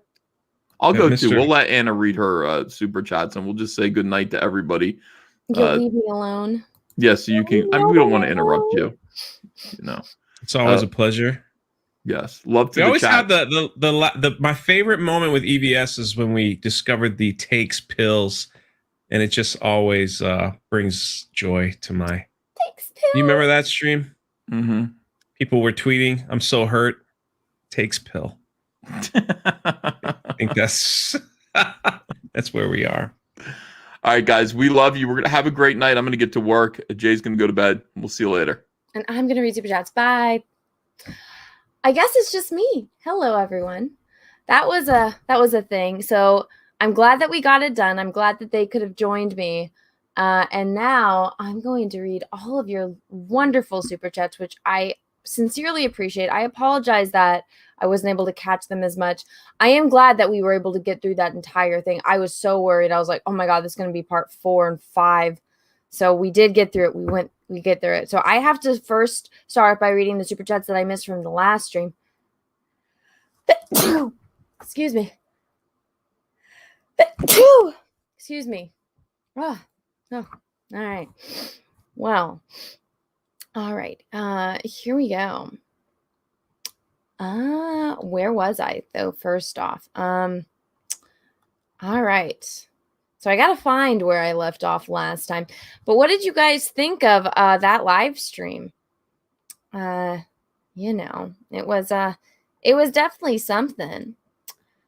Mason W, thank you for the shout. These seems like the type of fans to ask, wait, who is Mara Jade? Well, we learned that one of them didn't know who it was until recently. Invite It's a Gundam. Gundam stream on YouTube. He streams on Twitch. And I have asked him a few times to come on to Flash's show on Saturday, the Flashcast show, and he doesn't want to. If you guys give him shit in his comments, just go go on Flashcast show on Saturday night. Just go bug him. But honestly, it's more so he's probably sleeping right now. He like edits videos for like 12 hours straight. So I'm 99.9% sure he's sleeping right now. Let's see. Jake Dunnigan, thank you for the super chat. Spot on using strawman arguments because the real proof doesn't exist. That's exactly it. That's exactly it. Let's see. Paul Perez, a crazy sci-fi fan, thank you for the super chat. Hi, Anna. From what I've been seeing, these 6 YouTubers are using emotions. I think you meant emotions and feelings to get their points through. No actual truth or facts. This is from my point of view. No, that's right. That's what they're doing. Critical thought is hard, I guess sometimes. Booze Machine, thank you for the super chat. An OG strong female character is the teen girl from True Grit. Original or reboot, nothing to stop her from avenging her father. I know nothing about True Grit, so I can't help there. Let's see. Simon Lakin, thank you for the chat. Hi Anna, hope you get enough sleep. You looked extremely tired earlier. I still haven't gotten enough sleep. After this stream, I am going to sleep, and I am sleeping in. Well, actually, no, I can't. I have to film videos. So I don't get to go to sleep after this. But then when I'm done with that, I'll get to go to sleep, which will be fine. Let's see. Lambada, thank you for the super chat. Isn't it hypocritical to complain about Mary Sue's when you are literally? Oh, I think I read the bulletproof one. Pleb Gamer RNG, thank you for the super chat. Luke didn't even fully trust the Force until he completed his training with Yoda, and he didn't even get to finish, completing his training with Yoda. Jason, Jason, thank you for the super chat. New to the channel, love the content. Oh, well, thank you. Thank you. I appreciate that. That's very kind of you. Jake Dunnigan, thank you for the super chat. Anna is the chosen one. Oh, well, thank you. She's the real Star Wars girl. Really dig your form, the hip knowledge of Star Wars, rocking. Oh, well, thank you. I appreciate that. That's very kind. Eric I have no idea how to say your last name. I'm sorry. Eric, thank you for the chat. What caliber is in your shoulder? I don't know. Russell Hall, thank you for the chat. You have 3 channels all on YouTube. Yes, I do. Cries Plague Transport LLC, thank you for the chat. Go pee. You know what's funny is I actually do. I really do have to pee right now, but everyone left before I could say, hey, can you guys talk for like 30 seconds while I run to the restroom? 2-1 wants to do things. Anna, isn't it weird that you have to explain what character development and plot points are? The basics of storytelling, LOL. Yeah, I think it is very strange, especially since the one Emily chick was like, oh yeah, I studied literature analysis. Jason, thank you for the super chat. She's pissed you punked her out, plain and simple. Possibly. Cry Malone, thank you for the super chat. I assumed you were swearing up a storm while muted. Winky face, love the channel. Oh, thank you. Yeah, I was. Vids the Ranter, thank you for the super chat. Why can't you move to Gab instead of Twitter? I think I answered that. Because the guy that owns Gab is like completely insane. Deanna, thank you for super chat. Anna and everyone have a good weekend. Oh, well, thank you. Thunderstorm, thank you for super chat. The film flashes in is cringe for me to watch. Yeah. David Neal, thank you for super chat. Any way to pre-order your comic? Not yet. Once it is available on Indiegogo, that will be the pre-order. Yeah. So once it's up there. Jason Winier, what's your comic based on? Very cool. You're making one. It is. You guys want me to read you? Do you guys want me to read you my tagline on Indiegogo? Let me see if I can find it. Let's see. Well, there's let me see. Indiegogo. You want me to read you my tagline? Yes, yes, yes. All right, you guys ready? So remember, I'm a very strange person, and I say that with pride. All right. So I'm not releasing the name. I'm not releasing any of the details. Some people that have been watching my channel for a long time can figure it out or have enough, I feel like, stuff to go on to where they, let's see, to where they can kind of, they kind of got some info on it. So you guys will know. So I like to take inspiration from the best things, right? And so I think one of the best taglines to convince someone to read something was from a movie that I saw. And what I like to do is I like to take inspiration from things that I like and then make them into something I like and do it even better than the initial thing that I saw that I liked and the thing that I liked and just, make them into a morph. So here you go. This is it. Coming soon. Adventure, fighting, torture, revenge, giants, monsters, chases, escapes, true love, but with bugs. There you go. There you go. There you go. All right. Should I just make my pre-launch should I just make my pre-launch live? I don't know. Should I do that? And I've actually said this. I've been working on this project for 8 years. I came up with it in college. That's from The Godfather. Is it? It's not. I mean, I don't like The Godfather, but I got it from something else. There you go, Guardian Fortress. You got it. I switched up a bit, a few things, but is it a kissing comment? There is. I don't think the kiss is in this one. So the thing that I have to, and I'll say this when I don't like gushy romance stuff. Like I like that's why revenge is one of the top ones. I like seeing how people respond in very difficult and tense situations, right?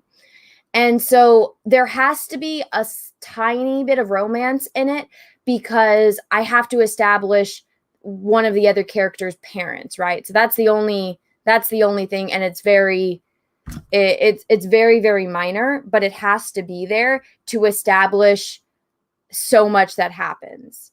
So, and that's one thing that I was kind of worried about.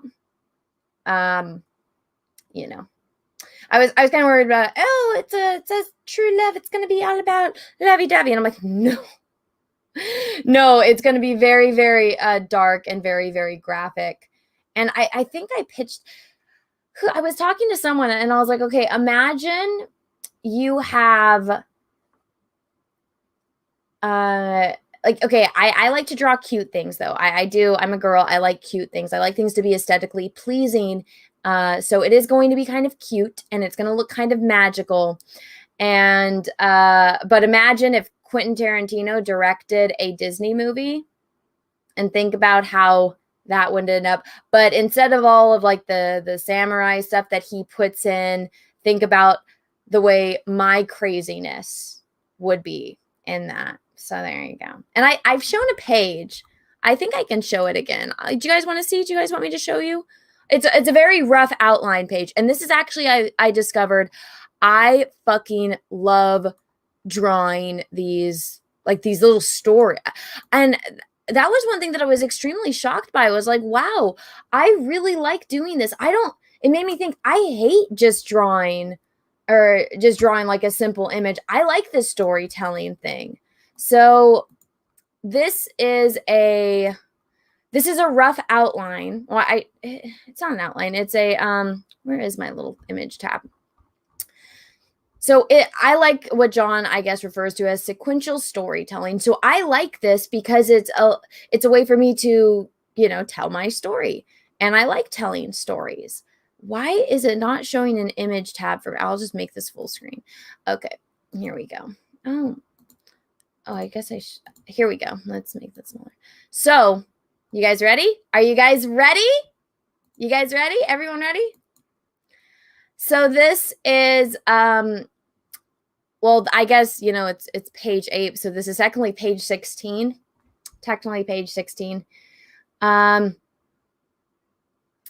So I'll just lead you through because this is kind of important. So this is, somebody is getting attacked by a monster and they're in the rocks. These two characters are assessing the situation. This character is distracting the monster while this character flies in to go get the person that's trapped there. Heroic rescue. So this is this person, flying down into these rocks, because they're bugs. Landing, walking, sees the person hiding there, and then they say, who are you? And that's like the page turner, right? So this is page 15 and page 16 of the story so far. Yeah, so I really enjoy doing this. I gotta tell you, I like showing this because I think everyone can see, based on the responses I've gotten, this was my favorite 2 pages to draw. And I gotta tell guys, I did this in like 10 minutes. I was like, it's like a movie, you know. I can see it happening in the way that I see it on the page. I'm like, and I'm drawing it the Marvel way, which is I don't have any dialogue. I know visually what I want to happen, and I'll add in the dialogue later. But so yeah, so this is what I'm doing. And yeah, so it's bug people. So I don't know if any of you guys are fans of him, but I actually really liked Jim Henson, and I liked how, and it was weird because I always liked, you know, I always liked him. I always liked his movies. I did like the Muppets. I thought that they were cute, especially when I was little. Grover was always my favorite. But when I was actually watching a documentary about Drew Struzan, and Drew Struzan is the guy that did, you know, the posters. He's the movie poster guy. And so there's a section of that when Jim Henson is talking about Drew Struzan, and he says he wanted Drew to draw the pictures for the posters for his movies, because if you photograph, you know, Kermit and Miss Piggy and all of them, they look like puppets. But the way that Drew drew them, he's like, you draw them the way that I see them. And I don't know why, but it was in that moment when I heard that in the documentary, I was like, oh my gosh, like that's such a great point, because, you know, I know how to draw, but I always have told people stories. I'm not the best writer because I'm severely dyslexic. I think I kind of jumble and I trip over my words and stuff, and I say and I get paused and I get, you know, mixed up. But it was one of those moments where I'm like, he drew it the way that he, you know, drew it the way that Jim saw these puppets and brought them to life, to make them not puppets, to make them actual characters and people. And so I was like, oh my gosh. So when I was doing this, it was like that. I'm like, I can share this story that I've had in me for the past 8 fucking years with everyone. And I can do that by drawing it. So, you know, so it's, I really enjoyed drawing that page. And I think everyone's reaction that I've shown, they all are like, oh, I really like that. And I'm like, but, yeah, so maybe I'll just make this go live. Is everything good? Yeah, I think it is. You know what? Fuck. Let's publish it. Did it load? Publish. If you guys want, you guys can go sign up right here. And you guys can go see the page. There you guys go. If you guys are interested in that, go ahead and sign up. Guardian, I am going to get to super chats in a moment. I'm actually answering a super chat. So it's a very, very, very long super chat. But I just answered it. So that's in the very long explanation what my story is about without telling you what my story is about. So yeah, just be aware. I want to make sure it's rated M for mature. I don't think you should buy this just because it's going to be drawn like it's a Disney princess movie.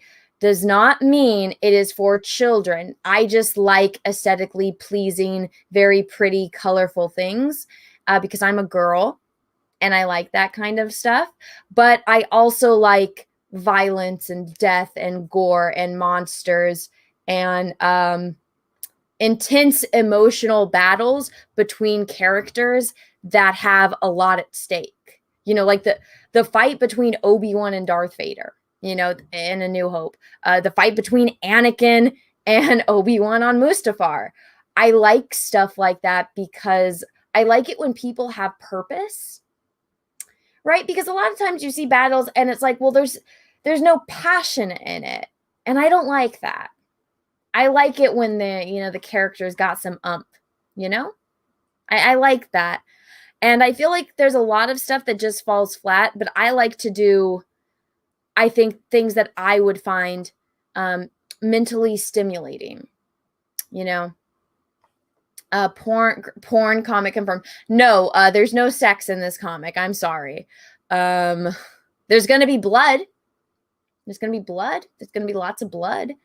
I can confirm that. It's not from Sexy Time. But yeah. So sorry. I mean, I just, when it comes to that, I don't feel comfortable drawing that. You know, I think that's a little bit weird. The story that I want to tell, that is kind of, because I want to do this, but I want to have this other story come out maybe simultaneously. So I think what my plan is actually to do is to draw this first comic and see how what my ability is and how fast I can do it. And if I actually like doing the full comic or if I just like doing the outlines. But I really enjoy doing these outlines, but I know that there's some artists that are much better than me and have dedicated time to do that.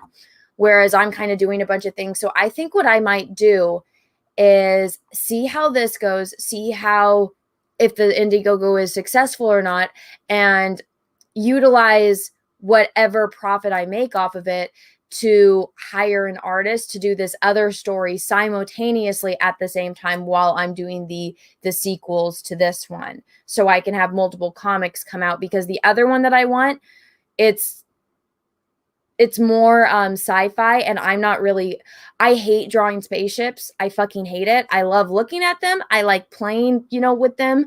As far as designing and drawing them, I fucking hate it. And if somebody wanted to torture me for information, I would just tell them before drawing it. Unless it's already a spaceship that I know. I draw the Millennium Falcon. I'm like, oh my God, shoot me. I could just model it for you in 3D. But so that's kind of my plan. So that way I can have multiple stories coming out. And I think what I would do, though, because I know people are like, oh, well, we like your art. And I'm like, oh, thank you. But what I think I would do, and what I'm actually planning for Wings, which was the placeholder name for this comic, is that John has like the supplemental book. I think what I'll do is release this. So it'll be, this is my outlines for every page. So that way you guys can have the actual comic. And then you could have, oh, well, these were Anna's rough, like, the making of or the art of book. Like, this is what her plan was. And this was what her final project is. And the plan, I don't have any dialogue for it. So you won't have any dialogue. So it'll just be, and that's actually what I love about visual storytelling, is when you can tell a story and not have any dialogue and everyone can still understand what's going on. So I like that kind of stuff. So that's just me. But anyway, why did starships ever do to you, Anna? They're hard to draw. I don't know. I just don't like it. But also my hand shakes. So it's really hard, especially when you're drawing very technical things in perspective. Like, honestly, I can draw you a portrait and it take me, I don't know, 10 minutes. This took me 6 fucking hours to draw. And it's literally just the Portuguese crest with, the Portuguese cross behind it. 6 fucking hours because of how technical it is. And a bunch of it's just a bunch of straight lines, but my hand shakes and stuff. Whereas this took me, I went a little crazy on like the shading and stuff, because when I take pictures of it, I want it to look a little bit nicer than my roughs. So I think I spent maybe half an hour drawing her and then another half an hour doing the language, because that, again, technical.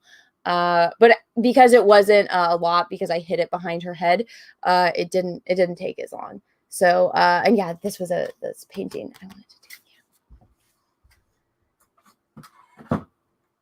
But see, that's another thing. That's why I think I would want to hire an artist to do the other book.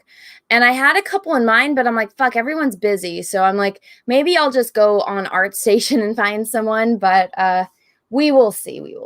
Because there's a specific style I want it drawn in, and I'll do all the colors because I'm extremely OCD and I might not be the easiest person to work with because I have insane standards.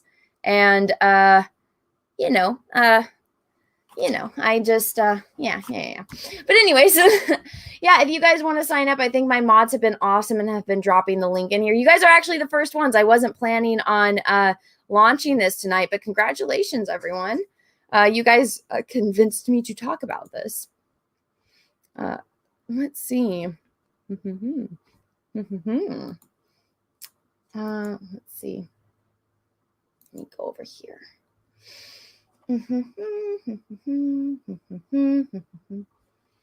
Is it working, by the way? Is it working? Are you leaving the stream up tonight, Anna? I got here towards the end. It will be unlisted, but I will post it in my community tab so you can find it there and go to it. Let's see.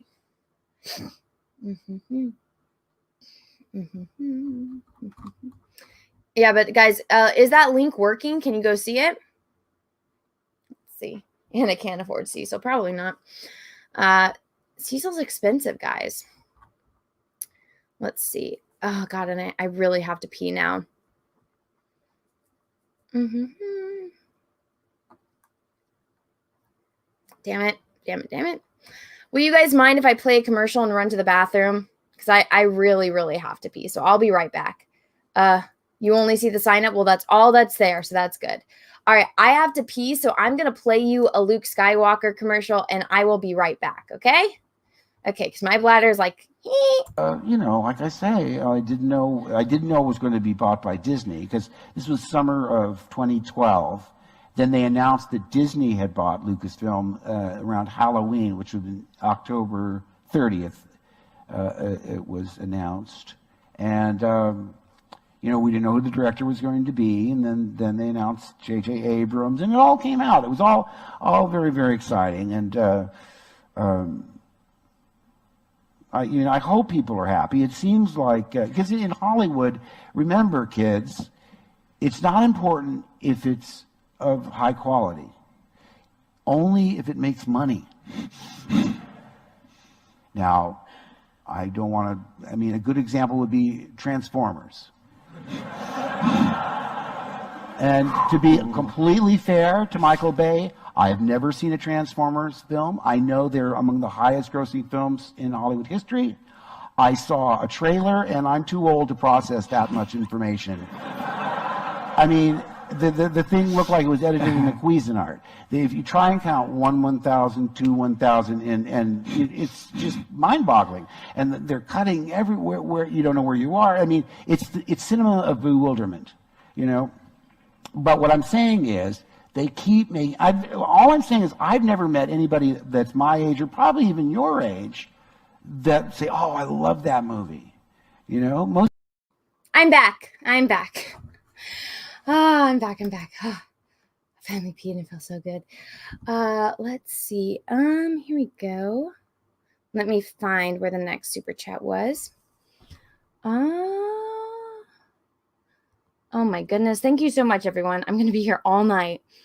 Okay, read that one.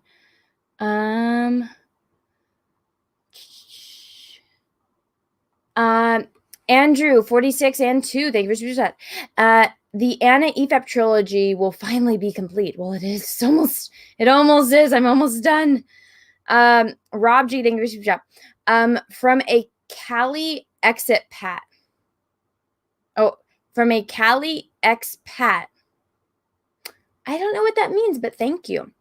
Twin What Studio, thank you for the super chat. Meg may be the traveler from the next generation, so there's that. Well, the traveler doesn't have all the fingers that human does. I think he only has like 3 fingers, right? Jay Nat, thank you for the super chat. Anna, you're a great artist. F. Her Nuff said. Thank you for that compliment. That's kind. John Miller, thank you for that. Star Wars was made for children, but George Lucas lost creative control to the white slavers. Runs with Phantoms, thank you for 2 super chats in a row. Star Wars wasn't for kids until, I think I read that one. And then the next one, the OT was gangster as fuck right up until the teddy bears are Ewoks. Oh, I did read that one because I like Ewoks. Okay, Just Stewart, thank you. My niece, who was 5 years old at the time, saw Darth Vader and said, Darth Vader is naughty. He needs to learn to share. Oh, how cute. Runs with Phantoms, thank you for super chat. Just leave Ewoks alone. I think I read that one. I read that one. Drunk3PO. Hi, Anna. I think I read that one. Let's see. Runs with Phantoms, like a super chat. I wish I had friends in real life that stuck up for me no matter what, like the guys do for Meg.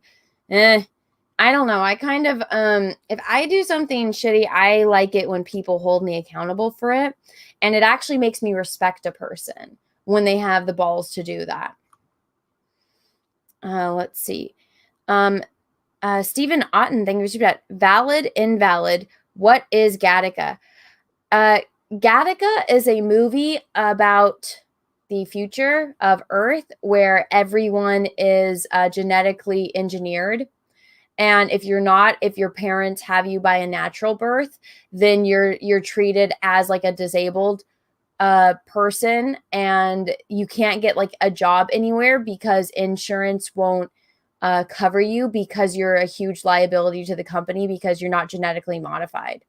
And it's about two brothers, one who was born the normal way and the other one that was genetically modified, but the one that is normal wants to be an astronaut.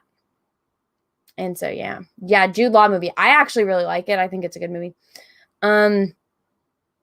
Cowman Plays, thank you for the super chat. Typical leftists do as I say, not as I do. Nate Dogs 212, thank you for super chat. Keep at it, Anna. Love the hat. Haters don't know. Phil Abadi, thank you for the super chat. She is using qualifying words to describe friends. People using qualifying words as a believe me tactic when they are lying. No friends, no one cares. Jesse Padilla, thank you for super chat. In the beginning, when of the sequel trilogy, Star Wars, I assumed that there would only be a love story between Rey and Finn, but a battle between Finn and Kylo Ren. That would have been a better story. There are a lot of different versions that could have been a better story. Mostafa, thank you for the super chat, and it's the super sticker with like the sunglasses. Thank you. I think I read that one. Runs the Phantoms, thank you for super chat. Hey YouTube, I know you're out there listening. Your censorship rules are making it hard for dyslexic creators to read edited super chats. Oh. Boba Yoga, thank you for super chat. Bullet ridden, mutant-eyed dirt eater. Why we love you. Well, thank you. Lei Ig, thank you for super chat. Anna, you're doing the right thing, monetizing their stupidity. They're broke, cat food eating losers who only know envy and jealousy. It's perfect. Well, I mean, I wouldn't say it in those words. I just think that there are very sad people out there that like to take things out on people that are happy, because I've learned from personal experience, when somebody is pissed and they, like, let's say you get into an elevator and the person that you're in the elevator with is just beaming with joy. Well, the person that's angry or sad doesn't want to be around a person that's beaming with joy. So they take all their anger and all their bitterness out on the happy person and bring them down to their level because they don't want anyone else to be happy. And, you know, that's when we get this shit. But then honestly, it's more so this stream was like, it should have been called Hypocrisy 101. Like that would have been an excellent title and description of that stream, because they would say one thing and then the next point that they make completely contradicted what they had just said in the previous point. It doesn't make much sense. All right. Phil Abadi, thank you for that. How is that mean? Meg is trying to manipulate people by using qualifying words. She keeps saying believe me using other words, and and Abadi is a booty. Oh, a booty. Sorry. Maybe I should just call you Phil. Thank you for the super chat. Jesse Padilla, thank you for the super chat. I'm jealous of Drunk3PO's haircut. LOL. I shaved my head bald because I'm going to be acting in this role in a couple of weeks. LOL. Oh, well, congratulations. I hope it goes well. Runs with Phantoms, thank you for the super chat. Jay has arrived. Your super chats have entered the Twilight Zone. Charlie Spur, thank you for the super chat. You should have asked Jay for permission. I know. Yeah. Thank you for the super chat. We love Super Simp mode. Please keep touching your nose. You're a boss. Keep it. Well, okay. So my nose, it's like really, really dry. And so it's been burning like crazy. And so it hurts. So I've been putting like I have like, it's not, what is it called? Like aloe lotion. And I keep like, I was trying to be a little bit more sly about it and putting it on, but I guess me like touching it just hurts. But I don't know. But it's like right here, right? Like these, like this little corner. I don't know if you guys can see. It's actually really red. I don't know why. It happens when it's cold. Like when I'm really, really cold, that happens. I don't know.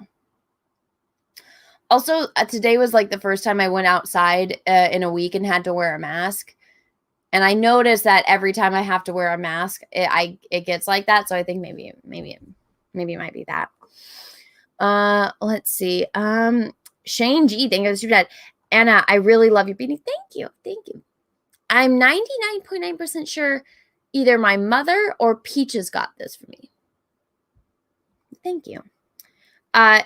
Let's see. Yeah. Thank you for the super chat. People, she's awesome. Keep it up. Smash the likes. Oh, well, thank you. I appreciate that.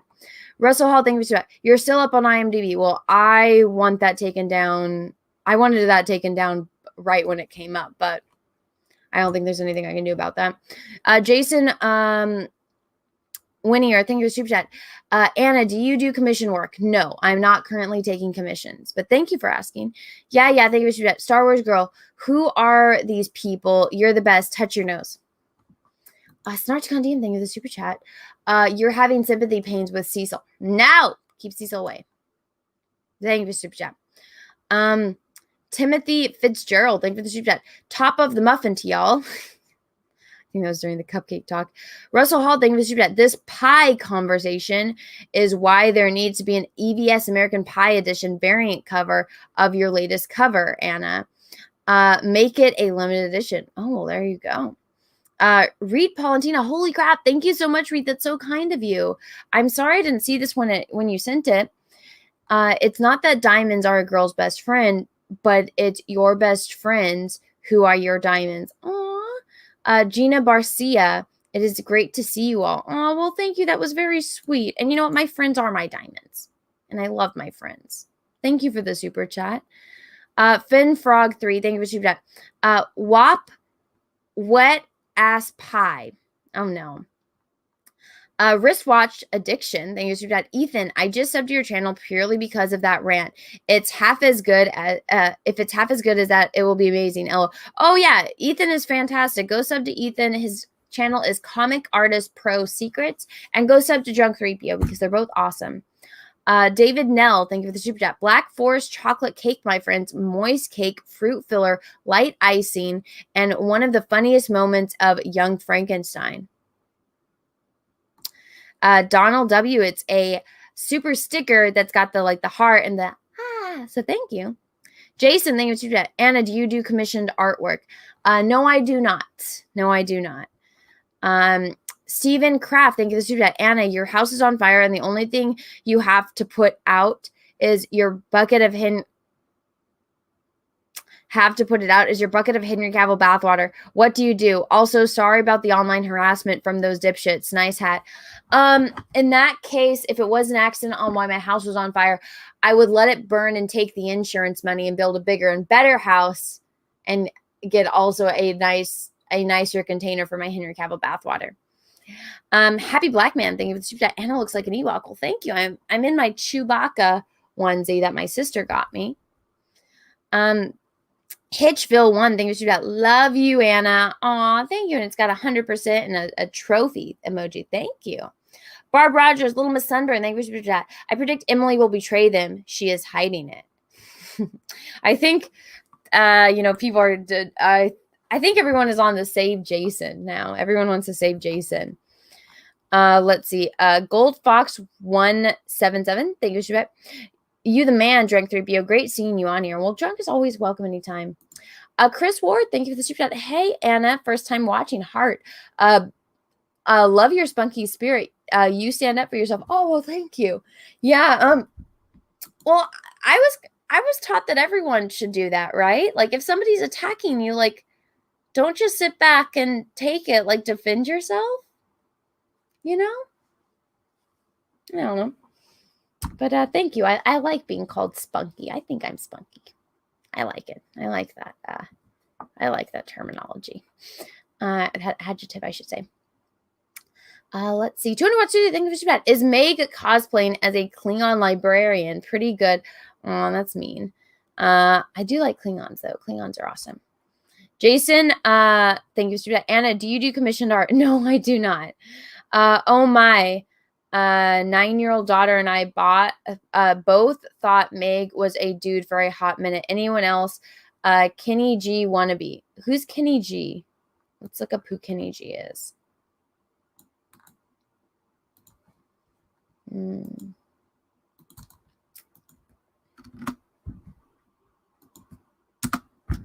Google. Oh. You know, you kind of have a point. I see what you mean. Lucas, thank you for the super chat. I'm sure Rachel's dad is proud of his son. Oh, that's mean. A Ken, thank you for that. This explains current showrunner dialogue. Oh, good point. 200 watch studio, thank you for the super chat. Is that Tywin Lannister in the middle top tier? Nice. Arib, thank you for the super chat. Even if this David guy throw a temper tantrum, would we even know? I know the guys on that panel weren't allowed to talk. 200 watch studio, thank you for the super chat. Meg's quiet because she's writing the new Ramones album. Borg Pork, thank you for the super chat. The Emily chick is a cutie. She needs to be radicalized like Ryan Cannell. Oh my god. Oh my god. Jeremy Sears, thank you for the super chat. The wrong think police. Yeah. 200 watch studio, thank you for the super chat.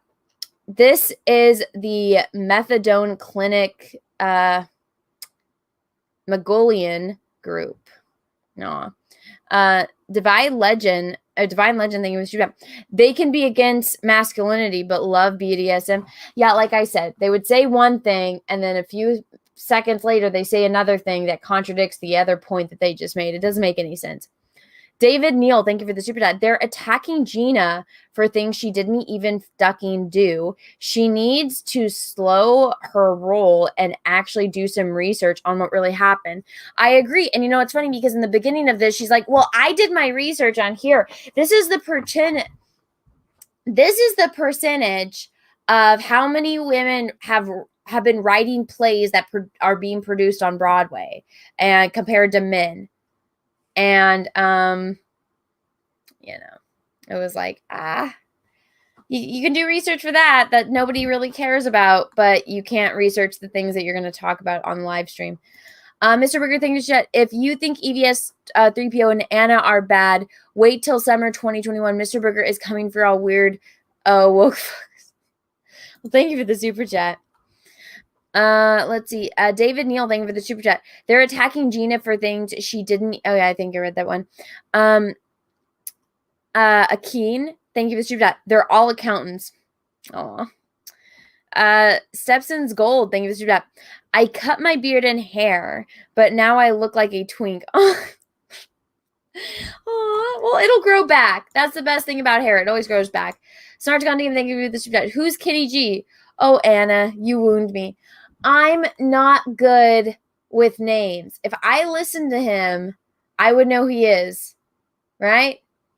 Like I'm looking. The Moment, Songbird Forever, In Love. Okay, I know who he is. I just don't know him by name. And that's the thing. I'm really bad with names. Here we go.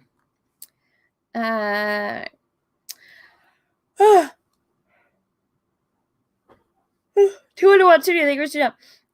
It's great to see Buddy Hackett's daughter.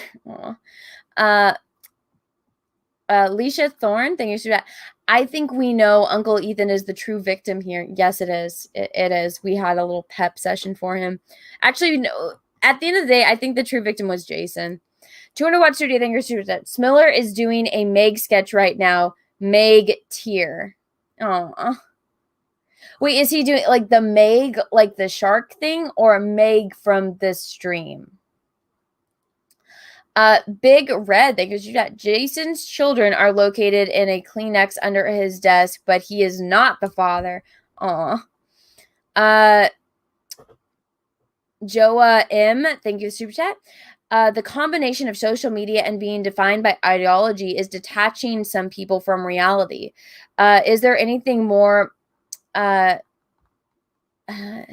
liberal than censorship? Sad times. Yeah. Burnt Virtue, thank you for that. This is what happens when the lunch table when the lunch table nobody wants to sit with gets wants to sit at gets a webcam. Yeah, that's a good point. Oh yeah. I do remember the Meg shark, or the Meg, the megalodon shark book, because I'm terrified of sharks, but I make sure I keep an eye on all things sharks. That way I know where not to go, so I can avoid that area. Let's see.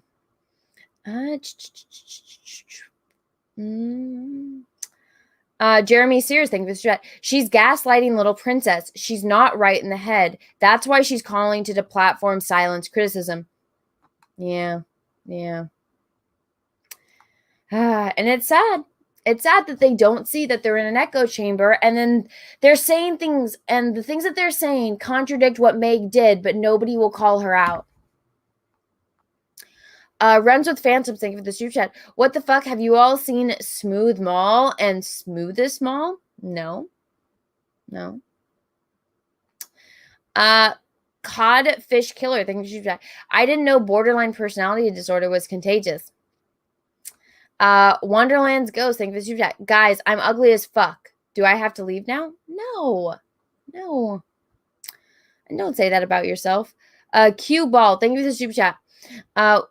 When you drop in at 2:33 a.m. and see Anna with Ethan and Drunk, hello all. And Ethan, I loved your pencil work on Green Lantern Rebirth. I will tell him. I'll make sure I tell him for you. Drunk, love your content, my guy, and hope all is well. And love, and Anna, love your content too. Oh, well, thank you. I hope you enjoyed having all three of us together. That was unexpected. Mr. Burger, thank you for the super chat. If you think EVS 3PO, I think I read that one. Flubber11, thank you for the super chat. Wait, this is an EFAP copyright infringement. Who knew? Johnny Main, thank you for the super chat. Thanks for the late night streams. The night owl always beats the early bird. Oh, well, thank you. Yeah, so I did a couple of these during the day, and I was like, you know what? I'm okay with because then I was like, oh, should I do the other one during the day so people that can catch it? And I was like, why don't I stream at different times for different people that are awake at different times? Well, let's do that. Let's see. And also it was convenient for me since I'm going out of town and I need all day tomorrow to like prep for that. Let's see. Akeen, thank you for the super chat. These narcissists can't empathize with anyone that doesn't resemble them. How bigoted. I agree. And the fact that they weren't aware of they want disabled characters, well, I don't think you can get more disabled than Darth Vader, but that's just me. I mean, I guess like a quadriplegic, but and I'm sure that that's in Star Wars somewhere. I'm just not thinking of it off the top of my head. Let me see. Let me see if I can think of it. Can I think of somebody that's basically just they can only move their head? I mean, they're puppets, so I guess technically. Maul? No, because a quadriplegic, you can't move your arms. I mean, I guess you can get like Jabba, but he can move his arms. Who in Star Wars can't move their arms and their legs? Oh, C-3PO. C-3PO when he's just a head, when he's, detached from the rest of his body. There you go. C-3PO was a quadriplegic for a little bit. Let's see. Runs with Scissors. Thank you for that. Ethan, shake all of their hands ASAP. Oh, that's mean. Mr. Burger, thank you for the super chat. You don't know what offense is yet, SJW Hags. Mr. Burger is coming for you. CG forever. Aw, don't threaten people, please, and thank you. Miguel Hernandez, thank you for the super chat. I share your Mr. Oagenist line, Uncle Ethan. Oh, I get you. Thank you for the super chat. Oh, Geode, there you go. Happy Black Man, thank you for that. Meg is in denial. I see the light in her eyes. Let me love you, Meg. Ring, ring, angel, and then the family. Runs the scissors, thank you for the super chat. Emily is one chloroform soaked rag away from being mine. Oh God, no. These people are gonna clip this. Sheen St. George, thank you for super chat. Our channels are hate platforms, according to these people, but not in reality. Jeremy Sears, thank you for super chat. Hilarious stream. Oh, I'm glad you enjoyed it. Josiah Fitch, thank you for super chat. Anna, I think you're a talented artist and I'm part of your following, but to say that you will tell me how to act on the internet is ridiculous. Yeah, I know. I agree.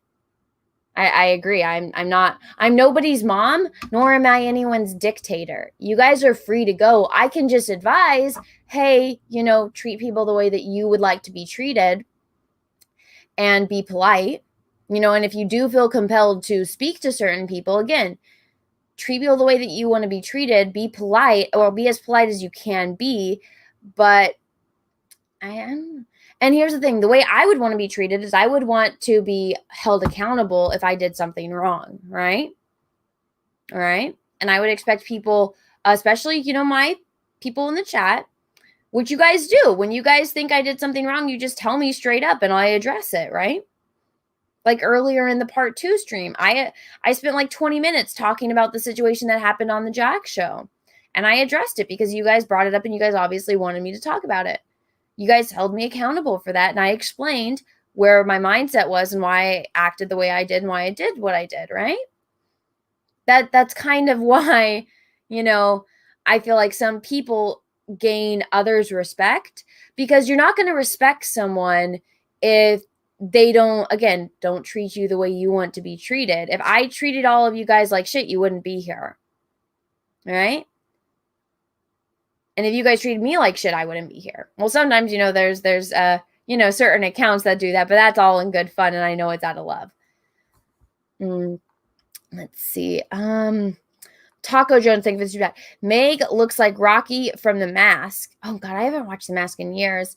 Look it up. There's an uncanny resemblance. All right, this is gonna be mean. Okay.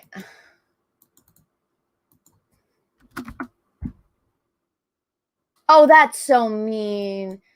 Oh my God, guys. No, that's mean. Runs with scissors. Thank you for that. Emily is one locked basement away from being my wife. Oh my gosh. She's already married. She had a wedding ring on. Runs with Phantoms. Thank you for that. Perfect homemade mac and cheese. Mix a slow cook in a crock pot. Shredded cheddar, Campbell's canned cheese sauce, condensed milk, chopped jalapeno, bacon bits, frizzle pasta, and egg. I hate jalapenos. I hate eggs, and I don't like bacon in my mac and cheese. I like it by itself. So remove those, and I might try it. Happy Black Man, thank you for super chat. Hey, look, it's a black guy sending a super chat. Oh, well, thank you. Sean St. George, thank you for the super chat. Everyone should learn to cook. Freezer and fast food is garbage. Hey, I resent that. I like both. Captain Choco, what's up, dude? Thank you for the super chat. The state of these lot, complete and utter wrecks. Yeah. It's I wouldn't be bragging, but Runs with scissors, thank you for that. Learn from gag reflex and learn the gag reflex and to cook. What's up? Jesse just texted me.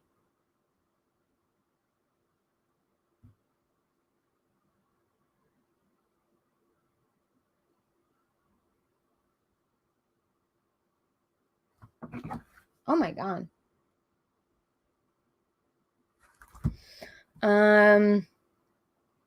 Jesse just texted me something. What the hell? Oh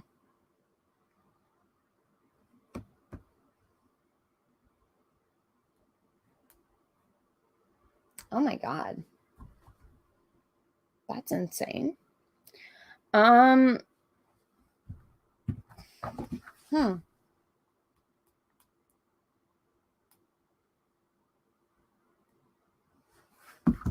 Huh.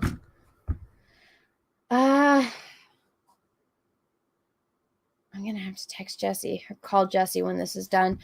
Guardian Fortress, thank you for chat. Wow, these 6 people is having a pity party. Woe is me. Yeah, I know. They are so much defeatism, and they're about their lives. Deplatforming is the weapon of cowards. Also, Mahler and Rags would be proud. Oh, well, thank you. Well, that's exactly it. And they don't make any point, and every time they make a point, they contradict the point in a minute. You know, so it's a jumble fuck disaster. And what they should have done is talked about the entire situation. They shouldn't have tiptoed around it. They shouldn't have tiptoed me and who I am. They should have said exactly how they felt, point blank. And maybe don't say anything sexist or racist, and I think that you could do that, but they should have just told it like it is. It's nothing wrong with Jesse. It's a situation that Jesse just made me aware of, and it's pretty crazy. Let's see. Cecil, thank you for the super chat. I'm 90% sure that Meg was one of the Hanson brothers from Slapshot. Again, I don't know what that is. Lord Jeremy's Waffles, thank you for super chat. Rachel looks like Salacious Crumb. Oh, that's mean.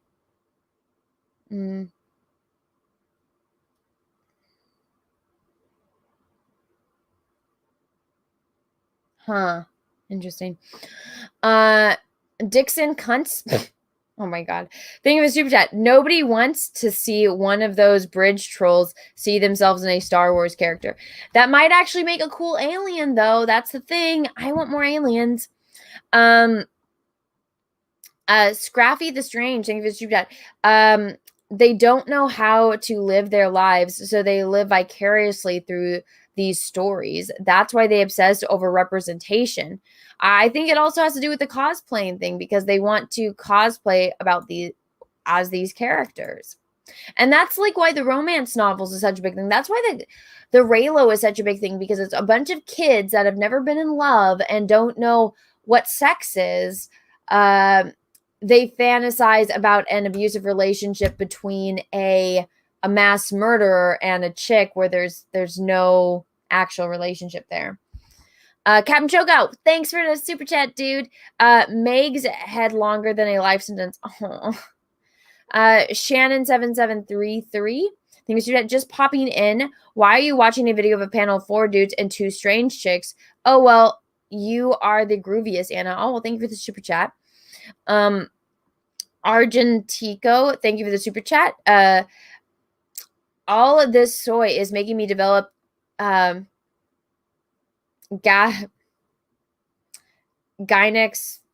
What is this? Gynecmastia? What the hell is that? Thank you for the super chat. Dixon Cunts, thank you for the super chat. When Meg laughs, she looks like Alan from Alien movies.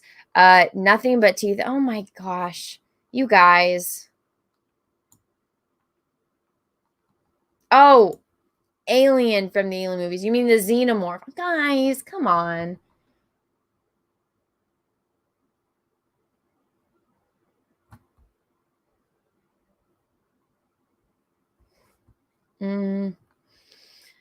Joe Mama Smurf, thank you for super chat. I have more subs even than that loser. I don't even try. Well, congratulations. I think he earned a bunch of subs from people that I apparently are like Drunk3PO that they wanted to watch it later, so they subscribed. Dixon Cunt, thank you for the super chat. Start a charity stream to buy Meg a ticket on the first trip home to Mars. Oh, that's mean. Runs with Phantoms, thank you for the super chat. Mic drop explosion. Well, thank you. Curiana,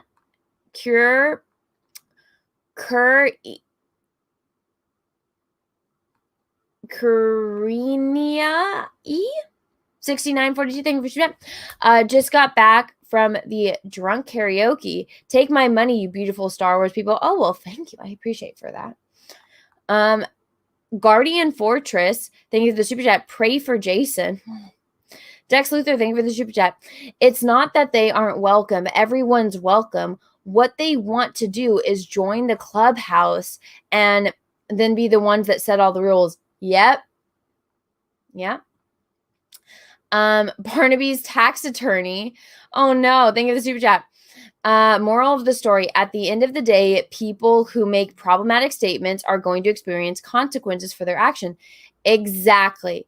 And they don't understand that. Jose Quintana, thank you for the super chat. Even though you did not say anything, I still appreciate it. Thank you. Let's see.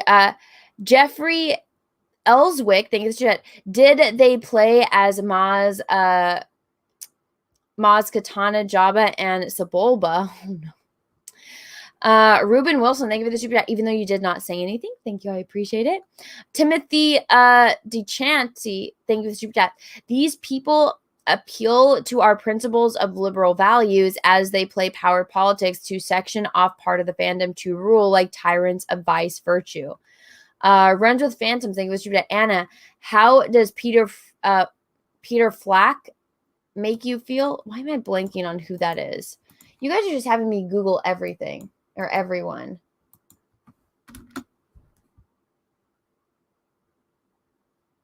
I know who this is, but why am I blanking on it? What was he in? Oh, he's the grandpa in The Princess Bride. Oh my gosh. All the pictures of him are young right here. And I'm like, I recognize him. Like, he looks familiar. Oh, he's the grandpa. Oh, he's a sweetheart. And I got to the end of the super chats, but I think that there was more. So let me refresh this and see if there was any that I missed that I wasn't able to pull up on the screen. Also, I just got my nails redone, and I got different like designs on these ones. This one's like gold stripe with red hearts, and then this one is red stripes with gold hearts. I like the gold with the red hearts better, but then this gold heart is like peeling off.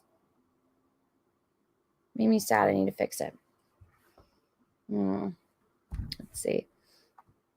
Snatchcon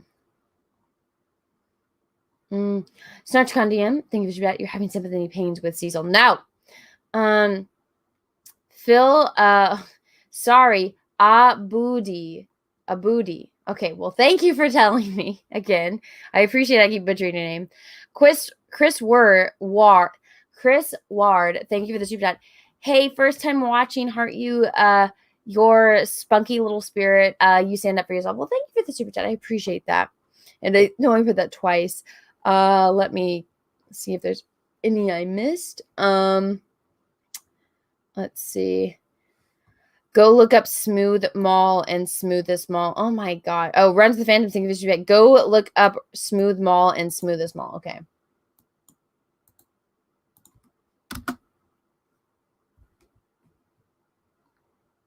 Oh, that's weird. That's really weird. Okay, do I...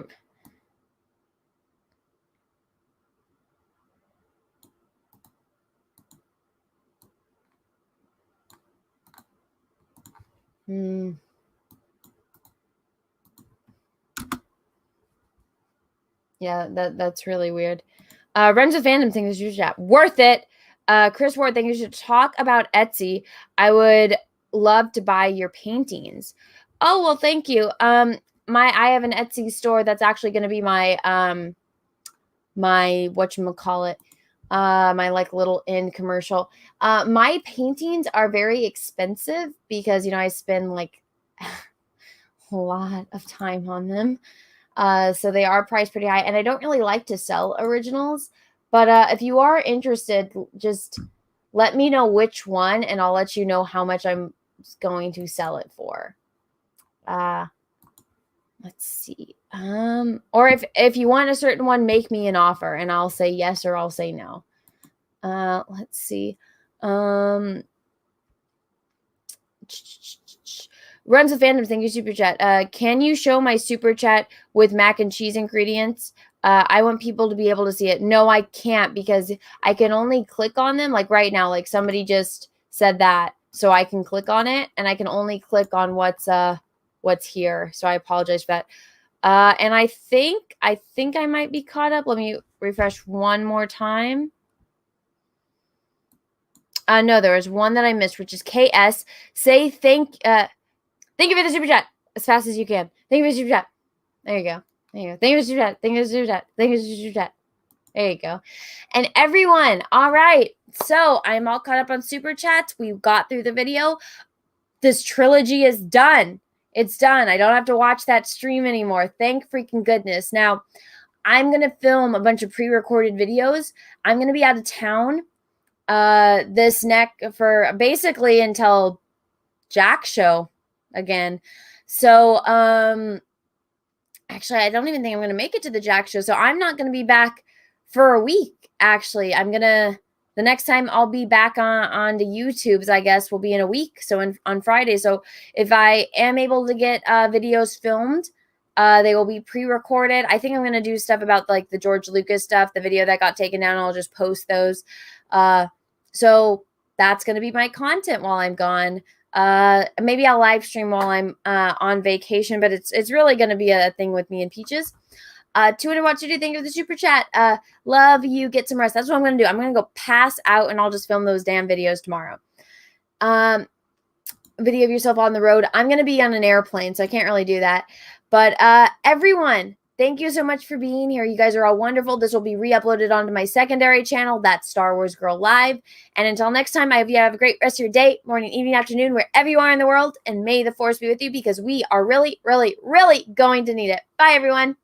Hey everyone, I just wanted to let you know, if you didn't know already, that I have an Etsy where I sell prints of my artwork. I got horror villains, Marvel, DC, and Star Wars characters. The latest Star Wars character that I just added was the one, the only, Gina Carano as Cara Dune. Now, Gina herself even loved the painting. So if you want to go check that out, the link is in the description of this video. They are selling like crazy, and I am still only in the pre-sale, so go pick that up before they're gone. Also, if you want to see a video of me painting and explaining how to paint like this, go over and check out my art channel. The link is in the description of this video. Go over, smash the subscribe button, ring the bell for notifications. That way you don't miss it when I post the video. Everyone, thank you